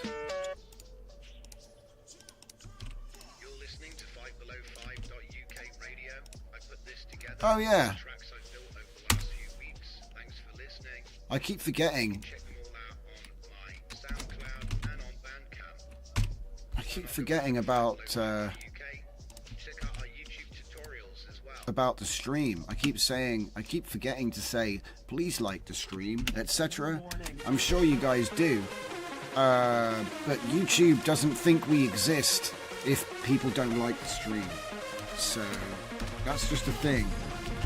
I don't like, it's not natural. Do you know what I mean? It's not a natural thing to be asking. It just doesn't make any, I don't know. I mean, I know everybody does it, but to me it's just a bit weird. It's got to have some kind of thing going on there. Alright. So now we actually have, you watch how this doesn't work now. Bastards. I take forever to get it all working, and then it's like, you don't work though. Right. Hang on a minute. 0. Where is it? 0. No. This isn't. Update, please. Unlike and like it again. I don't know what that does. I tell you what though, they are sneaky. Did you know that if you watch a YouTube video and then you click off the video after a few seconds, it will actually punish that channel? Do you think that's like stupid? Don't you think that's stupid? Because like, what if you actually like the channel and you've seen that video So it's the second time you've come to watch a video and you're like, oh, I've already seen this, click off it. And then it punishes them and it punishes the channel in the algorithm because they think, oh, that must be bad video. It's like really dumb. It reminds me of how I did my shuffle thing. I'm like, well, we rely on the size of the video clip to determine whether it's interesting or not. So that's not actually a measure of anything. That's just pure luck that it works like that, you know. It doesn't, and the reality is because they don't actually know, you know what I mean? They don't have a way to actually watch the video. So what they've been doing is they've been doing stuff like transcribing the first 30 seconds of a video and looking for words that are risky and then penalizing you for that. It's like, that's really dumb, because you could just open up a video and go, crypto, stocks are going up, Israel, you know what I mean? You could just say a bunch of stuff, okay, and then that's going to have more impact on the algorithm than anything else. I just think it doesn't make no sense. It's just so you can punish channels you don't like. Yes, script to start a video in 100 tabs. Yes, you could. Yeah, that's exactly what I'm talking about. And that's not even like a hard thing to script either, Thrall. Do you know what I mean? It's such an easy thing. You think to yourself, so you could probably nuke a channel from retarded stuff like that. And it's like, yeah, I bet it does go on as well. I bet it does go on. I bet you have people out there that do stuff like that. Because like I've had channels that got botted before. And it's like someone will pay to bot your channel to harm your channel. And you're like, what the hell? It's just bonkers, mate. This is why I don't really play the YouTube thing. YouTube's there so I can show people what I'm doing. And if you guys come along and check it out, amazing. But it tends to be like the few people that come along that benefit. Do you know what I mean? And then I'll obviously I do a lot of work off of the back of it, but it's not like what I'm doing here, if that makes sense. I'm a consultant, so I write reports on how AI is going and, you know, what the technologies are and things like that. Because to be honest, there's a lot of people that don't even use AI. Do you know what I mean? They don't even use it. So they don't even know what comfy is. And when they do, they're like, oh my God, that means I could do all this. Yeah, you could, yeah. And so, you know, but there it is. So let's just have a look at this, shall we? So we'll go to Epoch 9 on the 0, and then we'll go to Epoch 9 on the 1. Where's the 1? There. So we've got V1, V0, R0. Wait a minute, there should have been 4 of them. R1, so that's the fast. 0. Ah, right, okay, so I need to go 09 here, and then I need to go 19 here. No, back 1. It's probably not going to bloody load anyway, but hey, you know, I mean, I'm going to try. E9. And then this one is going to be V1. Okay, fine. See, that's what I want. For now, that'll do. So now the big question... The big question is, will Comfy actually work? Because it hasn't been working lately, and this was supposed to be fixed. Again. See, instantly gets to dual clip, and then what?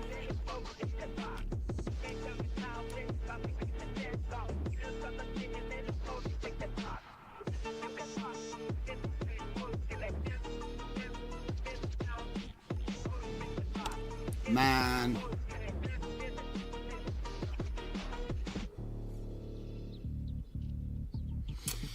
Yeah, it's an interesting idea, Full Dive, but the thing is that there's nothing that YouTube doesn't like in my videos. Because it's all educational content, and it's literally just me sitting there going, do this, do that. This is what happens when you do this. You know what I mean? So there's nothing there that can be like against them, if that makes sense. Google has this new talking Gemini model. It's free. I wonder if it'd be fun for you to argue with it while streaming. It's supposed to be kind of smart and see your screen. Do you know what? It's quite funny that you should bring up Gemini. I have a Google Pixel phone, and so they gave us the ability to talk to Gemini a lot. Like early on, we were able to talk to Gemini on the phone for free. One of the best things about the phone, actually, I'm not going to lie. And I would talk to it a lot at night. I'd be like having conversations with it to see what it was, you know. And a lot of the time, right, it would just reword what I said to him back to me. Do you know what I mean? It wasn't really we weren't really having a conversation. I would say something like, what genre is The Prodigy? And it would be like, The Prodigy is a genre of music. And you'd be like, no, what genre is it though? And they'd be like, it's an electronic music from this year. And they had tracks such as The Firestarter, and a guy called Keith was in the band. And I'm like, yeah, but what genre is it? And he'd be like, it is the genre of The Prodigy. And I'm like, you're just repeating back to me words. You're not actually, there's no thought going on here at all. You know what I mean? And that actually cracked me up, because, you know, I work a lot with things like Claude and various llama models, and like obviously I use ChatGPT before they bonked it in the head, you know, and now it's like more concerned about safety than your local safety inspector, you know what I mean? It's like, my life depends on safety. Yeah, they just talk in circles. Yeah. Electrolab, yeah, they do, yeah. Sometimes it's fun to just be like, you constantly cutting off the model. You know, it'd be like, oh, yabba, yabba, yabba. And you'd be like, no, stop talking. Because it's like not listening to you and going on about something completely different. Rumble can get more traction and get good competition, so YouTube might think again and treat content create. No. See, you're right in principle, Full Dive, but here's the issue. YouTube have a monopoly and they've never made a profit, which means there's no incentive for them to actually improve the service, and there's nobody challenging their position either, you know, because basically it's a massive loss leader. They know that if you go on YouTube, you'll probably use Google products, right? If they have YouTube, you'll probably use Gmail and Google Docs and Google Search and all the other Google stuff, right? But YouTube doesn't make any money, has never made any money. In fact, loses millions every year, right? It's never made any money. And I think that it's like a PR thing. If YouTube exists and is owned by Google, they can go, look, see, we do YouTube. We're cool. We're down with the kids. You know what I mean? I think that's literally what it is. It's their way of getting the youth into computers and Google products. So they actually don't care if it makes money or not. To the point where they'll pay big creators lots of money, even though they don't have any money to pay them. Because they just, you know what I mean? YouTube's never made a profit. How can it afford to pay creators? Think about that. Do you see what I mean? You know, you always hear about YouTubers making millions of dollars and all this sort of stuff, right? Well, how can that be the case if they've never made a profit? Unless it's just a loss leader. Do you know what I mean? Like, they get you in for the cheap bread because they want you to buy the booze. It's I think it's more like that. And it costs so much money to run a video hosting platform that's open to millions, you know? I think that's why it exists. It's literally a loss leader to get you hooked on Google products. And it seems to work, because they do have the market share for just about every, you know, think about how many free products they have. You know, you don't pay for Gmail, you don't pay for Google search, you don't pay for it, it's all free, you know? And that's because we are the product. Do you know what I mean? We're the service. Yeah. Ads. Yeah, but like I said, they don't make any money. All the money they get from ads, it's not profitable. Do you see what I mean? Like, even with all the ad money. So, you know, it's not really profit if they didn't break even. Do you see what I mean by that? It's not really profit. It's like, I don't know how to put this. Like, there's difference between revenue and profit. Well, I don't know. They've been running since 2007. Do you see what I'm saying? 2007. And they still haven't made a profit. And like, this is the difference between turnover, revenue, and profit. Meaning their revenue was more than their costs, right? So it's like, yeah, sure, they're losing less money year on year, but they're still losing money. You know what I mean? Let me see if I can get a number on this, because it's an interesting discussion. Also, it's still not working. And for some reason, I can't get my other browser window open. Google Chrome, everyone. Give it a round of applause. Yeah, it's not working. Look at that. I'm just sat here looking at it not load.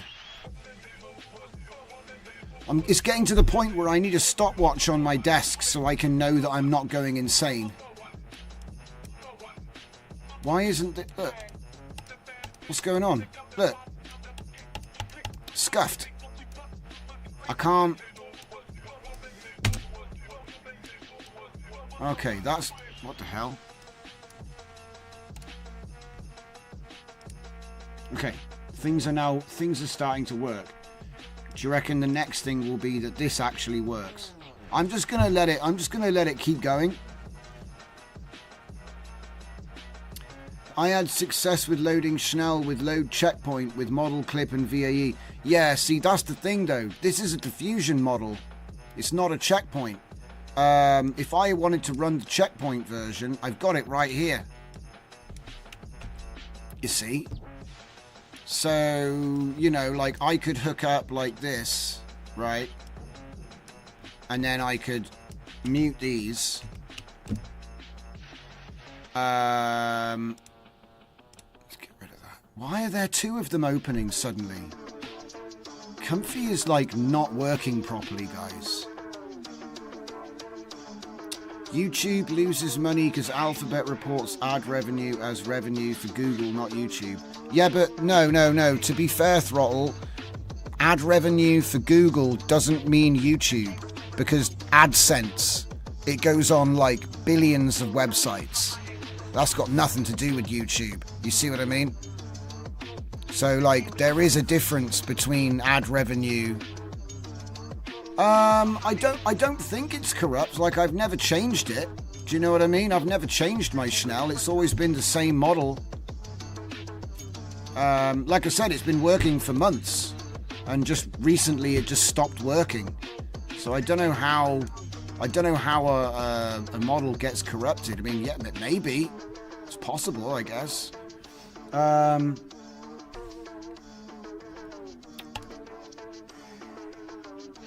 Right, we're going to try it one more time. This is what happened on Sunday, and I ended up formatting my SSD, buying a new HDD, and completely reinstalling Comfy and then downloading a load of models again.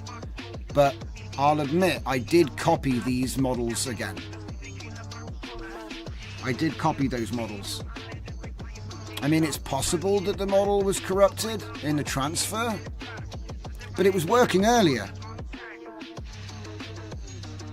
YouTube itself only makes money on premium subs. Wow. Like I said, they've had, 20 years? No. It will be soon. They've had more than 15 years. I don't think they care. I don't think that it's in their interest to make YouTube profitable at this point, you know? Like, they've got market dominance. That's usually more important for these companies. You know, just to be the top is... Look, see how quick Comfy restarted. Alright, let's try it. Let's try it with the checkpoint. Here we go.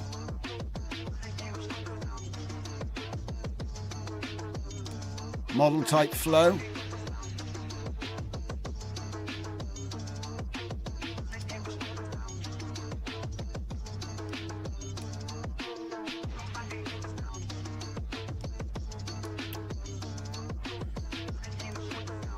I just want to see my stuff loading, guys. It's kind of annoying at this point. How long does it take?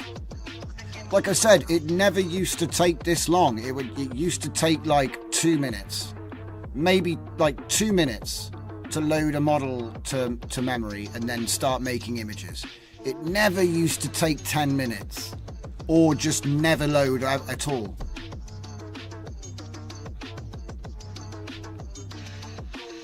Yeah, I'm using Flux Schnell FP8 checkpoint now. I've switched over to that. Reluctantly. Even though I don't think I should have to do that, because it's like, you know, I could try. Like I say, like, then there's nothing to tell me anything. It's so frustrating.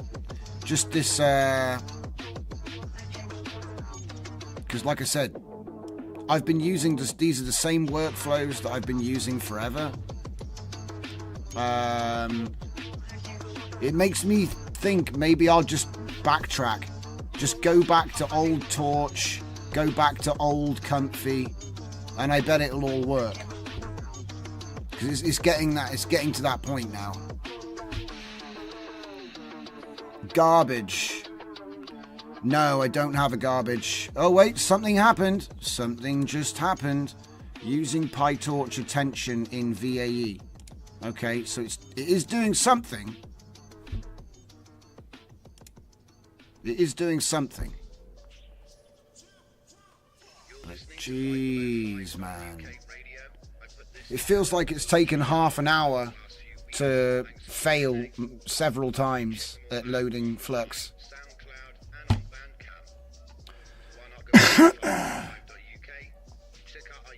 Come on.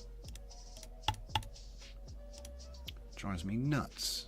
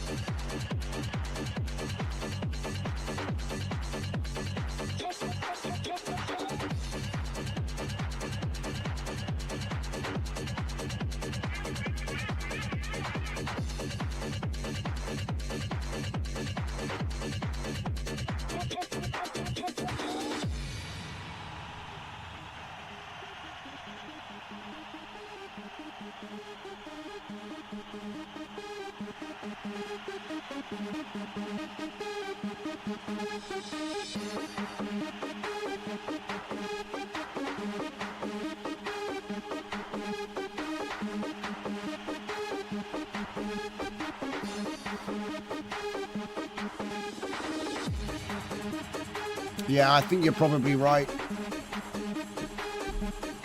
Yeah, garbage collector seems like a good idea, but like I said, I've just opened the computer from... It's like the computer's running from fresh. So there's no garbage to collect in this case. You know what I mean? Like I restarted the whole machine.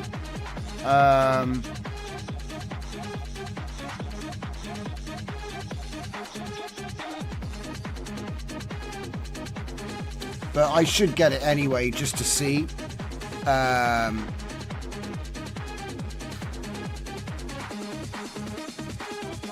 Could be broken updates. There have been some broken updates lately. Look, it's done. Oh. It's done nothing, guys. Drives me nuts.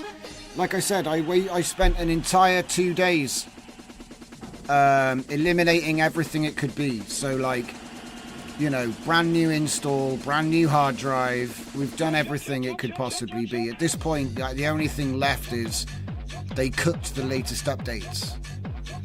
You know, it's getting to the point where I'm like, if you haven't updated, don't. Because you know, if you get stuck with this, you can't load models. Kind of makes the whole thing broken. It's just broken the whole thing.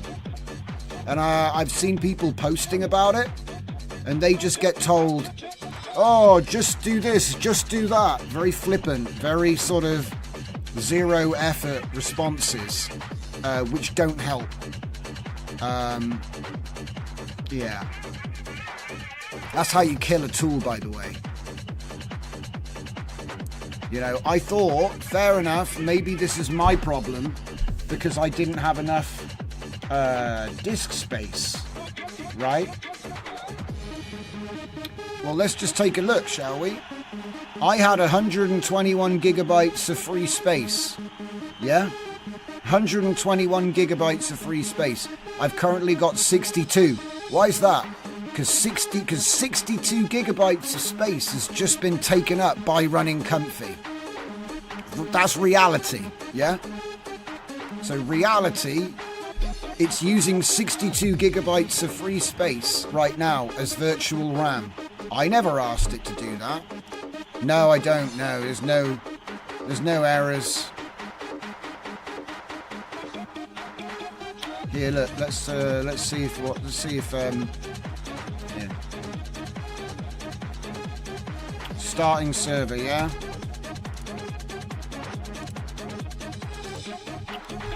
Please examine the outputs from the Comfy UI startup log and report any errors that you may find.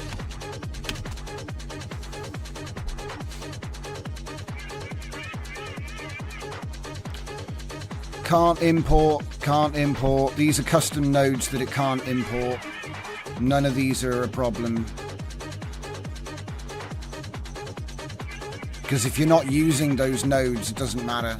I could disable each one of these. ONNX runtime I know about, because again, it needs to be reinstalled. FFmpeg being missing, that's not going to stop it from loading models. You see what I mean? So all it's complaining about, here we go, prompt control, can't use LARC. Again, that's not like a core problem. If I'm not doing face swapping, I don't need Insight Face. That's what Reactor is. A law module needs ONNX runtime. Hasn't been installed, won't install. So as far as I know, there's nothing major being reported that would cause it to not work. Certainly not like this. Here, look, do you know what? How about this?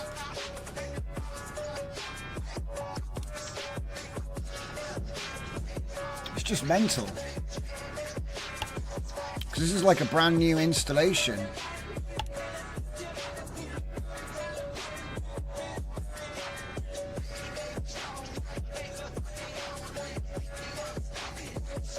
Yeah, it just feels like they were trying to rush to update stuff lately to get things first, and it's not done any favors. It's not done any favors to Comfy. So let's just get rid of this workflow real quick. Let's go with a checkpoint, right? Load checkpoint, and I'm just going to get a checkpoint which I've used forever. Not a flux. So I'll just get my real jugs, yeah?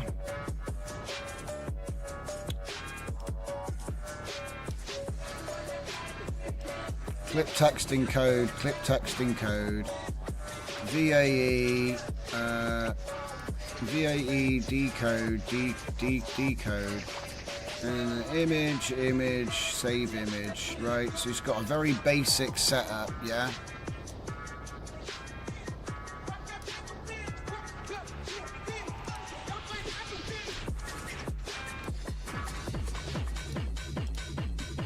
A cat.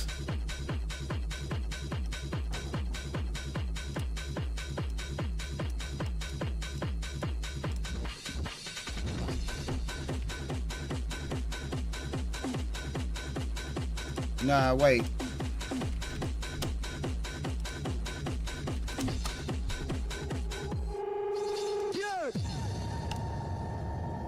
All right. What are you doing? What the heck is this shit? I don't like that at all.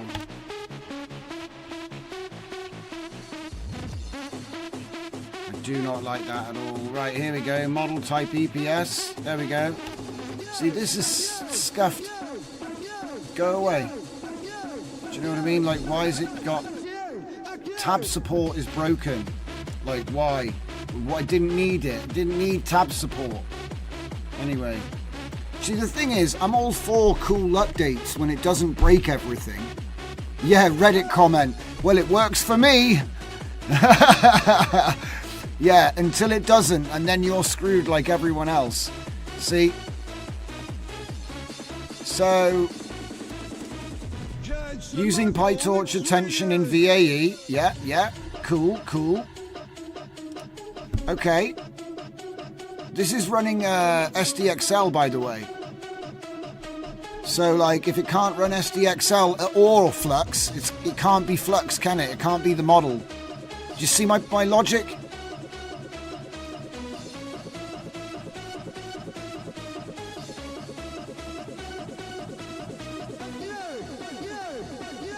It's getting to the point where I'm starting to wonder if they're deliberately breaking things now or what's going on, you know? Don't know. Because all I know is that this wasn't the problem. Now it's a problem.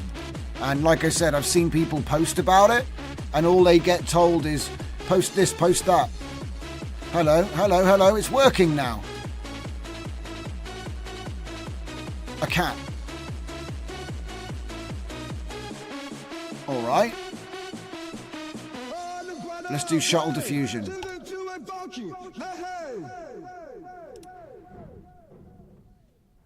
Checkpoint loader, 100 seconds.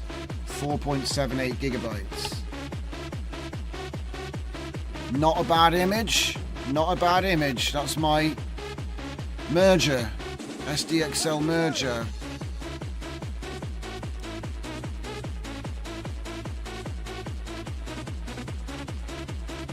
Yeah, revert to earlier version, it might be it. But that's the thing. If you download the new Comfy, that's what you get. You get the latest version.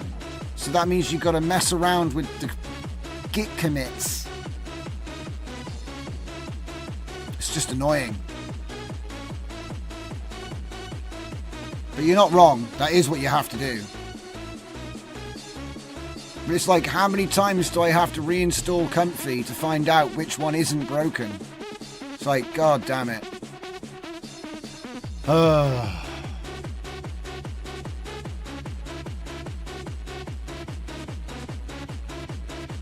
What node outputs the console info? No idea. I think it's just part of the latest version, because I don't remember ever seeing this before. It's nice though, isn't it?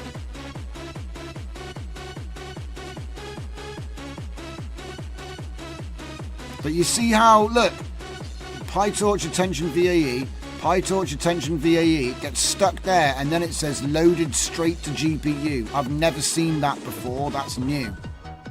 Never seen it say that. Requested to load SDXL or Flux, I've seen. And then all of this gunk here, all this nonsense, right? That was all brought in to make it more efficient, to fit on small cards, right? I don't want it to do any of that shite. I just want it to load. You don't have it. Well, I wish I could tell you what that's from, because, like I said, it just appeared. So you guys don't even have that? See, this is what I'm talking about. Nobody, you can't, it's like, you know, how am I supposed to tell people when it doesn't tell me anything? All it says is printing node execution times, and it gives me a chart, which is cool. I like it, but I'd like to know where that came from. And like, how many other things are there which I can't tell you because it doesn't tell me? It's just a sign of bloat.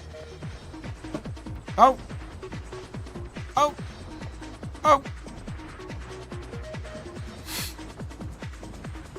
Okay.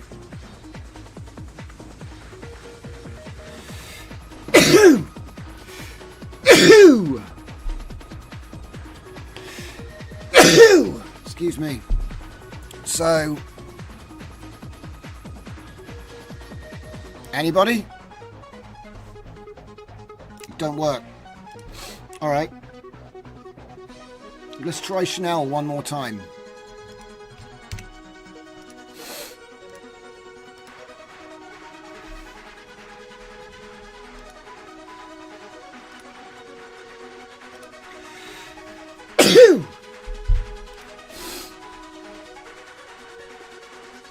Custom routes node. Do I have a separate virus checker? Nope.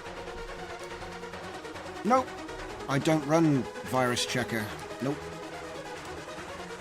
Not a real-time one anyway.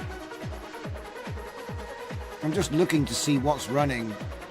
No, there's nothing. It's very strange. Yeah, I think I need it. So we just basically, like, we play this game where we sit there and watch the load checkpoint until it, I don't know, until it doesn't load.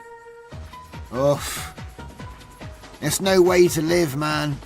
That's no way to live.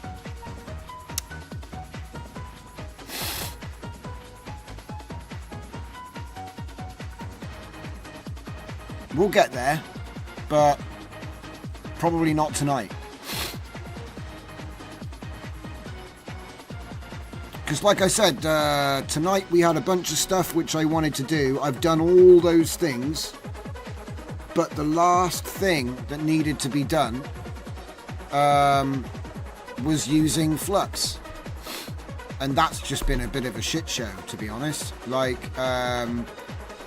we originally did a bunch of stuff with the upscaling, and that actually worked fine. It worked fine.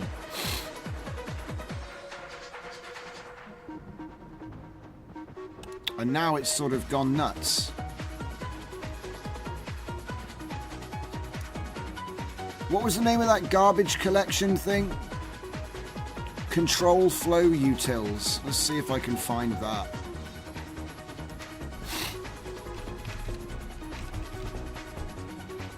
Wait, something just happened. Did you see that? Wait a minute. Wait a damn minute.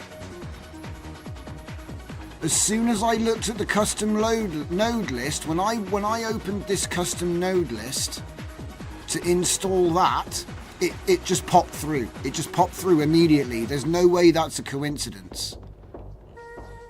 There's no way that's a coincidence.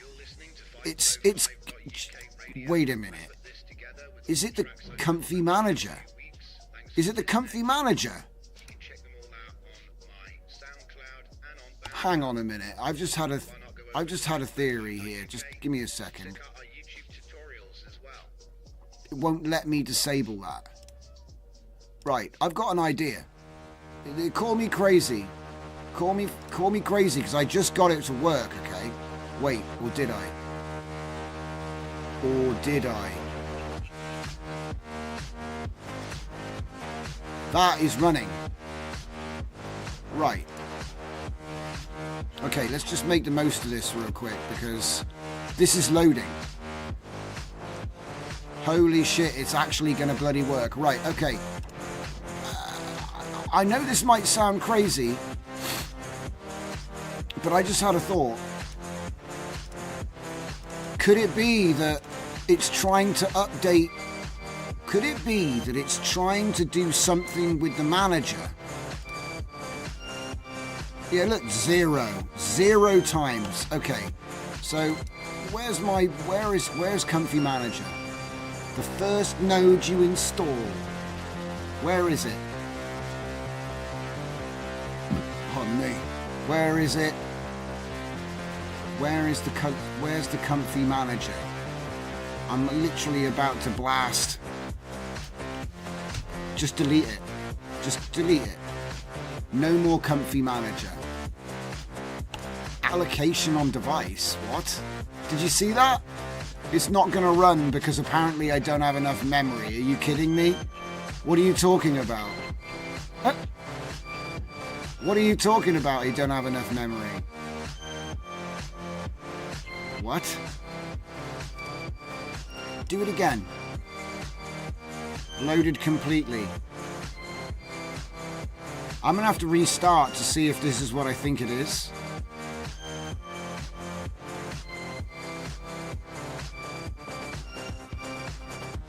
Something weird is going on.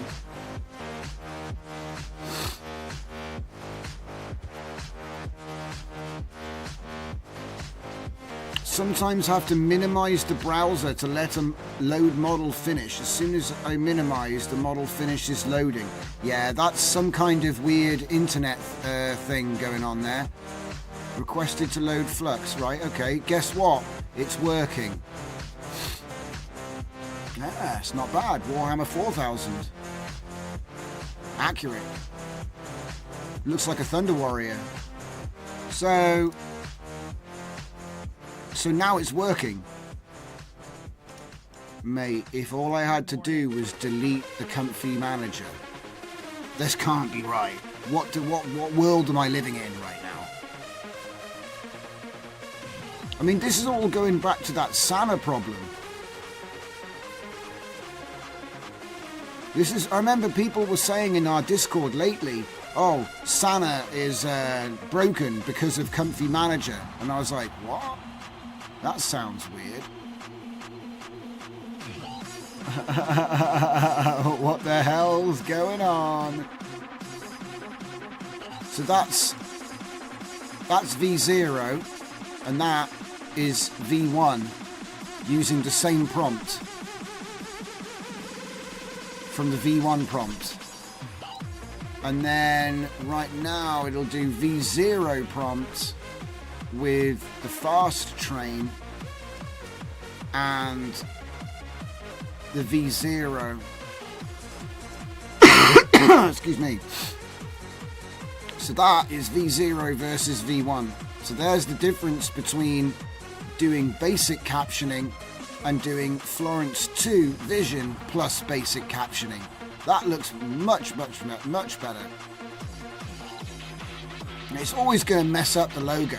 I mean, like, you know, the writing, you know, you can't really fault it for that. But that's actually pretty good. That is pretty good. It's way better than this. Way better than the other side. But it can be improved. I'm sure this can be far better, far more improved. Oh my god. Sanguinary Priost. Now this is what I came for. This is the price of entry. Oh man, that's just funny. Okay, so what's the fast model gonna do? Interesting. Kind of messed up and all over the place. Alright, so what I want to do then is I just want to make these be the V0 and the V1 as well. Forget the fast model, it's too much to mess around with.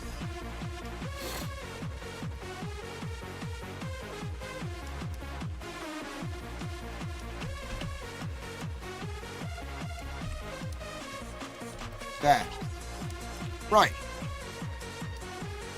Let's go. I ain't got no time. Wait a minute. 8? See, it's already gone. It's like midnight. I should be gone. I should be out of here. Let's go to 8. 8. Eula. Yeah, that's right. Let's put this back to 1. And 1.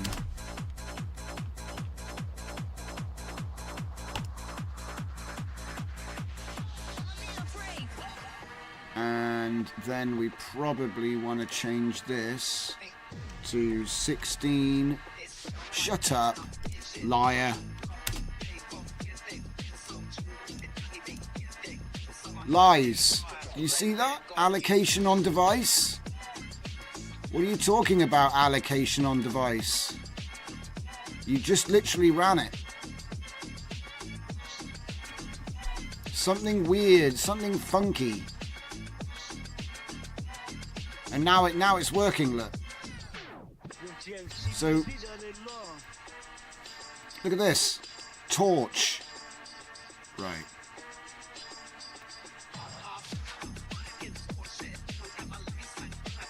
Liar. Ooh. What the hell? Primaris Inceptors. They look like, I don't even know what they look like, but that is funny. Okay. Right, where's McClaudage? Okay. When I run inference with Comfy UI, I get the following error, which is a lie.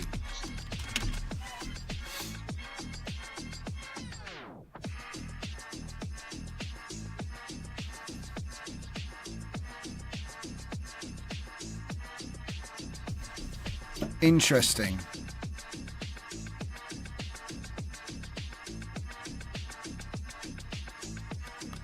Yeah, Comfy's memory management might be configured suboptimally. Yeah, you can say that again. Try enabling the sequential loading option in Comfy. Adjust VAE settings to use less VRAM. Clear VRAM between runs. Restarting Comfy. Check if you have used CPU for VAE. I don't use Xformers. Alright. Alright. Now we've actually got it working. Ah, look at these guys. That is almost looking like something. Oh my god. Do you know what? That's the best one yet. Oh boy. Right.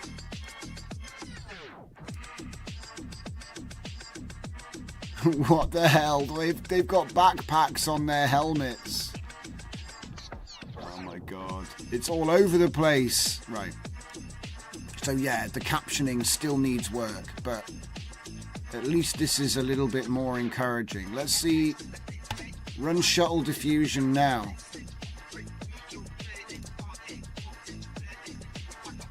Nope. None type object has no attribute tokenize. What the hell? I gotta try one thing before we go any further. We're going back to this boy. And wait a minute, where's that VAE go? Okay, that should be there. Oi. Oi. There. Right.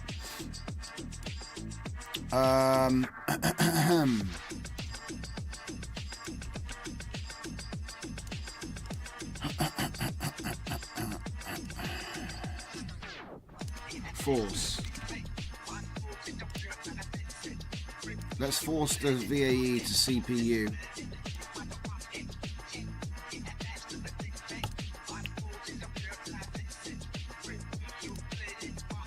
Alright, what else have they done?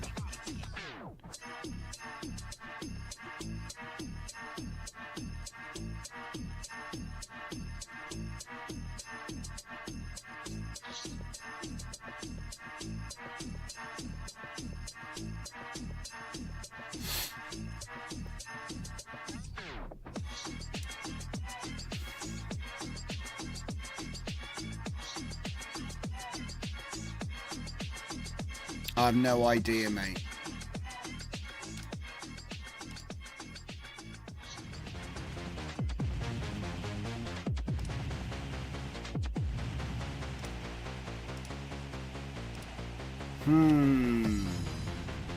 Something fishy is going on.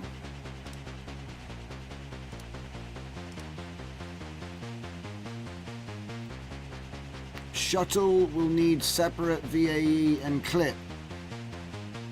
Schnell FP8 has them baked in. Yeah, that's how normally a checkpoint works. I'm guessing that they decided to just put the model in. Makes sense. So if this doesn't work, then I'll put this one into my model, and then I'll use the standard setup because this is the Flux setup. You know what I mean? Like, what is it? How old is that? I'm just gonna find out. If I go to DJZ workflows and I go to Foda Flux, right? It's 4 months old, mate. So it's worked fine for 4 months. You know what I'm saying? It's worked fine. And then something happened. And then everyone's like, oh, it's something that you've done. It's like, no, mate. That's not it at all. I think that E9 V1 is the best one yet.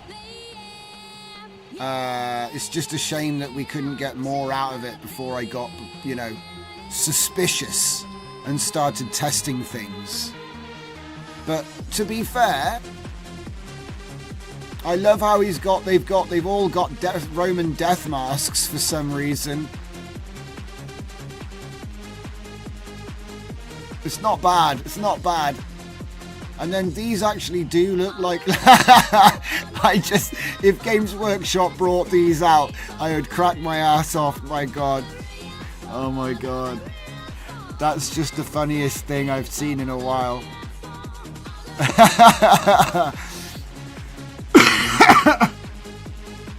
Hey, MZ, welcome back. This one looks a bit more like something that actually exists. But still, it's very confused.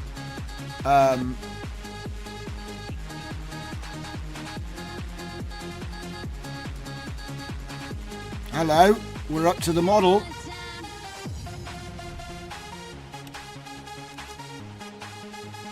There's no manager, I deleted it. I deleted the manager. Your manager is dead.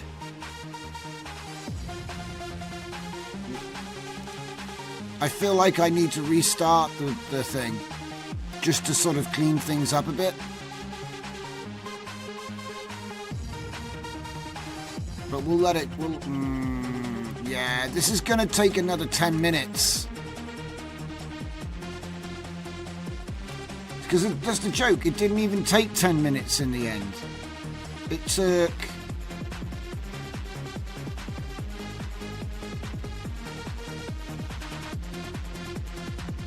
185 seconds. There. It worked here. And it didn't take any time at all because it's just lying. And it's giving weird problems. It's giving weird, look, low model memory. Look, you see? It's forcing low VRAM on my 4090. And then my card is just like, what the hell are you doing? So it's definitely something scuffed with Comfy, guys. I don't know what. But it's definitely something with Comfy. I don't know what they've done. But it's like it's forcing low VRAM. And the joke is, when I start my Comfy up, it's on high VRAM.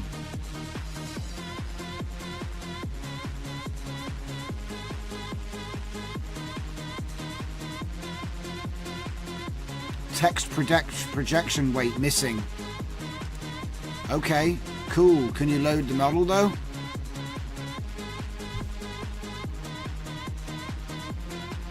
Yeah, I don't believe you. I don't believe you. See, this one worked just fine. No problem. It was like, yup, I've done it. No problem.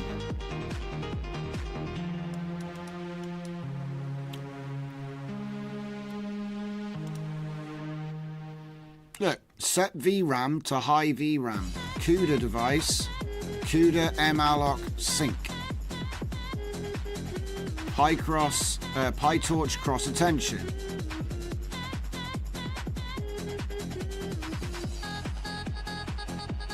Prompt server. Ah.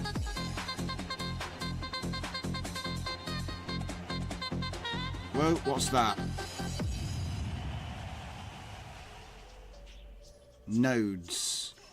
Loader, get modules. Something to do with session options. Sage attention not found. That used to be running. So for some reason Sage attention's gone again. But I didn't even like it anyway.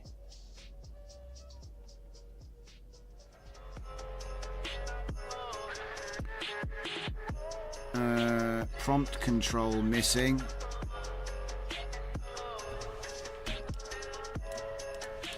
Okay. Let's get shuttle and do the thing. There.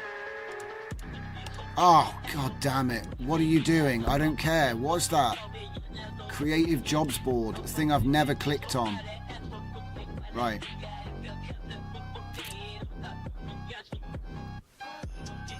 Look, it's working. Shuttle diffusion. Allocation on device. Dude, why are we getting allocation on device? This is what I'm talking about. Something's cooked. Look, why is it saying that? Look, you got an unloading all models. For what? Run it again. I don't believe you.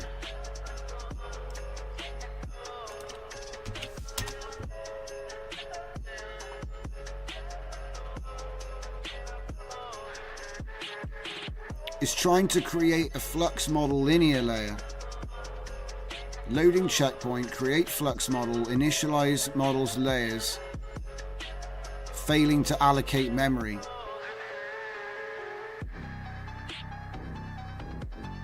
Error occurs. Oh look, it's working now. Look, lies.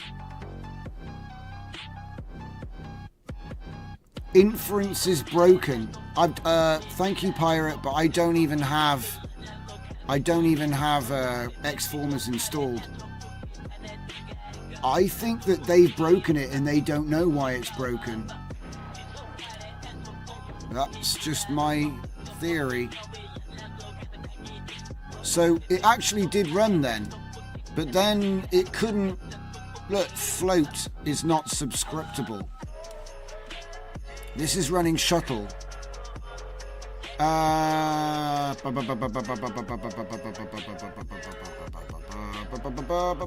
the hell? Looks like this is the only workflow I have now, guys. Yeah, all the workflows belong to us. 205. Gimme. Right. This is what I called gold standard when it comes to running Flux. There it is. It gets to flow like instantly and then it just sits there. That's the problem that we have.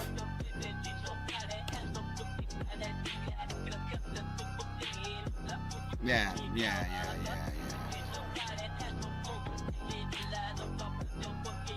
It was trying to run the browser with dead code just then.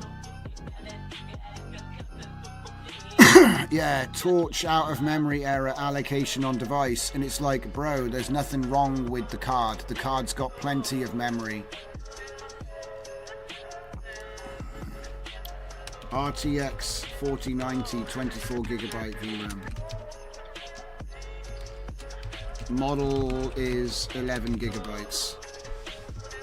Yeah, so it's not that. Which is why I call it a lie. Yes, it's a lie. So what's this say?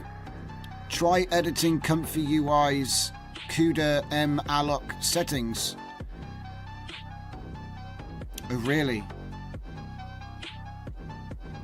It is. It's the way Comfy is managing memory allocation. Check your Windows virtual memory settings. Worth checking if Windows is limiting your page file size.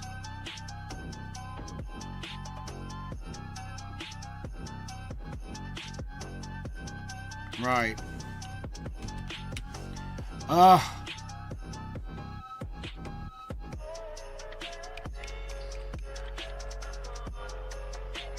Initiating cleanup. That's a lie as well. It doesn't clean anything up.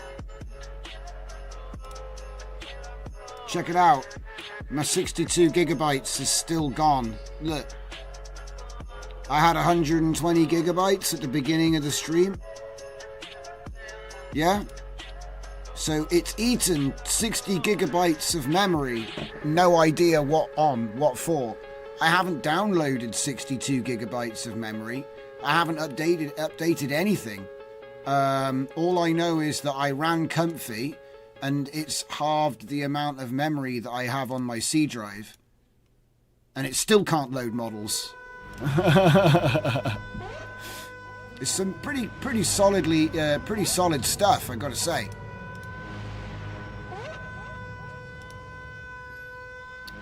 And the thing is that if I load a less intense model, it's fine.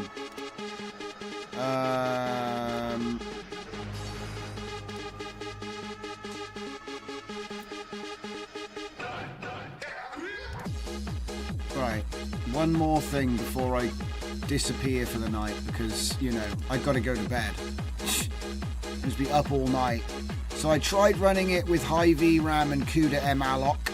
Let's do it with nothing.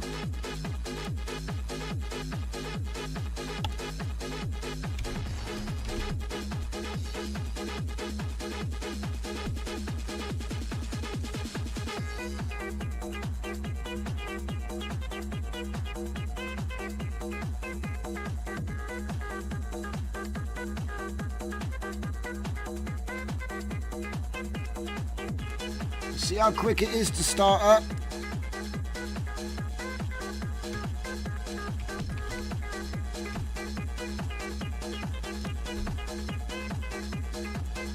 Right. Performance. Besto Performo. Total paging size for all drives is 59.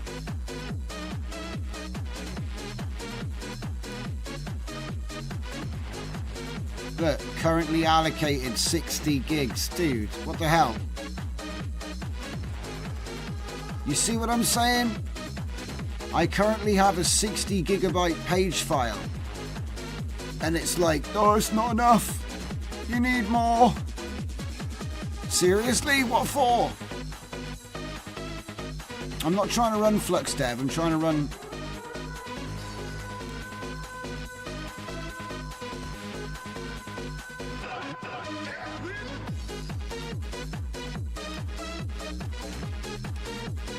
This isn't going to make any difference. It does seem like making more page file. But then I'm back to square one though, because of course...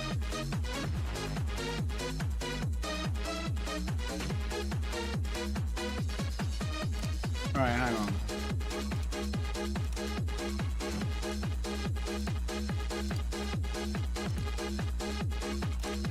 There's 3 items in the recycle bin, so it's not that.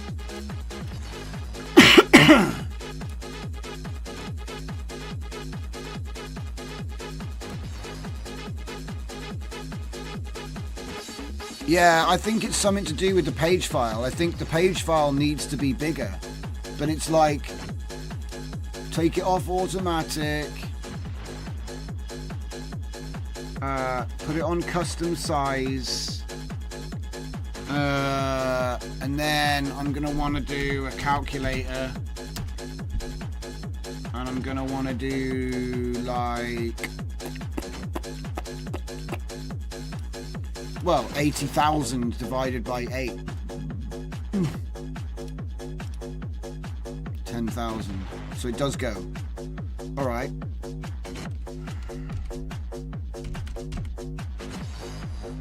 Um, 80,000, not 800,000, 80,000 divided by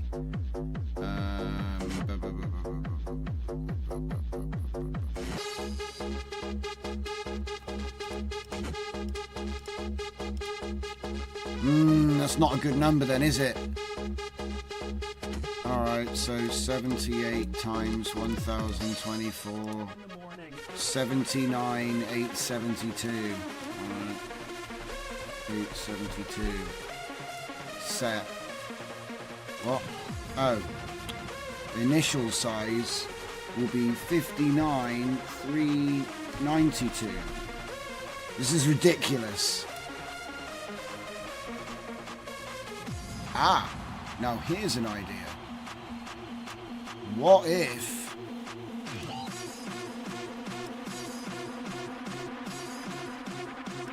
what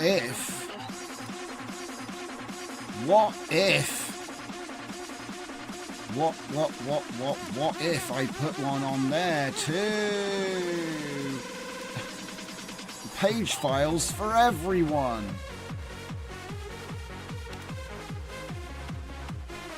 Ah, crap.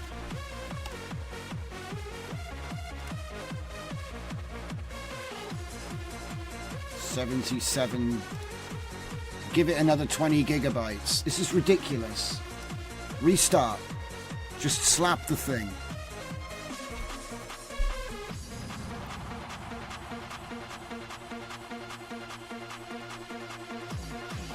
Oh yeah, totally Electrolab. Yeah, I know it was the page file. It's just that 60 gigabytes isn't enough.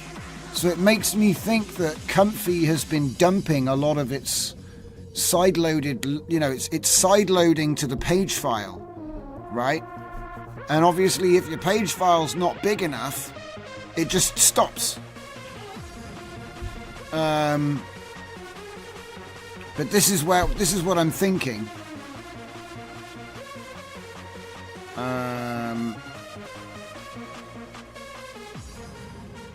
But it seems like a sort of high-level system admin problem. Yeah, don't worry, Billy Nom, I've already done that. Like, any nodes that aren't working right now don't matter. I had 120 nodes, I disabled all of them, and then I added them back one by one, restarting every time to check that it was working. And unfortunately, it doesn't make any difference. It doesn't make any difference. It's, here we go, we're back. I would actually just reinstall the manager if I had to. To be honest, there's got to be, like, if something wasn't working and then by using something else suddenly it works, that means there's something going on there, so I have to eliminate it. To be honest, it's getting to the point where I will just eliminate all custom nodes. There is a safe mode, you know. There's a safe mode you can run. So, and that will turn all custom nodes off.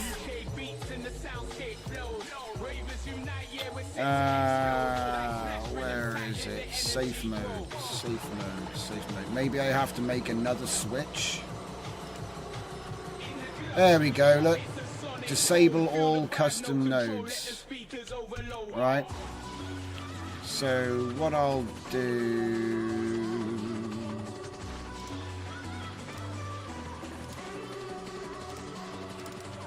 because this has been annoying the hell out of me lately.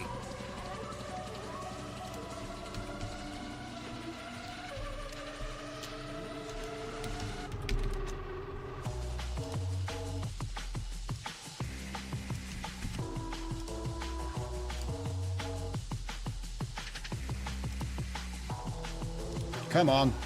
Useless. 16 clicks just to get to the thing I need. Come on. Right. Right, safe mode, yeah?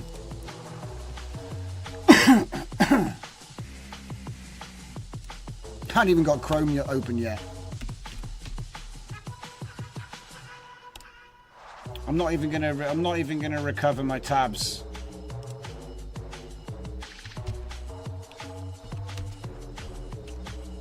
Yeah, I know it's not there yet. It's fine. You don't really need the manager, by the way. You can install custom nodes manually. But the thing is, it seems to me like it's trying to do some kind of phone home. And when it phoned home, suddenly everything worked. So that indicated to me there's something going on there. Mind you, what's it doing? It's still waking up though, to be fair.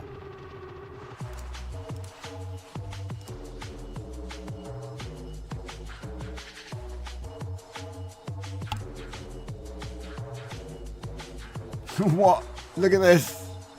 Are we going to do anything today?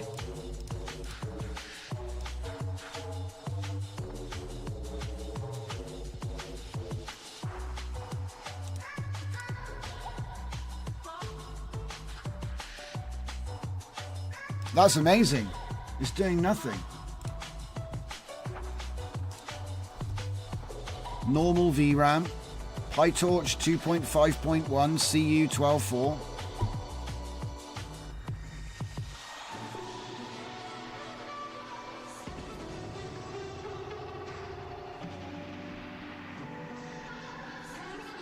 It's slow, guys.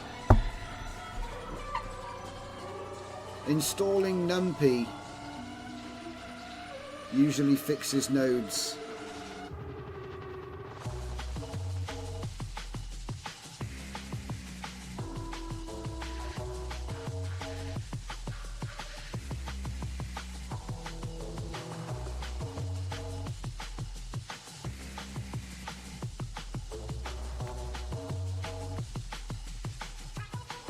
Okay. Flux Schnell. Flux Schnell. Delete that for a minute. So Flux Schnell checkpoint, right? Everything, there you go. Simple checkpoint loading process. Let's go.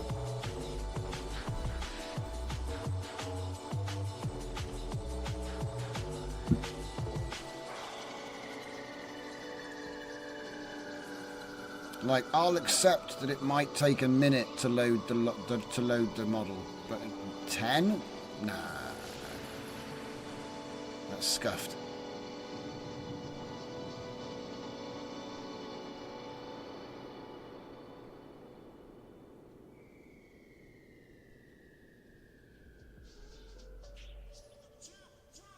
You're listening to 5below5.uk radio. I put this together with all the tracks I've built over the last few weeks. Thanks for listening.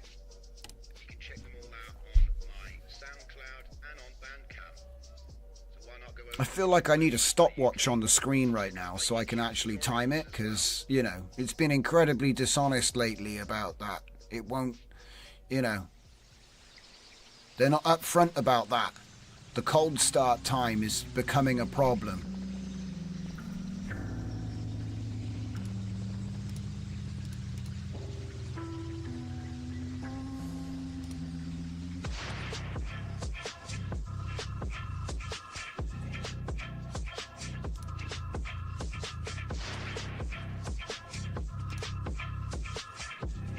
Nothing, see?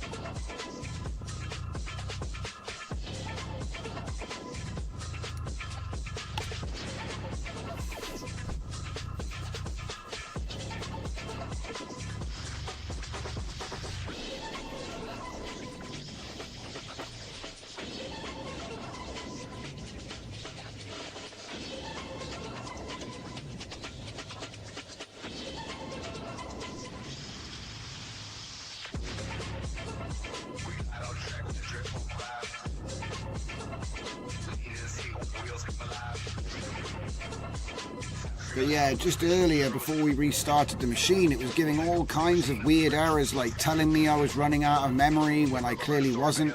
All kinds of stuff. All kinds of weirdness.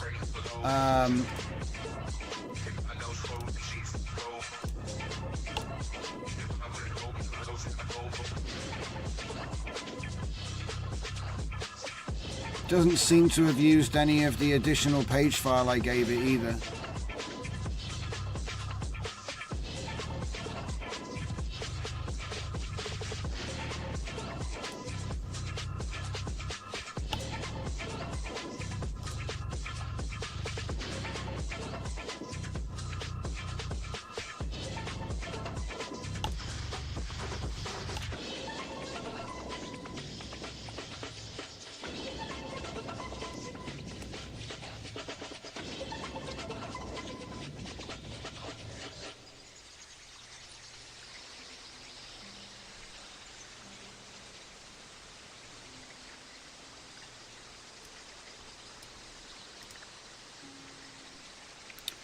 Constant troubleshooting. Do you know what, Fusion? I wouldn't even call this troubleshooting. I'd call this post-mortem. Because it's dead, Jim. It's dead. Do you know, usually there's one place for stuff like this. It's called the scrap pile. That's where stuff like this ends up.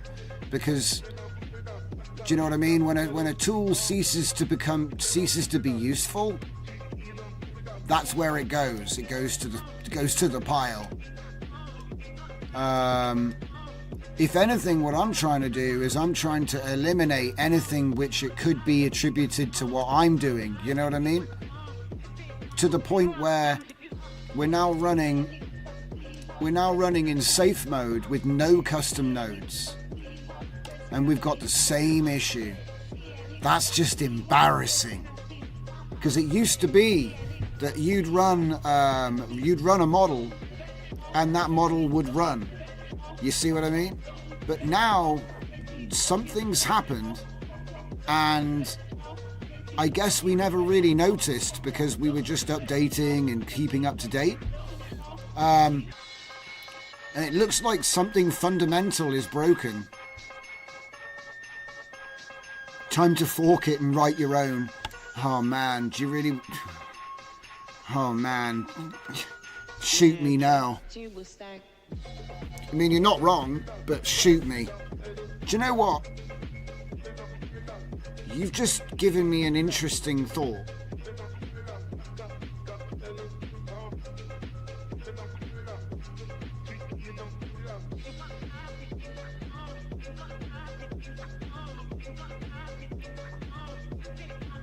You need a different node fork. Yeah, see what I mean? Something broken this way comes. I've just had a thought.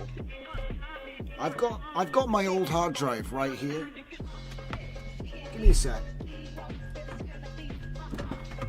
I'm just gonna plug it in. So this is an SSD plugged in on USB. Yeah, this isn't working. This is going nowhere.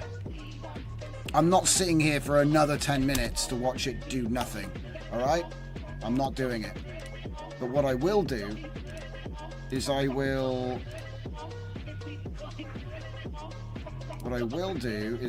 go to my old drive, and then I'll go into Comfy UI with models. Right, hang on. Okay, machines. Comfy UI, execution. Ah, jeez. Why do I feel like it's this one, but that isn't the path anymore? Yeah, that's not the right path because I moved it. Give me a sec. Oh, wait a minute though.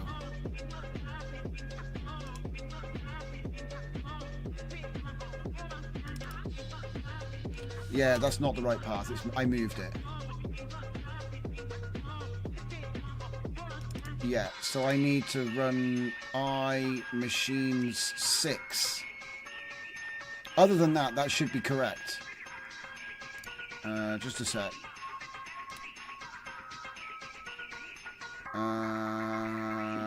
This one. I just had an idea. I've got no idea if this will work. But it's better than knowing it won't.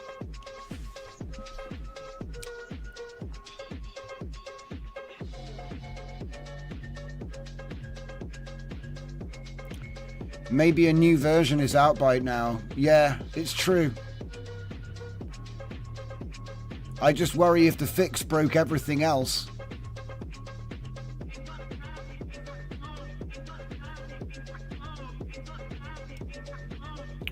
What's this?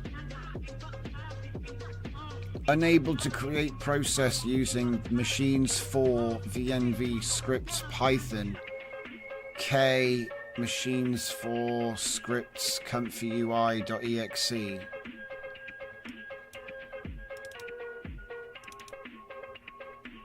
Is there even a comfy UI there? comfyui.exe, yeah. CWD. I mean, it's right. Okay. Okay.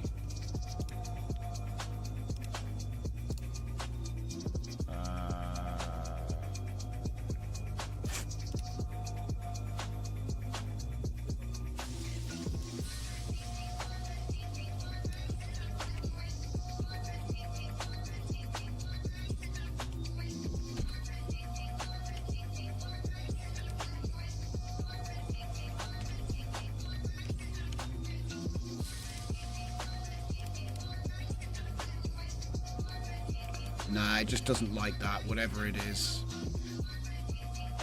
What the heck? Hang on. I put a thing there, and it's ignored it. What? Yeah, the little dash is missing after the equals, but it's clearly right there.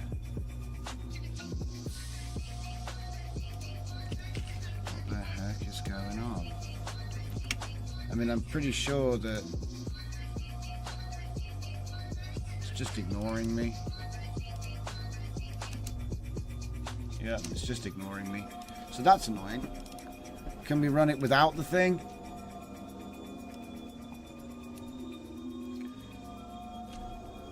System can't find the file. Great. Awesome.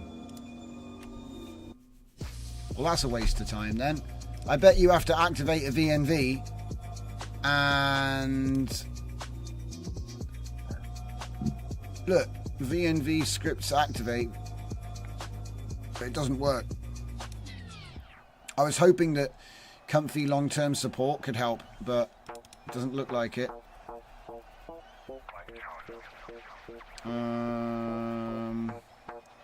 And then this is the desktop version of Comfy. That doesn't work either. Useless.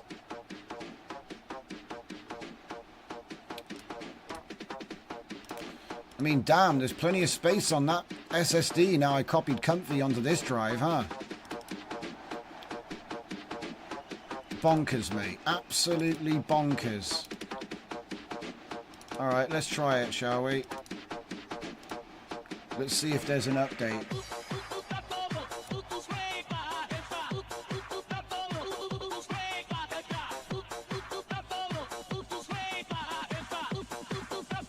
There is an update.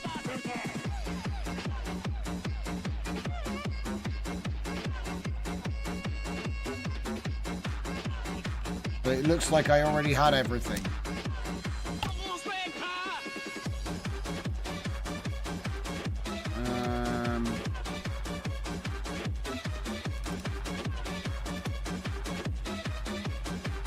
You might have to use it on Pinocchio.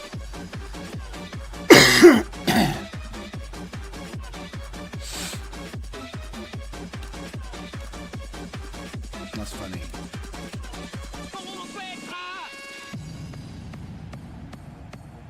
Well, it's almost 1 o'clock in the morning, so pretty much I'm probably just going to disappear in a minute, purely out of spite. No, I'm just joking. everything that I wanted to do, I got done in the first 2 hours of the stream tonight. And then we spent like an hour chatting and then 2 hours watching Comfy fail.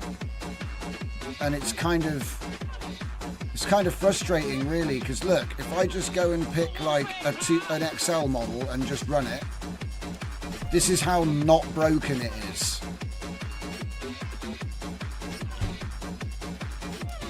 There it is. This is what happens when you try to run a model, you know, which they haven't messed about with, basically. It seems like they've done something to the way that they're loading Flux. I don't know if they're trying to make it more efficient, which is totally unnecessary in my opinion. They probably thought that they were doing some kind of optimization. And from what I can tell, it's broken. Whatever it is they've done has broken it. Because certainly 4 months ago, and even up to like 2 weeks ago, there were no problems. But then in the last week, maybe 2 weeks, it's just taken a dive. I don't even know what they've done. Like I said, it would be like trying to find a needle in somebody else's haystack.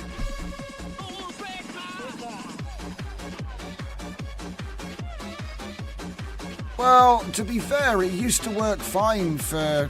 It was working, like I said, 4 months ago until a week ago, there were no problems like this. And suddenly, things take forever to load. Suddenly. So something happened in the last 2 weeks. Who knows? Who knows? Oh, it's definitely not just you. To be honest, I get a lot of messages from people about this, which is one of the reasons why I've spent so much time trying to fix it. But there comes a point where I have to respect the fact that I'm not Toyota, and if the car don't start, that's their problem. Do you know what I mean? Like, what? I didn't write Comfy. I just write the workflows and help people how to use it.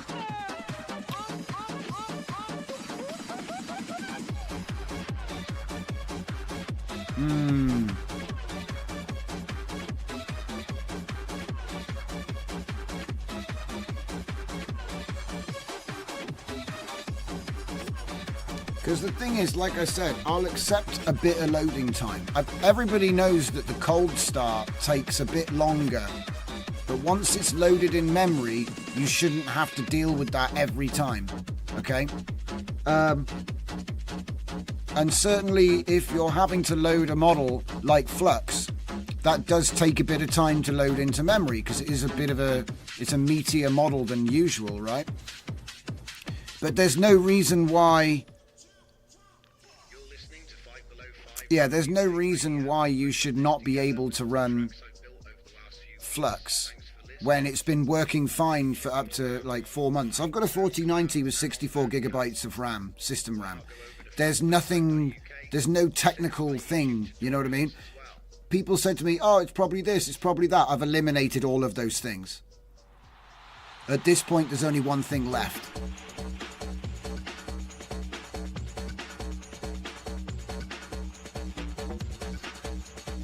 And like I said, the amount of time that I've wasted on basically trying to find a rusty needle in somebody else's haystack, I could have probably done like 12 other things in that time. And it gets to the point where you have to start calling it how it is.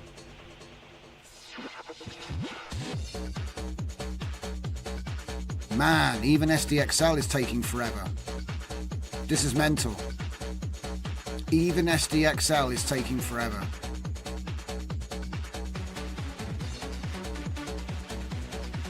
That is crazy.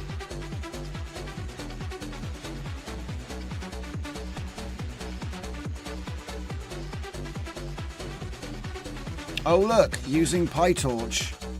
Look, see, what's this business? What does that do? What's all this nuts? What's all this stuff?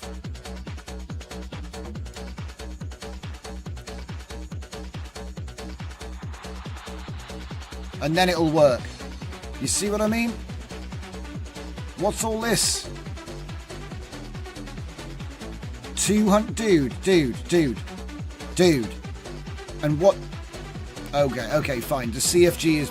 Forget the picture quality because the settings are set up for flux right now. But 288 seconds to run SDXL? Are you kidding me? Look, I can fix this easy. Look, if we just put like a 7 here. Oh, that's the wrong buttons. If I put a 7 there and run it again, then we get good cap. Okay? So yeah, it was CFG was set up for flux Schnell. Look, this is my face. My face when I'm running. My face when I'm trying to run flux in comfy. A white cat is back.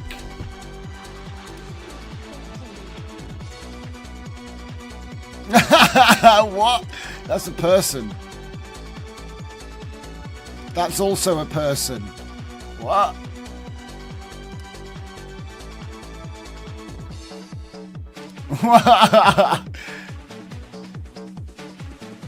It did make the grumpy cat face. A grumpy white cat. That's a good description. There you go. Me when the flux doesn't load.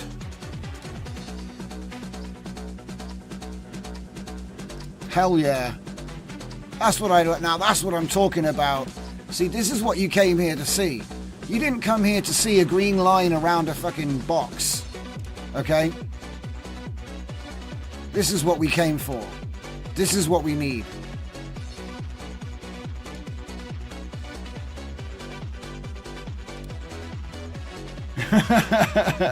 This is exactly what I needed right now.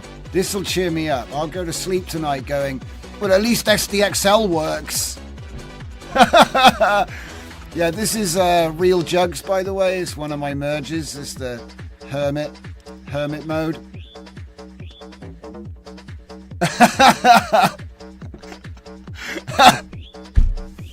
That's what I'm talking about. All right, now let's turn that smile upside down and put Schnell back on. Watch this. Right. I need a clock. Is there a stopwatch? Stopwatch. Clock needs an update. What?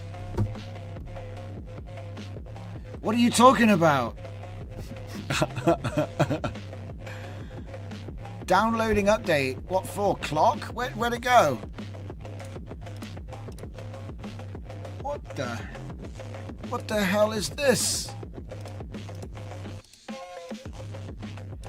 Come on. Timer. Stopwatch. Right. Okay, are you ready? Go.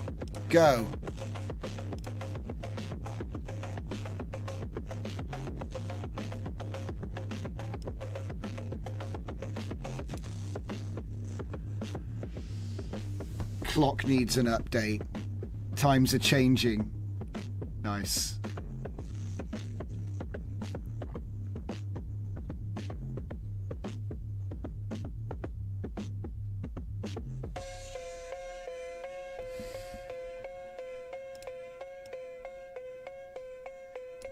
Got prompt.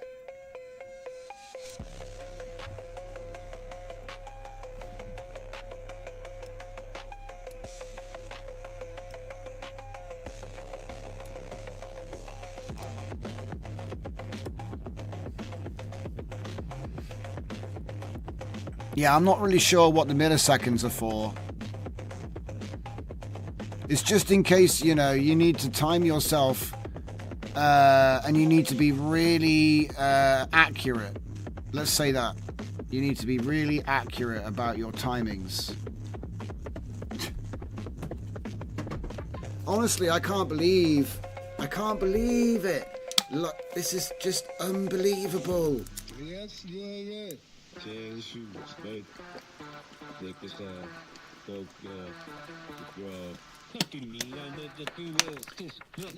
The cat's already angry. Grumpy Cat is grumpy about your memory optimization attempts.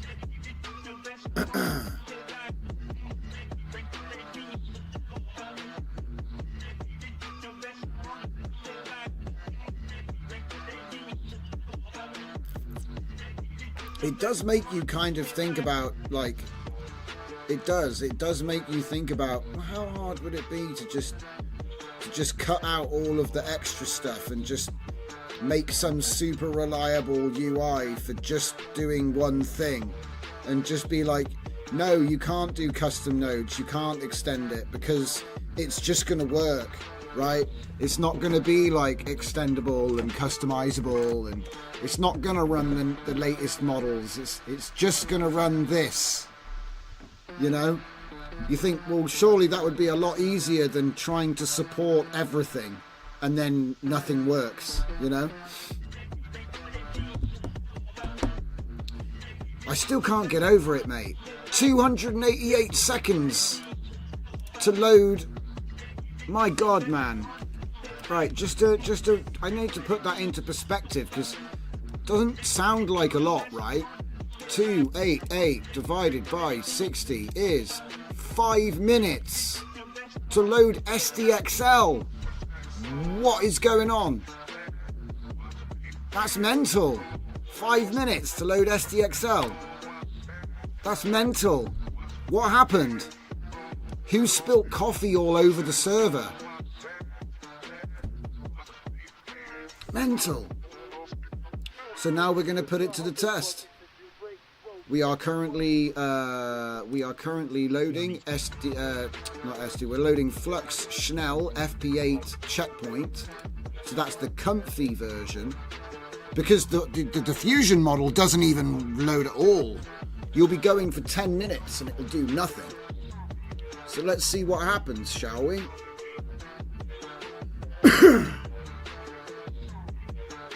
It's kind of mental. I still can't get over this.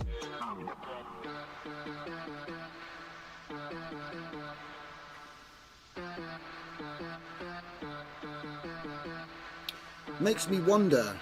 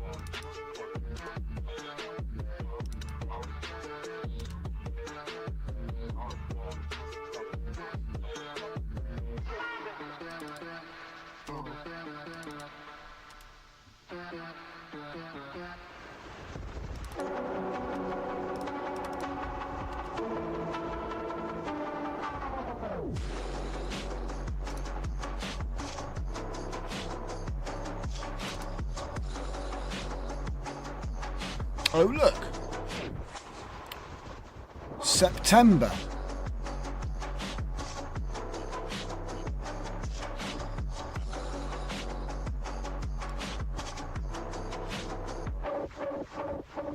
See, none of this was a problem.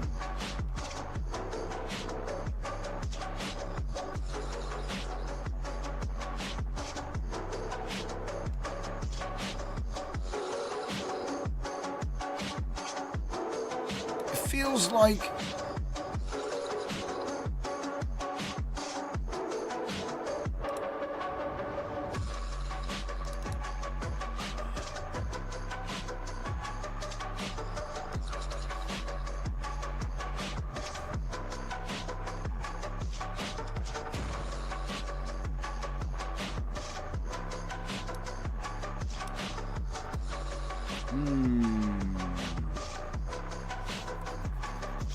no log files.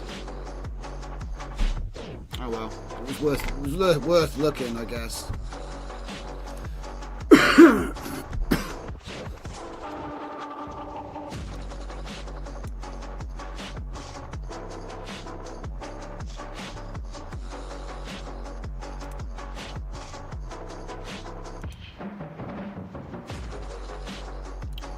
Wow, guys. Yeah, I did think about it, mate, but it's just installation logs. They're not, you know.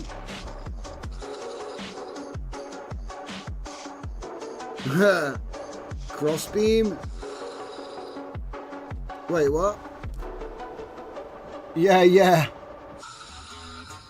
5 of your years to investigate this. By the way, there is an EXE Comfy standalone and it's supposed to be stable. I don't believe them. Honestly, it's getting to the point where my disbelief is becoming stronger. Like, you know, like if the thing is, when you have something that worked well and then you're like, hey guys, we've got this new thing which is even better and the old thing gets worse. I don't want your new thing.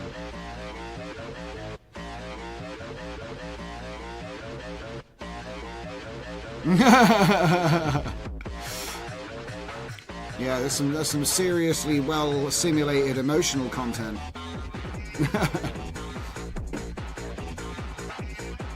Model type flow. 8 minutes.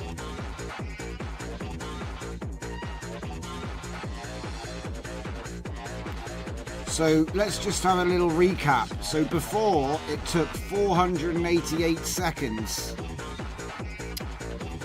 So 488 divided by 60 is 8.13.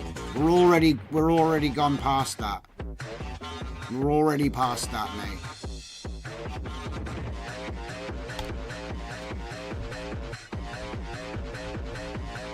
This is what I'm talking about, guys.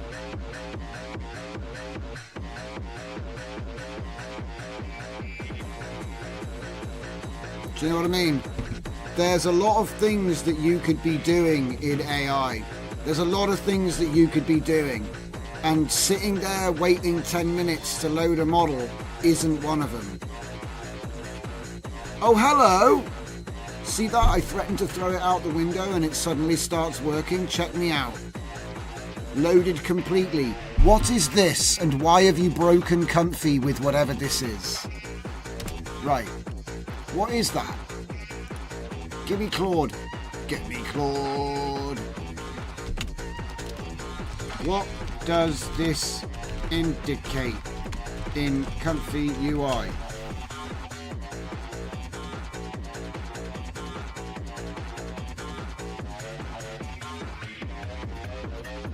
He doesn't really know, but he reckons it could be millisecond loading time, memory address.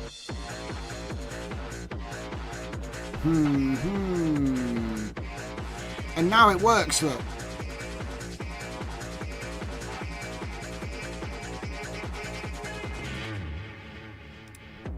"10 minutes. 10 minutes? That's just mental. 610 seconds. That's just mental. Why does it take 10 minutes to load Flux Schnell? This is Flux Schnell, not Dev, not Pro, just Flux Schnell. My God. Okay. Why does it take 10 minutes to load Flux? I just want to see if Reddit's got the answer. Here we go, Reddit. Here we go. Loading from tape. Thanks, Reddit. He's making a joke regarding storage. Yeah, great. Mate, what's going on with the fucking tiny text? Try getting GGUF models. That's just quantization. Your goal is to get loaded completely instead of loaded partially. Loaded completely. The latter means it's offloading to system RAM. SSD, it takes 30 seconds to load on SSD. Make sure you're on SSD. NVMe was the solution. It doesn't take 10 minutes even when reading from a HDD. So why not go over to fightbelow5.uk? You have a monster setup. As well. I have. Load time is unnoticeable. I suspect you have CUDA version and NVIDIA driver. Try to install latest versions and upgrade Comfy too. Upgrade everything is the obvious choice, right?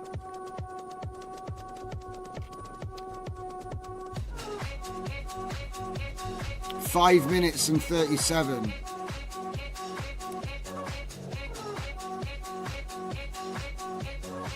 Here we go. I came here to see if there was a resolution.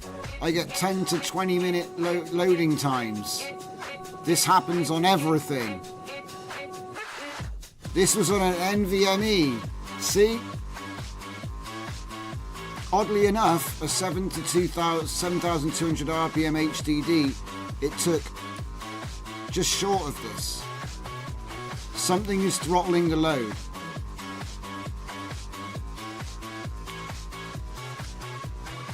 I just updated GPU driver, fresh environment of Comfy, rebooted. This is what I got. He went from 1200 seconds to 6 seconds.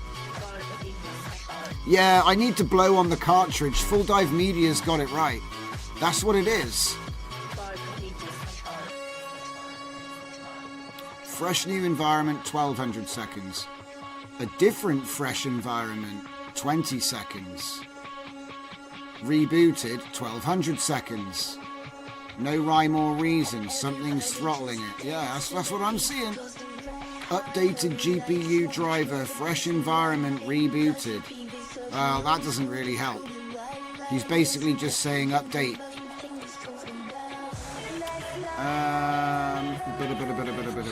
Super slow, super slow.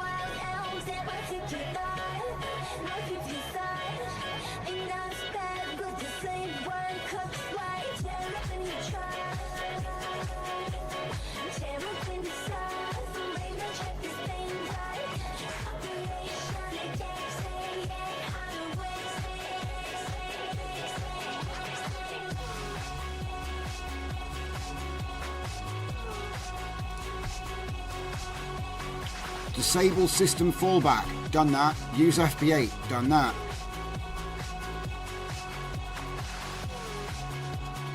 It usually takes me about 12 seconds. Increasing page file size. Yeah, I increased my page file size to 72 gigabytes. Didn't make any difference. It was already 60 gigabytes as well. My page file is now bigger than the amount of physical RAM I have. And I've got plenty of space on the hard drive too. You're holding it wrong.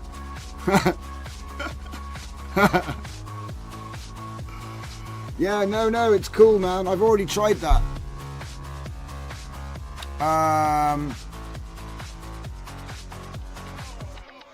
Yeah, force clip to CPU.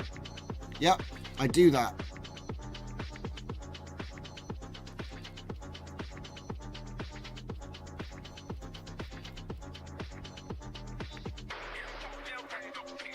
And to be honest, I run FP16 and it's fine.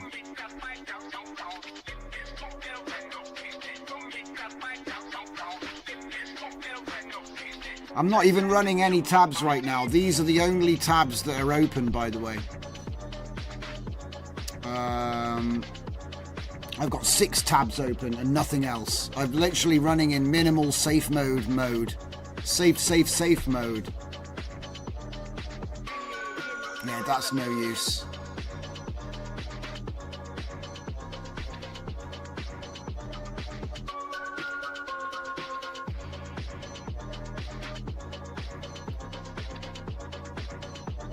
I gave up.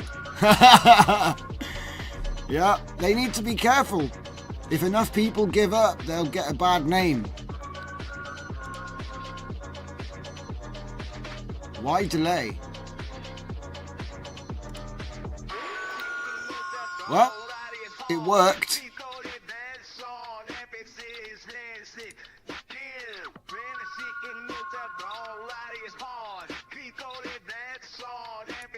20 steps? What the hell are you doing?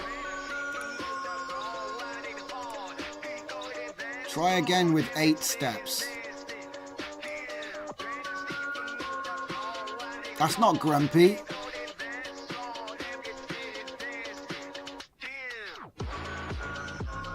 That's better. Caused by lack of RAM.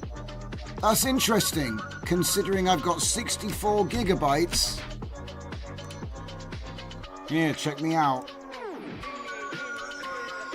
Performance. Memory.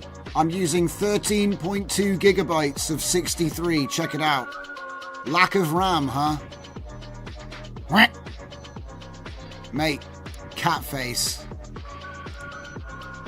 Get me more cat faces. Yeah, tell me. I know you're not the one saying it, okay? But, you know, my reaction to being told I don't have enough memory. You know? Yeah.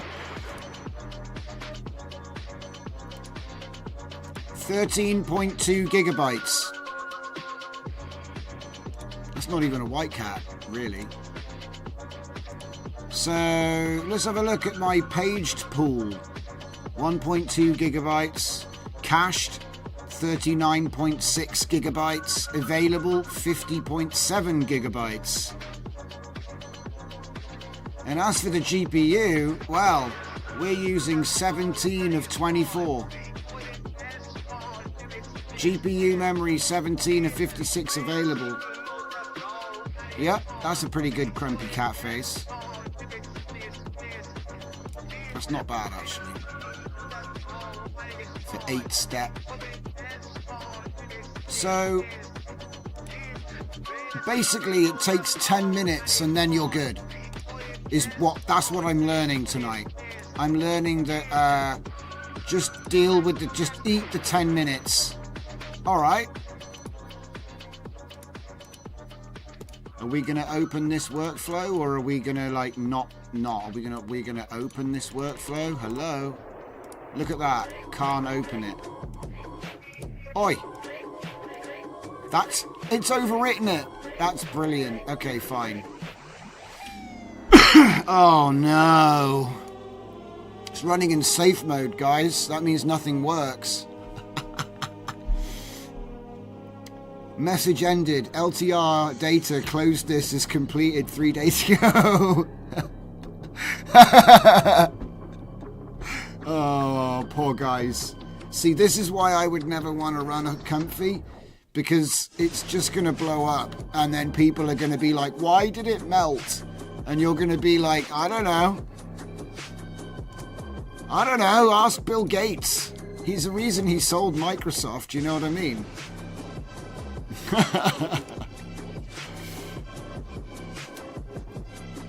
10 minutes! Yeah, that's a good one. Alright. Basically, I think we've learned everything that I needed to learn tonight, which is that basically it takes 10 minutes to load now. And you just have to deal with it. Okay. That's it. It's 1:30 in the morning. If I don't go to bed soon, I'm just not going to get any sleep. So, thanks for watching, guys. There'll likely be more streams like this, regardless of if Comfy wants to work or not. So thanks for joining. Thanks for hanging out. But I am disappearing.